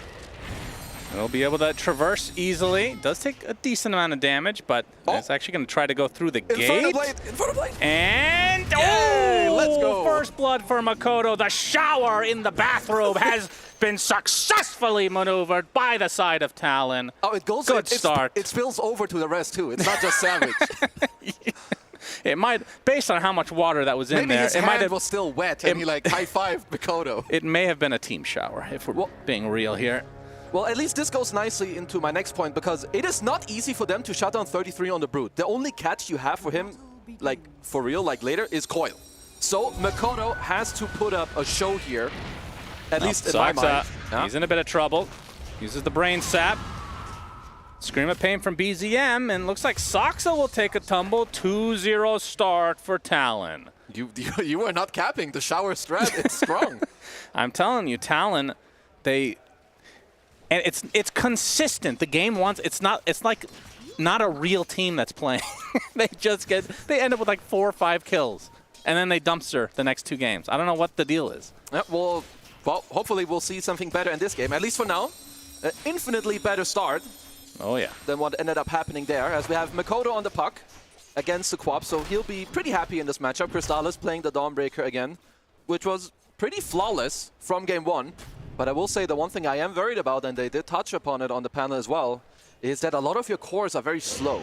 Doom and Medusa, so maybe we have WS to, like, you know, pair it up with some aura so he can play faster. This Whitemon will follow his little brother here on Jokum. Yep, another decay. If he wants it. Pugna in the game as well, and the panel kind of talked about it, and I kind of agree. I mean, I feel like the only real reason you pick it is for tower push in this lineup. I mean, he does like multiple things. It's a bit weird. It's a good net award game, at least against the Quap and the Bane. It can help quite a bit. Like when people go on you, you can of course also bail them out. Like I would say the hero is more about the Crep, ward, and heal. So the tower push is a nice bonus, because I don't think they're going to be pushing many towers, other than to make space for Mr. 23 Savage, who lost his courier with the Null Talisman. Yeah, we'll see if they can keep up with the aggression that will eventually come from the Tundra side. It does feel like Talon are just super comfortable going into the late game. They are. The issue is if they lose the early game horribly, which is not the case here because of the showers and whatnot. Crystallis, Hammer, WS in a bit of a precarious spot. Gets the Infernal Blade off, but the Starbreaker did enough damage. It's Crystallis with that last right click. They did a good XP management there on Tundra, because Whitemon kept following the Tusk, allows Crystallis to get an early level 2. So they sneak in the Starbreaker, and they get themselves a nice kill down in the bottom lane. I mean, the first 6-7 minutes, it should be very stable for Talon. For me, it's more about what can Makoto get done and can they damage control, because later you're going to have a Brood with Spiders and another Donald, a Tombstone, and BZM on his Quap running a little Maniac show around the map again. I will say, Bane is not a Soxa feeling hero to me. I guess, yeah, it's less... Kind of weird. I mean, it's a little bit less of a playmaker, but it's still like the type of hero that if it gets to run around on its own, it can set up plays. And it's a lane secure 433, which I feel like is very important when you do play the Brood, because Brood is traditionally not a very strong laner. Like, she's low damage, there's been lots of nerfs, but he's on top of the CS so far, so he's definitely enjoying his game so far on the little Spider Mama. Yeah, once you get level 6, then it's a different story. And what kind of a build did you... Effie was talking about it not being an aura builder anymore. So you definitely can, and I think it just depends on the game. If Makoto has a good game, which I believe he will, they talked about that Orchid could be an option, which I would like quite a lot, just to help yourself more with the map. And then you could go for Aura's later. BZM. Oh, BZM. Ooh, nice orb from Makoto, as Soxa in the top lane is going to drop, it looks like. Nope, gets the Lotus off at the last moment, but the Nether Blast finishes the job. Talon, 4-1 advantage early on. No, they're doing it, and they absolutely need this, because they need to stall and delay some of the timings that Tundra have coming their way. So Makoto, with the first blood, gets himself another kill onto BZM here in this mid lane, which is absolutely huge. I'll say it again, they need, in my mind, the Makoto show to get them through this early to mid game. Because if they get to the later stages, like nicely, or even just slightly behind, they're super chilling. As Cuckoo is dead. Give the kill to 33. Never mind. He would have enjoyed the heal, but that's okay. Yep, 33. CS, very good. 19-5 at the moment. 23 Savage. I guess we can compare the position ones here with the Dawn. Crystallis with some kills to boot as well, as they're pressuring even more. I mean, this is a crazy lane. Yeah. Dawnbreaker Undying. super annoying to deal with. I mean, it's just what we saw last game. Like, Doom doesn't really pressure himself. He just wants to get whatever he can, really. So I'm kind of hoping that Talon look for something similar, where Joachim leaves the lane and he can play towards Mikoto. Because he's having a great game, and he shouldn't be that far away from Coil. So first active rune, maybe they can look for that. For now, Joachim trying to help out WS to stay alive in this lane. Yeah, at the very least from the Talon side. Tundra out of mana in this lane at the moment. Out of resources. Well, we should see a big old party when it comes to the first active rune of this game. What's Whitemon up to? Doing some warding, blocking some cams, maybe taking a Watcher. Because he's on a mission. Yep. Okay. Blocking some camps.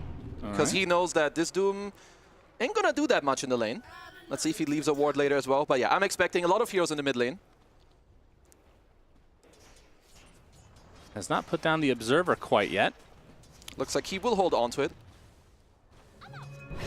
Mikoto going to get gone on by BZM, but this is a level disadvantage for the Queen of Pain. Soxa, though, Sleepwalk on the other in. side, Nightmare.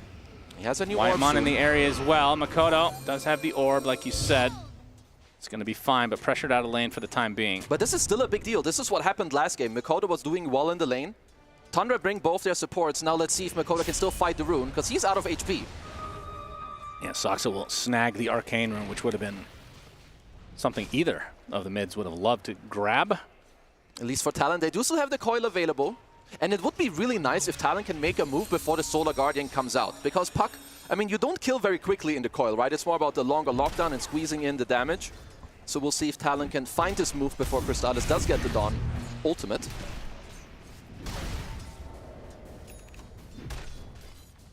Expecting the exact same build from Crystallis on the Dawn. What did he even build? Blade Mail Axe, Abyssal Blade. Yeah, why not? At least the Blade Mail Axe will be the same, and then the rest is kind of situational. Can go for Echo Harpoon, you could go for an AC. Abyssal is good. Could even look at Orchids later too, depending on how the supports and Mikoto are doing when it comes to, you know, how well they're popping off in the game. And 7 minutes. Going for an aggressive play. And Whitemon on the way. Crystallis and Soxa in the area as well. Gonna contest. TP's coming. WS doesn't really have much mana to work with, and Joko's gonna be forced out here eventually. But Cuckoo and Mikoto make their way over as well. We'll see if they fully commit. Starbreaker's not gonna be fully there, but the coil onto 2. A lot of damage applied as Dawnbreaker's gonna be the first to fall. So Crystallis dead. As Jokum likely to be next. WS is getting killed by creeps, and the Tombstone is just triple kill for Whitemon as Mikoto trying to get away from these zombies will do so, but now the Shrine in favor of Tundra again. That was a full duration Tombstone. We'll talk about the fact that 23 can't lane top anymore later. My goodness. If you're Talon, they scanned it out. They needed to bring the third hero earlier. Like both Cuckoo and Mikoto TP'd at the same time. But they had nothing for the Tombstone. Like they didn't place a sentry or a ward on the high ground to click it out. And Tundra just using all their bodies, knowing that this Tombstone will just absolutely carry them. This is the earliest level 6 and triple kill I've seen on Undying maybe ever. Yeah, that's true. Look, he's higher level than his carry. He hit 6 before him. Level 6, what in the world? Okay, let's see. So you've got the other part is too, next time around, you cannot just TP out from 33 in the top lane, because he has a Solar Guardian to back him up. And let's see, BZM also, he's got Stick, he's got Raindrop, he's got Fairy Fire, so if you go on him, there's a Dawn ult to back him up. And 23, Savage level 5, being forced out of the lane like he talked about. Meanwhile, 33, level 7, top CS in the game. Yep. Despite being the first blood target, and it just felt like a matter of time that Brood could take over. Absolutely, and I like what he's doing. He's not like flash killing the tower on the Brood, right? He's just letting his creep waves run into the tower, and they're just, all the creep waves just keep dying. As a Sleepwalk onto Cuckoo. There's the Crep. There is, and it will be enough to get away. Just TP lol. Maybe that's why they picked him. They knew Broodmother was coming. Yeah, they know. You just decrep TP out. Easy game. The problem is the next couple minutes for Talon, they need to maybe even make a plan now, because you are losing your tier 1. It's just dying out to creeps, which means Brood will either push further in onto your Medusa up top, or the most natural move would be take over the jungle and go to your tier 1 mid. So if you are Talon, how do you contest this? You have a Doom on one side lane and a Medusa on the other. Whitemon, he's going to be spotted. But like you said, a 2-level advantage right now between him and the other support, so they're not even going to bother throwing spells at him. He can drop the Tombstone, he can pop Flesh Golem, and then there's a Solar Guardian. Like, this is literally the dream. You're playing carry Dawnbreaker, no one is pressuring you, and you have so many heroes that will just go in for you. And WS, at the very least, is level 6 now, but... That, of course, will help. So if you do get the Doom on somebody, the Donald at least won't heal them. Yeah, both teams have kind of a similar idea where it's almost like you're running around with 4 eventually, if you want to count Dawnbreaker, and then Brood is doing his own thing. And on the other side, it's Medusa farming away while the other 4 try to get a kill. Yeah, Savage will definitely look to just continue to farm. I mean, he will have his camera on the fights, like maybe if you TP late, you can get off a good snake, but even then, Brood is quite annoying for Medusa, because the spiders will tank up the snake, will tank up the split shot. And yeah, he is going for the Orchid, so potentially they will play it a little bit slow until then. Will only take him about a minute and a half. Radiant are scanning.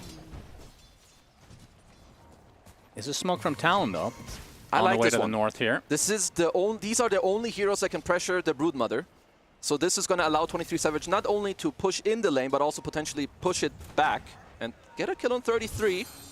As they do break. He is aware now. He's going to get coiled. Snaps it immediately. Snowball on the way. Donald. Solar Guardian is actually going to run outside of it as Chrysalis attempts to help.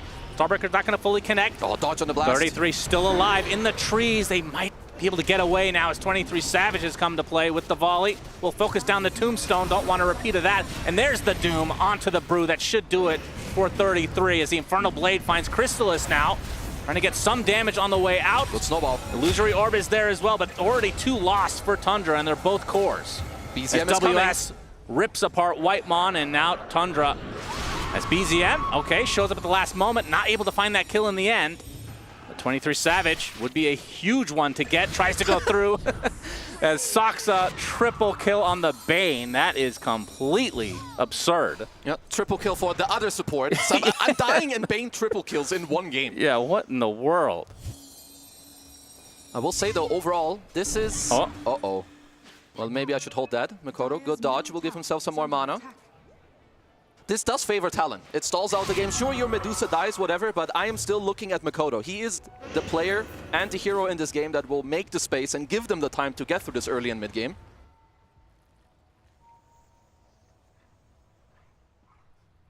And they're definitely holding on at the moment. I mean, when you're... we talked about the Orchid on the Brood. Yep. Can you have the same kind of viewpoint with old school Brood where your goal is to get X amount of towers by X time? Is you going to hold that thought, BZM? Getting going on right now. The coil's there. He does take out Cuckoo, but it's going to cost him his life. A nice pick-off for Talon. You don't have... I mean, obviously in this game, it's what the hero is kind of picked for. You want to get a lot of towers, and he will. And he's happy, honestly. Like, he is top of the net worth. Even if he gets his Orchid and they don't get too many kills, it will still do a lot.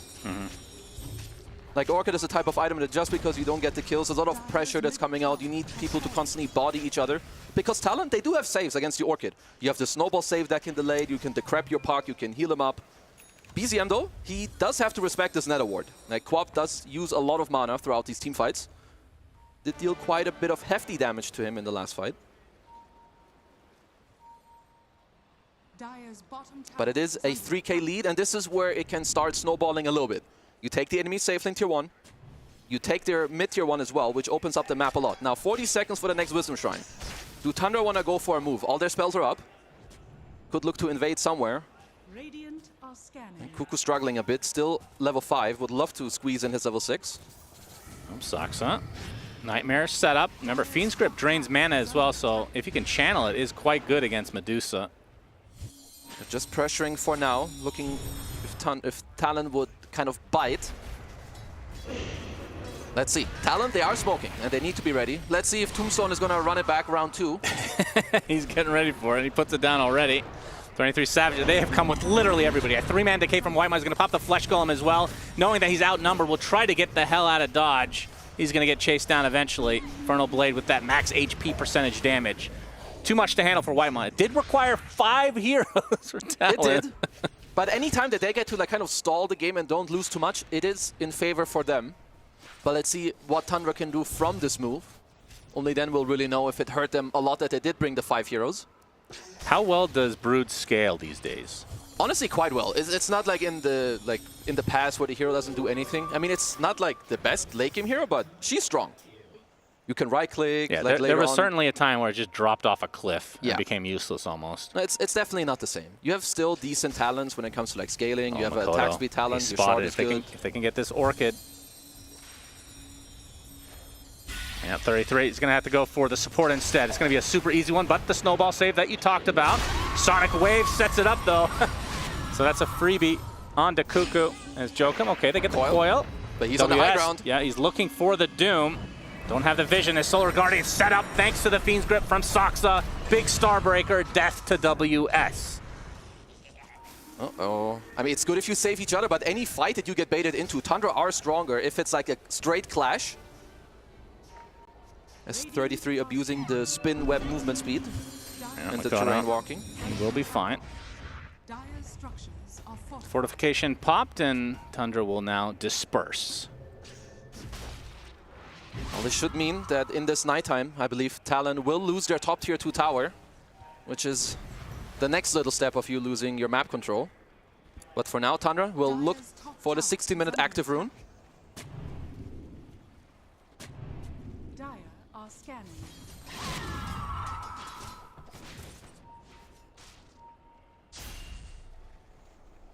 Okay, amplified damage. Quite good for Makoto. Dire's top tower. Yeah, because this is so Makoto has to go for the Yules, which of course it's the right choice. You are playing into the Orchid. You can it's another like cancel for the TPs and for the Bane Grip too, but it's not the item build you want to go for. Like when you want to pop off on the puck and you have to go Witchblade Yules, definitely puts a little bit of a delay to your scaling. Means your blink is delayed, you're not as mobile, you can't push out the side lanes as well. Well, 5 kills for Tundra, which means aggressive wards will come out. Will also take over the enemy outpost fairly soon. Yeah, this top lane is just constantly pushed. It's just something you have to deal with if you're Talent. Well, that siege is very stupid, it seems. And now 33 focusing on the mid lane. Already has the tier 2 top, of course. Talon still have the tier 1 and 2 bottom, so we'll see if 33 will just head over there after this. Well, yeah, you're going to get your outpost and then you slowly move down there. All right, what about the Roche potential? It's quite these good, teams. Nightmare, bottom lane, Soxa. He's going to get canceled. He's going to get doomed for his efforts, but a big Sonic Wave deletes WS. Jokum follows suit, so a support for 2.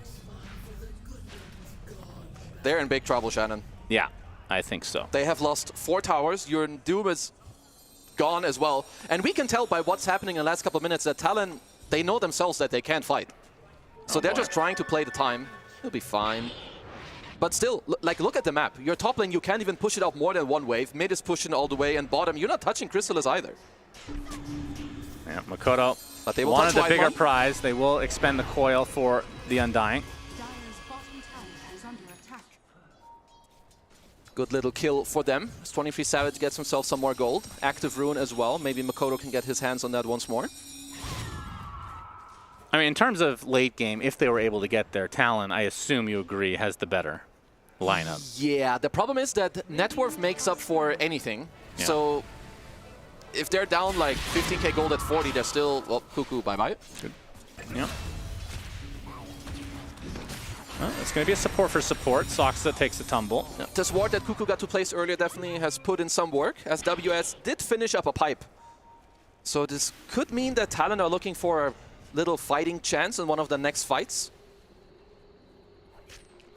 They're looking for a fighting chance, huh? Like to take a fight, yes, absolutely. Okay. All right. Well, looks like Nullifier is going to be next on the list for Chrysalis. I believe the Ags is on the way.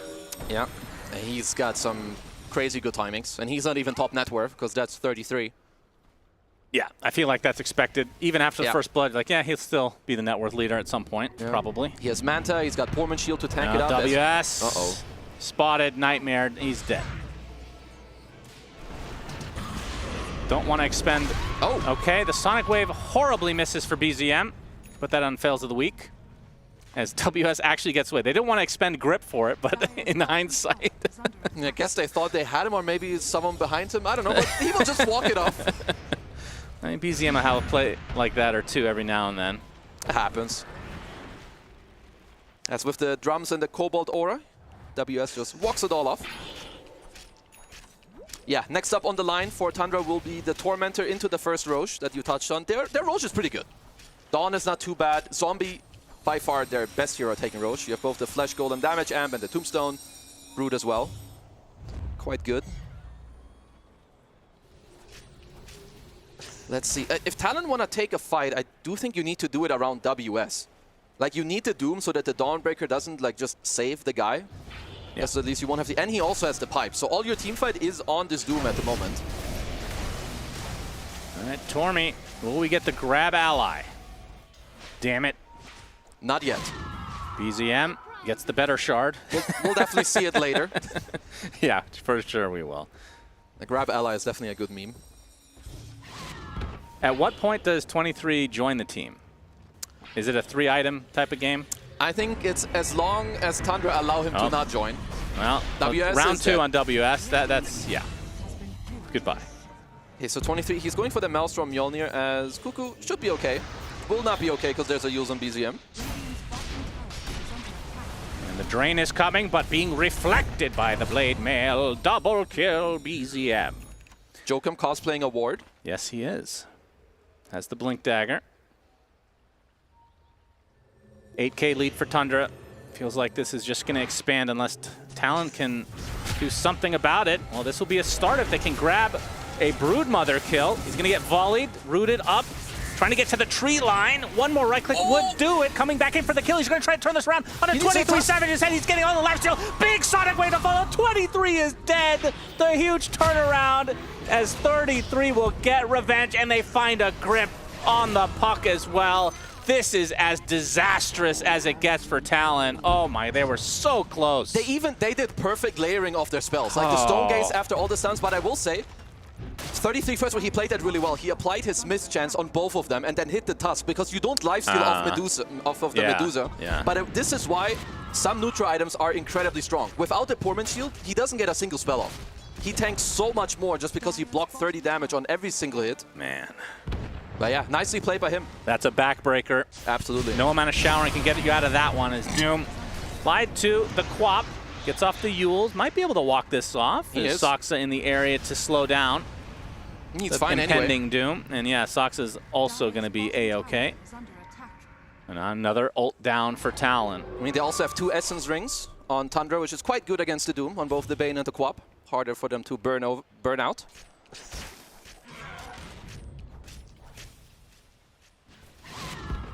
Well, let's see if 23 Savage can put his team on his back.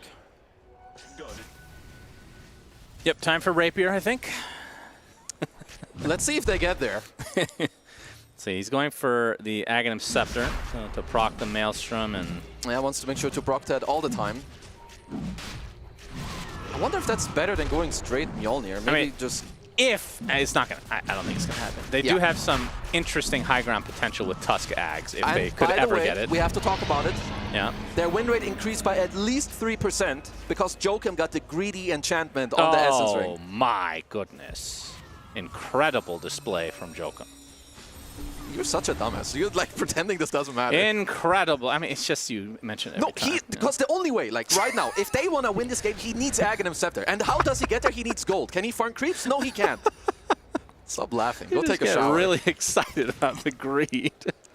Because, like, listen, if I'm Talon's coach right now, okay, I'm March. I'm like, okay, how can we win this game? He's like, okay, I need Mikoto to go high net worth. I need 23 Savage to get high net worth. But this stuff isn't looking that good, so I need my boy Tusk. He needs to kick some I nukes appreciate into space. this change of pace. Usually I'm talking to a robot all day, all right? It's nice to see somebody with some true passion. You're literally pacing. People can't see this. Kazu is pacing back and forth ever since he started talking about the greed enchantment. I want them to have a fight. They're down 14K. Oh, yeah. We all do. Well, you're not excited. I need to be excited trying to hear. Cast is sleepwalk. All right. Well, Jokum has died. He just doesn't know it yet. Probably does, actually. Pops the Essence Ring. Snowball. Has the greed enchantment as well. He might be able to get a blink away. He will to the high ground. Oh. He's ticking out through the Shadow Strike. It's going to be close. BZM, if only he had a blink ability to finish the job. He just looks at him and kills him. Unbelievable play from BZM. See, finally, I get some excitement from my caster as well. Sometimes you just gotta hype some stuff up. I thought that's your job, actually. Yeah, well, some would say I'm not so good. I wouldn't say that. You're very good. Illusory Orb, Makoto. Can take another Scream. So they've got 3 minutes. Oh, 23. Getting pursued by 33. Oh, boy. He's blocked. Whitemon. Oh, my God. He's actually blocked. They put down the Tombstone as well. Okay, 33. good to prep. Yeah, he pops the BKB along with the pipe on the other side to mitigate some of this damage. Nice. We'll be able to get away, so everybody lives, but a Sonic Wave comes out onto Cuckoo only. The Will continue to drain on the creeps. Snowball save. Lots of plays coming out from Talons. There's a Solar Guardian. Gonna heal up Klopp to a decent degree. Wants to finish the job. Kills off Cuckoo. Buyback instantly. Silence upon the puck, but we'll be able to walk back to the fountain. So they only kill one. Force out the buyback with the grip. 23 Savage all alone. Dead in the grave. 53 seconds. Does have buyback. How did he end up there? Anyway. Nightmare, I guess. I guess so. Nullifier applied. That is a dieback for the Pugna now, as Jokum and company are going to follow suit to the grave, it looks like. He gets off the save for the time being, but that just sets up the Scream of Pain. 4 dead for Talon, and the buildings will melt. Uh-oh. Even with buybacks, this you But don't worry, Jokum has the Greed enchantment. Shut up. I mean, if they didn't take this fight, you know, I did believe. But let's see. They're still holding Shannon. They're only down 21,000 gold at 26 minutes. If he didn't have that, they would be down 22,000 gold. Yeah, this is true. This is true. This is a really That's good just point. a fact. You can't counter facts. No fortification up right now. Melee racks will refresh it. This is looking possibly like 2 sets of barracks, though. Yeah. For Tundra to enjoy. And at the same time, we talked about it earlier, but Crystallis, he is Nullifier completed. 33 will have a Bloodthorn completed, so whoever they go on, you are basically insta-dying unless you get Snowball saved. Yeah, fortification does come out. Oh, BZM He's getting caught off guard a bit. Pops the Blade Mail, getting relatively low. He's got He Aegis. has the Aegis still for a minute and a half. Wants to preserve it a bit longer. Well, they will finish the full set on both sides here for the Tundra side. Yeah. So, Talon, what's the answer? More greed? Could they get more enchantments by any chance? Oh, there we go. See? If everyone gets something greedy, surely they can come back. Yeah, surely. I mean, Jokum doesn't even know what he has to buy. I don't blame him. You're down 24,000 gold at 27 minutes. Soxa halfway to Ags himself. Doesn't have the greedy enchantment, of course. He will have the Ags completed. So that means they're going to lose then. That's minus 3% win rate. Starbreaker, everything. Goodbye, WS. No way to get back in the game either.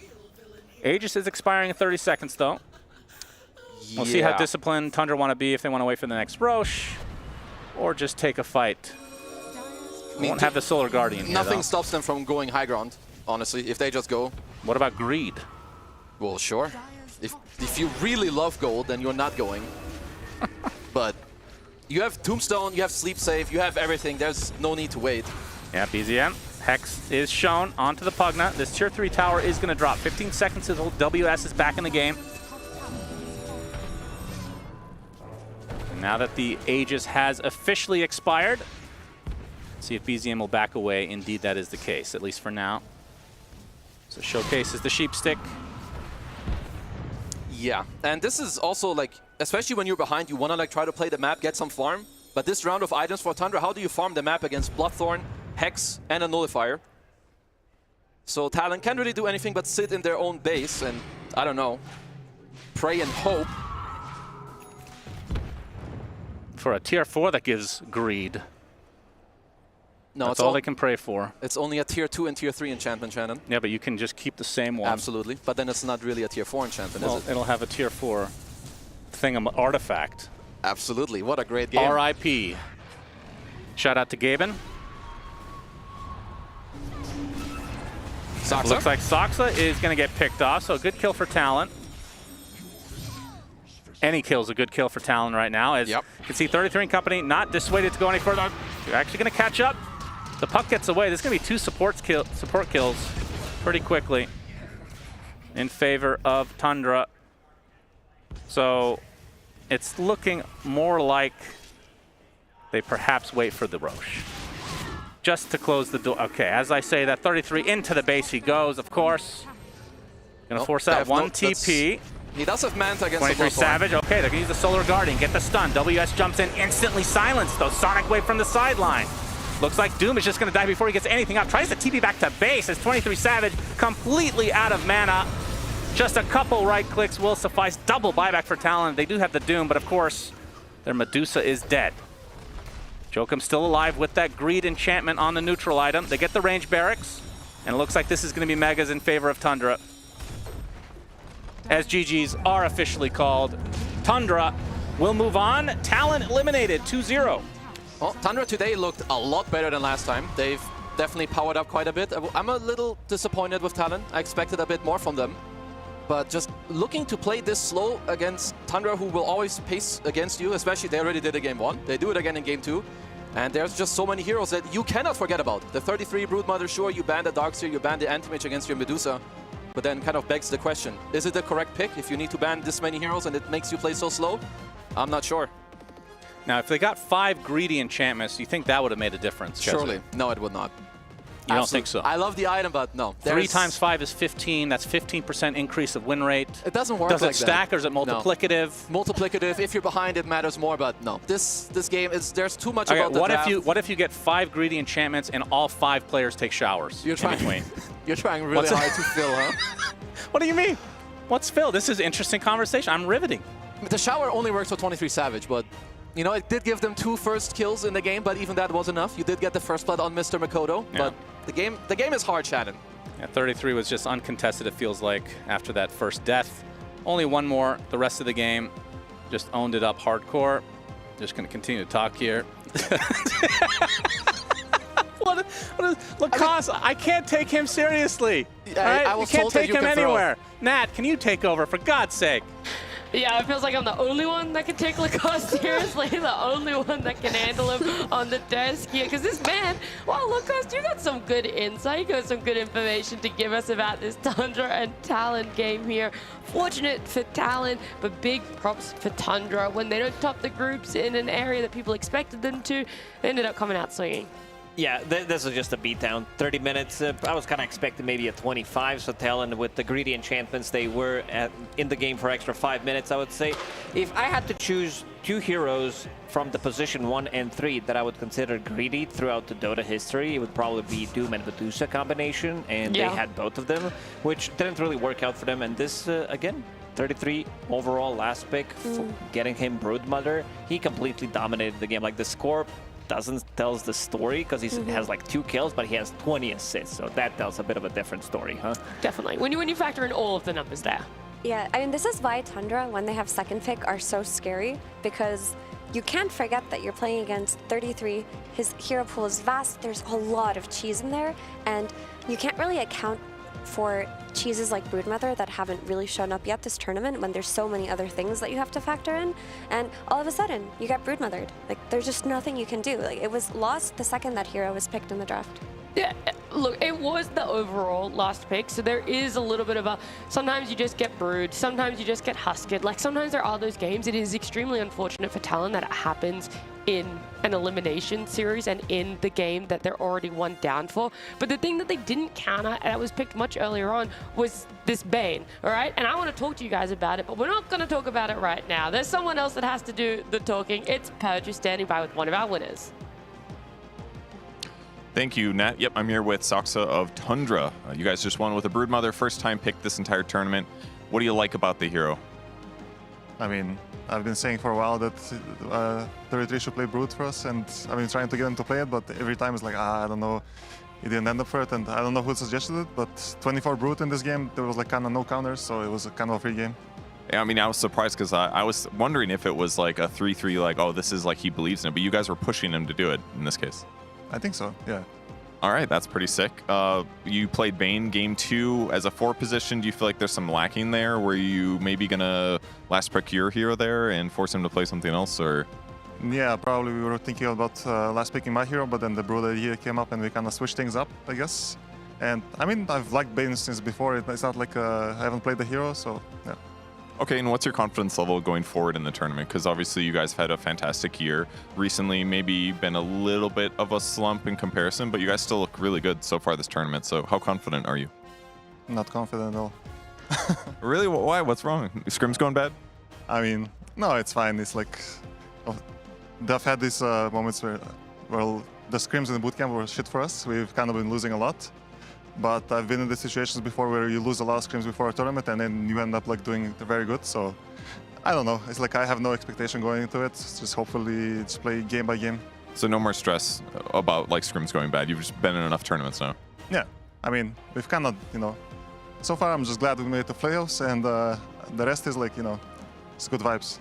All right, great. Well, hopefully those good vibes can continue. Good luck in your future matches. Thank you. Yeah, well, look, he said it himself now. It sucks of that. Tundra making it to playoffs. It was only a 1 elimination here in this second phase of group stage, the elimination phase. They only had 1 round of it, but they won it. They won it in dominating style. And I kind of liked that he's talking about he's been a pro long enough in Dota that when scrims and bootcamp are bad, sometimes you do really well because it's low expectations. Sometimes bootcamps are bad and you do bad in a tournament. It's really hard to know, and it's a coin toss at times. It is. I mean, Dota is really unpredictable. We've seen it this year with the Tier 1 tournament results. A team that owns in one tournament, the next tournament they bomb out, another team wins it. The next tournament, another team wins it that did bad in previous tournaments. So it's a super competitive year. Sometimes you're on, sometimes you're off. If every team knew how to channel that on energy all the time, then, you know, we'd see a repeat of something like Game Gladiators of 2023, but that's just not the case in Dota. No, definitely not. But I also like that he's talking about them not like winning any scrims, doing really bad. And you could definitely feel some of that confidence lacking maybe in the first phase of the tournament where they didn't have that. But they're slowly powering up as we're saying it now. No pressure, you know, just playing for the vibes, and you can tell that the vibes are definitely different, and also some of the old school vibes, the classics they're bringing back, this Broodmother as well. This is the team that is going to be very scary, and they're going to be playing against the BB team, which is not going to be an easy opponent, so they're going to need to give their 100% to win that one. Yeah, we can talk about Tundra a little bit more because Talon, unfortunately, this is the end of the road for them. It wasn't the showing we expected today, but they still had a lot of great moments so far in the Esports World Cup. They did, especially yesterday. I mean, yesterday's was so memorable with their Axe performance on Yokam, with their Panga performance in WS. We've seen Makoto have a lot of pop-off games, same with 23, same with Cuckoo. Like, I think this lineup has a lot of potential, and all the experience that they get will only benefit them in the future. But let's just take it back to this game. You know, just watch a little bit closer. Hang on, before we do that, right? Because I don't want to let them waiting any longer. Talon, unfortunately, leaving Esports World Cup here, so we do have Purge standing by to have some final words with them. Thanks, Nat. Yeah, I'm here with 23 Savage. Just wanted to check in and see how you're feeling right now. Kind of sad. Obviously, we couldn't play the 2 games. Yeah. Obviously, your group stage didn't go that good, but you had great matches yesterday. You did 2-0 your opponents to put you into this match. But it's tough, right? Like, a lot of the teams are very fantastic right now. So what was the prep like going into your matches today? I didn't know much because I only care about myself. I want to win my lane and see how it goes. But maybe, I don't know, maybe our team speak like only like first blood when they will come like on territory, and mostly they'll play fast. Yeah. You're saying Tundra plays really fast? Yeah, when they do well in the lane, they will just keep going. Maybe against us because we are C team are kind of slow or something like that, I guess. Okay, I see. So what's looking forward? How are you guys feeling as a squad? Obviously, it's tough to lose tournaments, but you guys still have a lot of great potential. You have a lot of really talented players. So what kind of stuff are you going to work on in the future? I will work on being more stable in the game and still try my best. After this, my loan will be in, and I'm still contracted to OG. Maybe I'll need to discuss with them about my future, which I don't know yet. Okay, well, I hope that your future goes well. I know it will, because you're a very good player. But for now, thank you for playing the matches today. Thank you very much for watching, and maybe next year you can win. It's never easy, all right? I'm always a little bit SEA biased here. to see Talon go out, to see 23 a little bit unsure about his future, it's heartbreaking. Okay, this man is so good. I would have loved to see them do so much more at EWC, but you know, appreciated it always to take the time out and to talk with us about what exactly is going on behind the scenes. Yeah, they had a rough group, I would say. They ended up last in the group, but they were playing with Spirit, Navi, Extreme Gaming as well. This was the last team from Southeast Asia that was left in the tournament. Unfortunately, we're not going to be seeing more of them because this team has a lot to offer. And I would say that the same thing that did happen to Heroic, which 2 days ago they played some really great Dota, and then yesterday when they were playing against Talon, you didn't really feel like they gave 100%, like it wasn't the showing that they wanted it to be. I think the same thing happened with Talon as well, where they showed good performances as well before, showed that they could play against some of these stronger teams as well, but today they just kind of didn't have that available today, and they got overran by Tundra's early game. Yeah, he coined it there himself, 23. He wasn't really sure if it was just an issue that they maybe lacked to be able to fight back against Tundra's Snowball, but it's a lot of teams. By no point is it just something that Talon have fallen to. Tundra are just so good at it. Yes. When they're able to get just a few objectives for themselves, the momentum keeps going, especially with how their supports play Mira. Yeah, if we could pull up the highlights real quick, we'll walk you through Tundra's early game dominance and why their supports are just so good at Dota.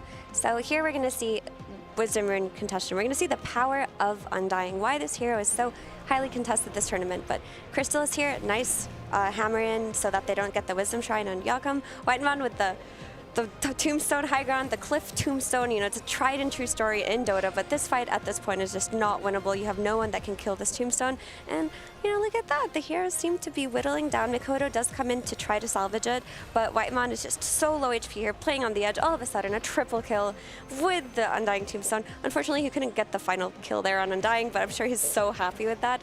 And again, we're going to see here, Talon made a smoke. They brought all of their heroes, or at some point they will bring all of their heroes, but this is the correct play. They understood that they had to do something about this Undying. They couldn't only do it with 2 or 3, but they chased 33. Not enough damage, unfortunately. He gets saved by Sox, so he plays on the edge here. And we're going to see WS come through the gate, making the Doom on the Broodmother, but the fact that they couldn't kill Broodmother without Doom was just so sad, because had they had the Doom available for another hero on the side of Tundra, they maybe would have been able to get themselves any kind of advantage in this early game. And while it's starting to look okay, you see that, you know, Soxa here has got a double kill, BZM just comes in for the cleanup.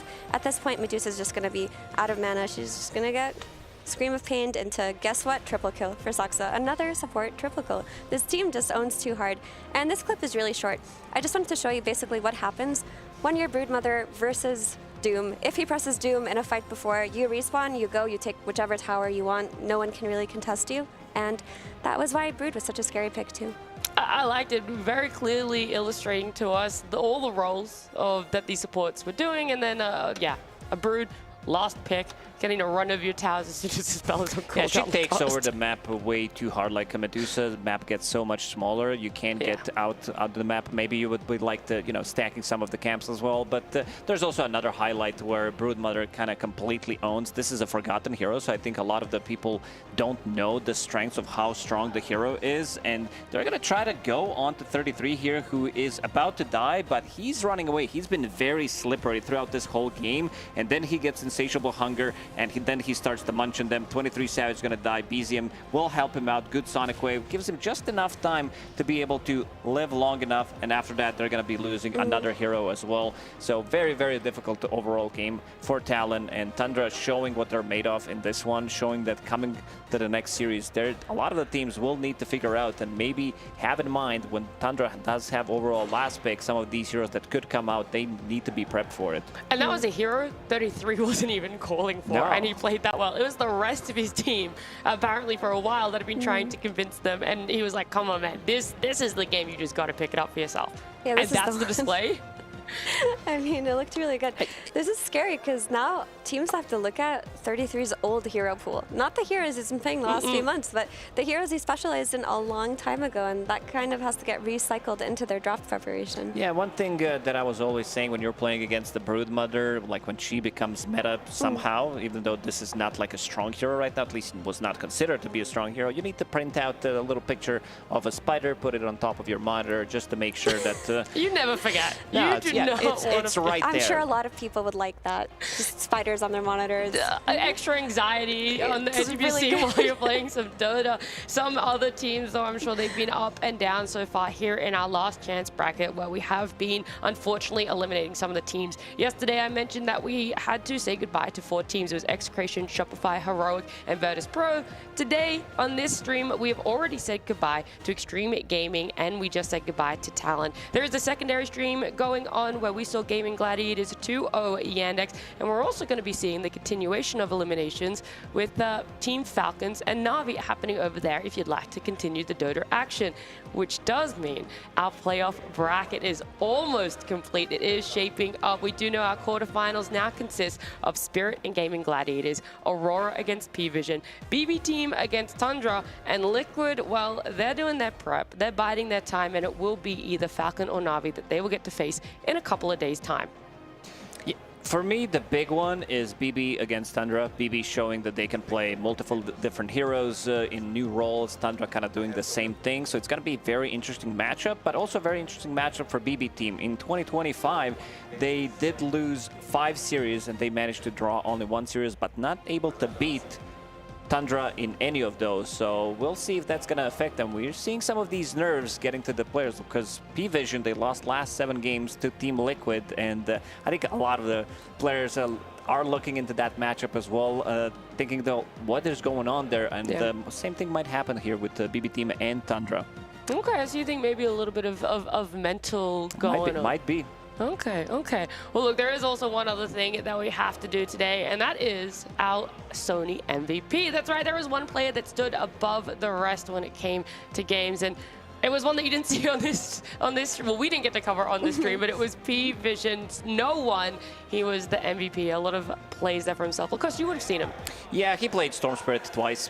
Pretty much no one stuff, you know. Okay, the classic. Making stuff happen as well, going around being godlike, making sure that, you know, Satanic might be tanking some of the ganks, might be soaking up all of the damage in a team fight, and then no one is going to be ready to clean up.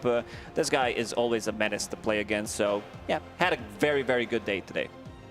Yeah, I mean, whenever no one is on point, or whenever P-Vision are winning the early game, you know, it's off the back of his rotations, the way that he's playing, and, you know, knowing that he clutched it today. I didn't get to watch the series yet, but I'm really looking forward to rewatching it now. Okay, well, before we say our goodbyes, do you guys want to give some predictions on what's going to happen on the second stream with Falcons and Na'Vi? Oh, spicy one. Yeah, Falcons, you know, like, it means nothing because we're not watching the game. I'm going to say Na'Vi takes it 2-1. Okay. I'm going to say that if Falcons completely forget that Bristleback exists in Dota, they just get Bristleback out of their heads, just draft without any Bristleback ideas, I think they could win 2-0. Okay, all right, so they have to forget Bristleback, and you think I have a hot no matter take. what, now you're going to win it. Well, look, you can see who potentially is going to be right there out of Lacoste or Effie by going and checking out that series yourself. But for now, we are going to say goodbye. That is the end here on this stream of our elimination phase, and we will be seeing you in a couple of days that begin our playoffs of Dota 2 at the Esports World Cup.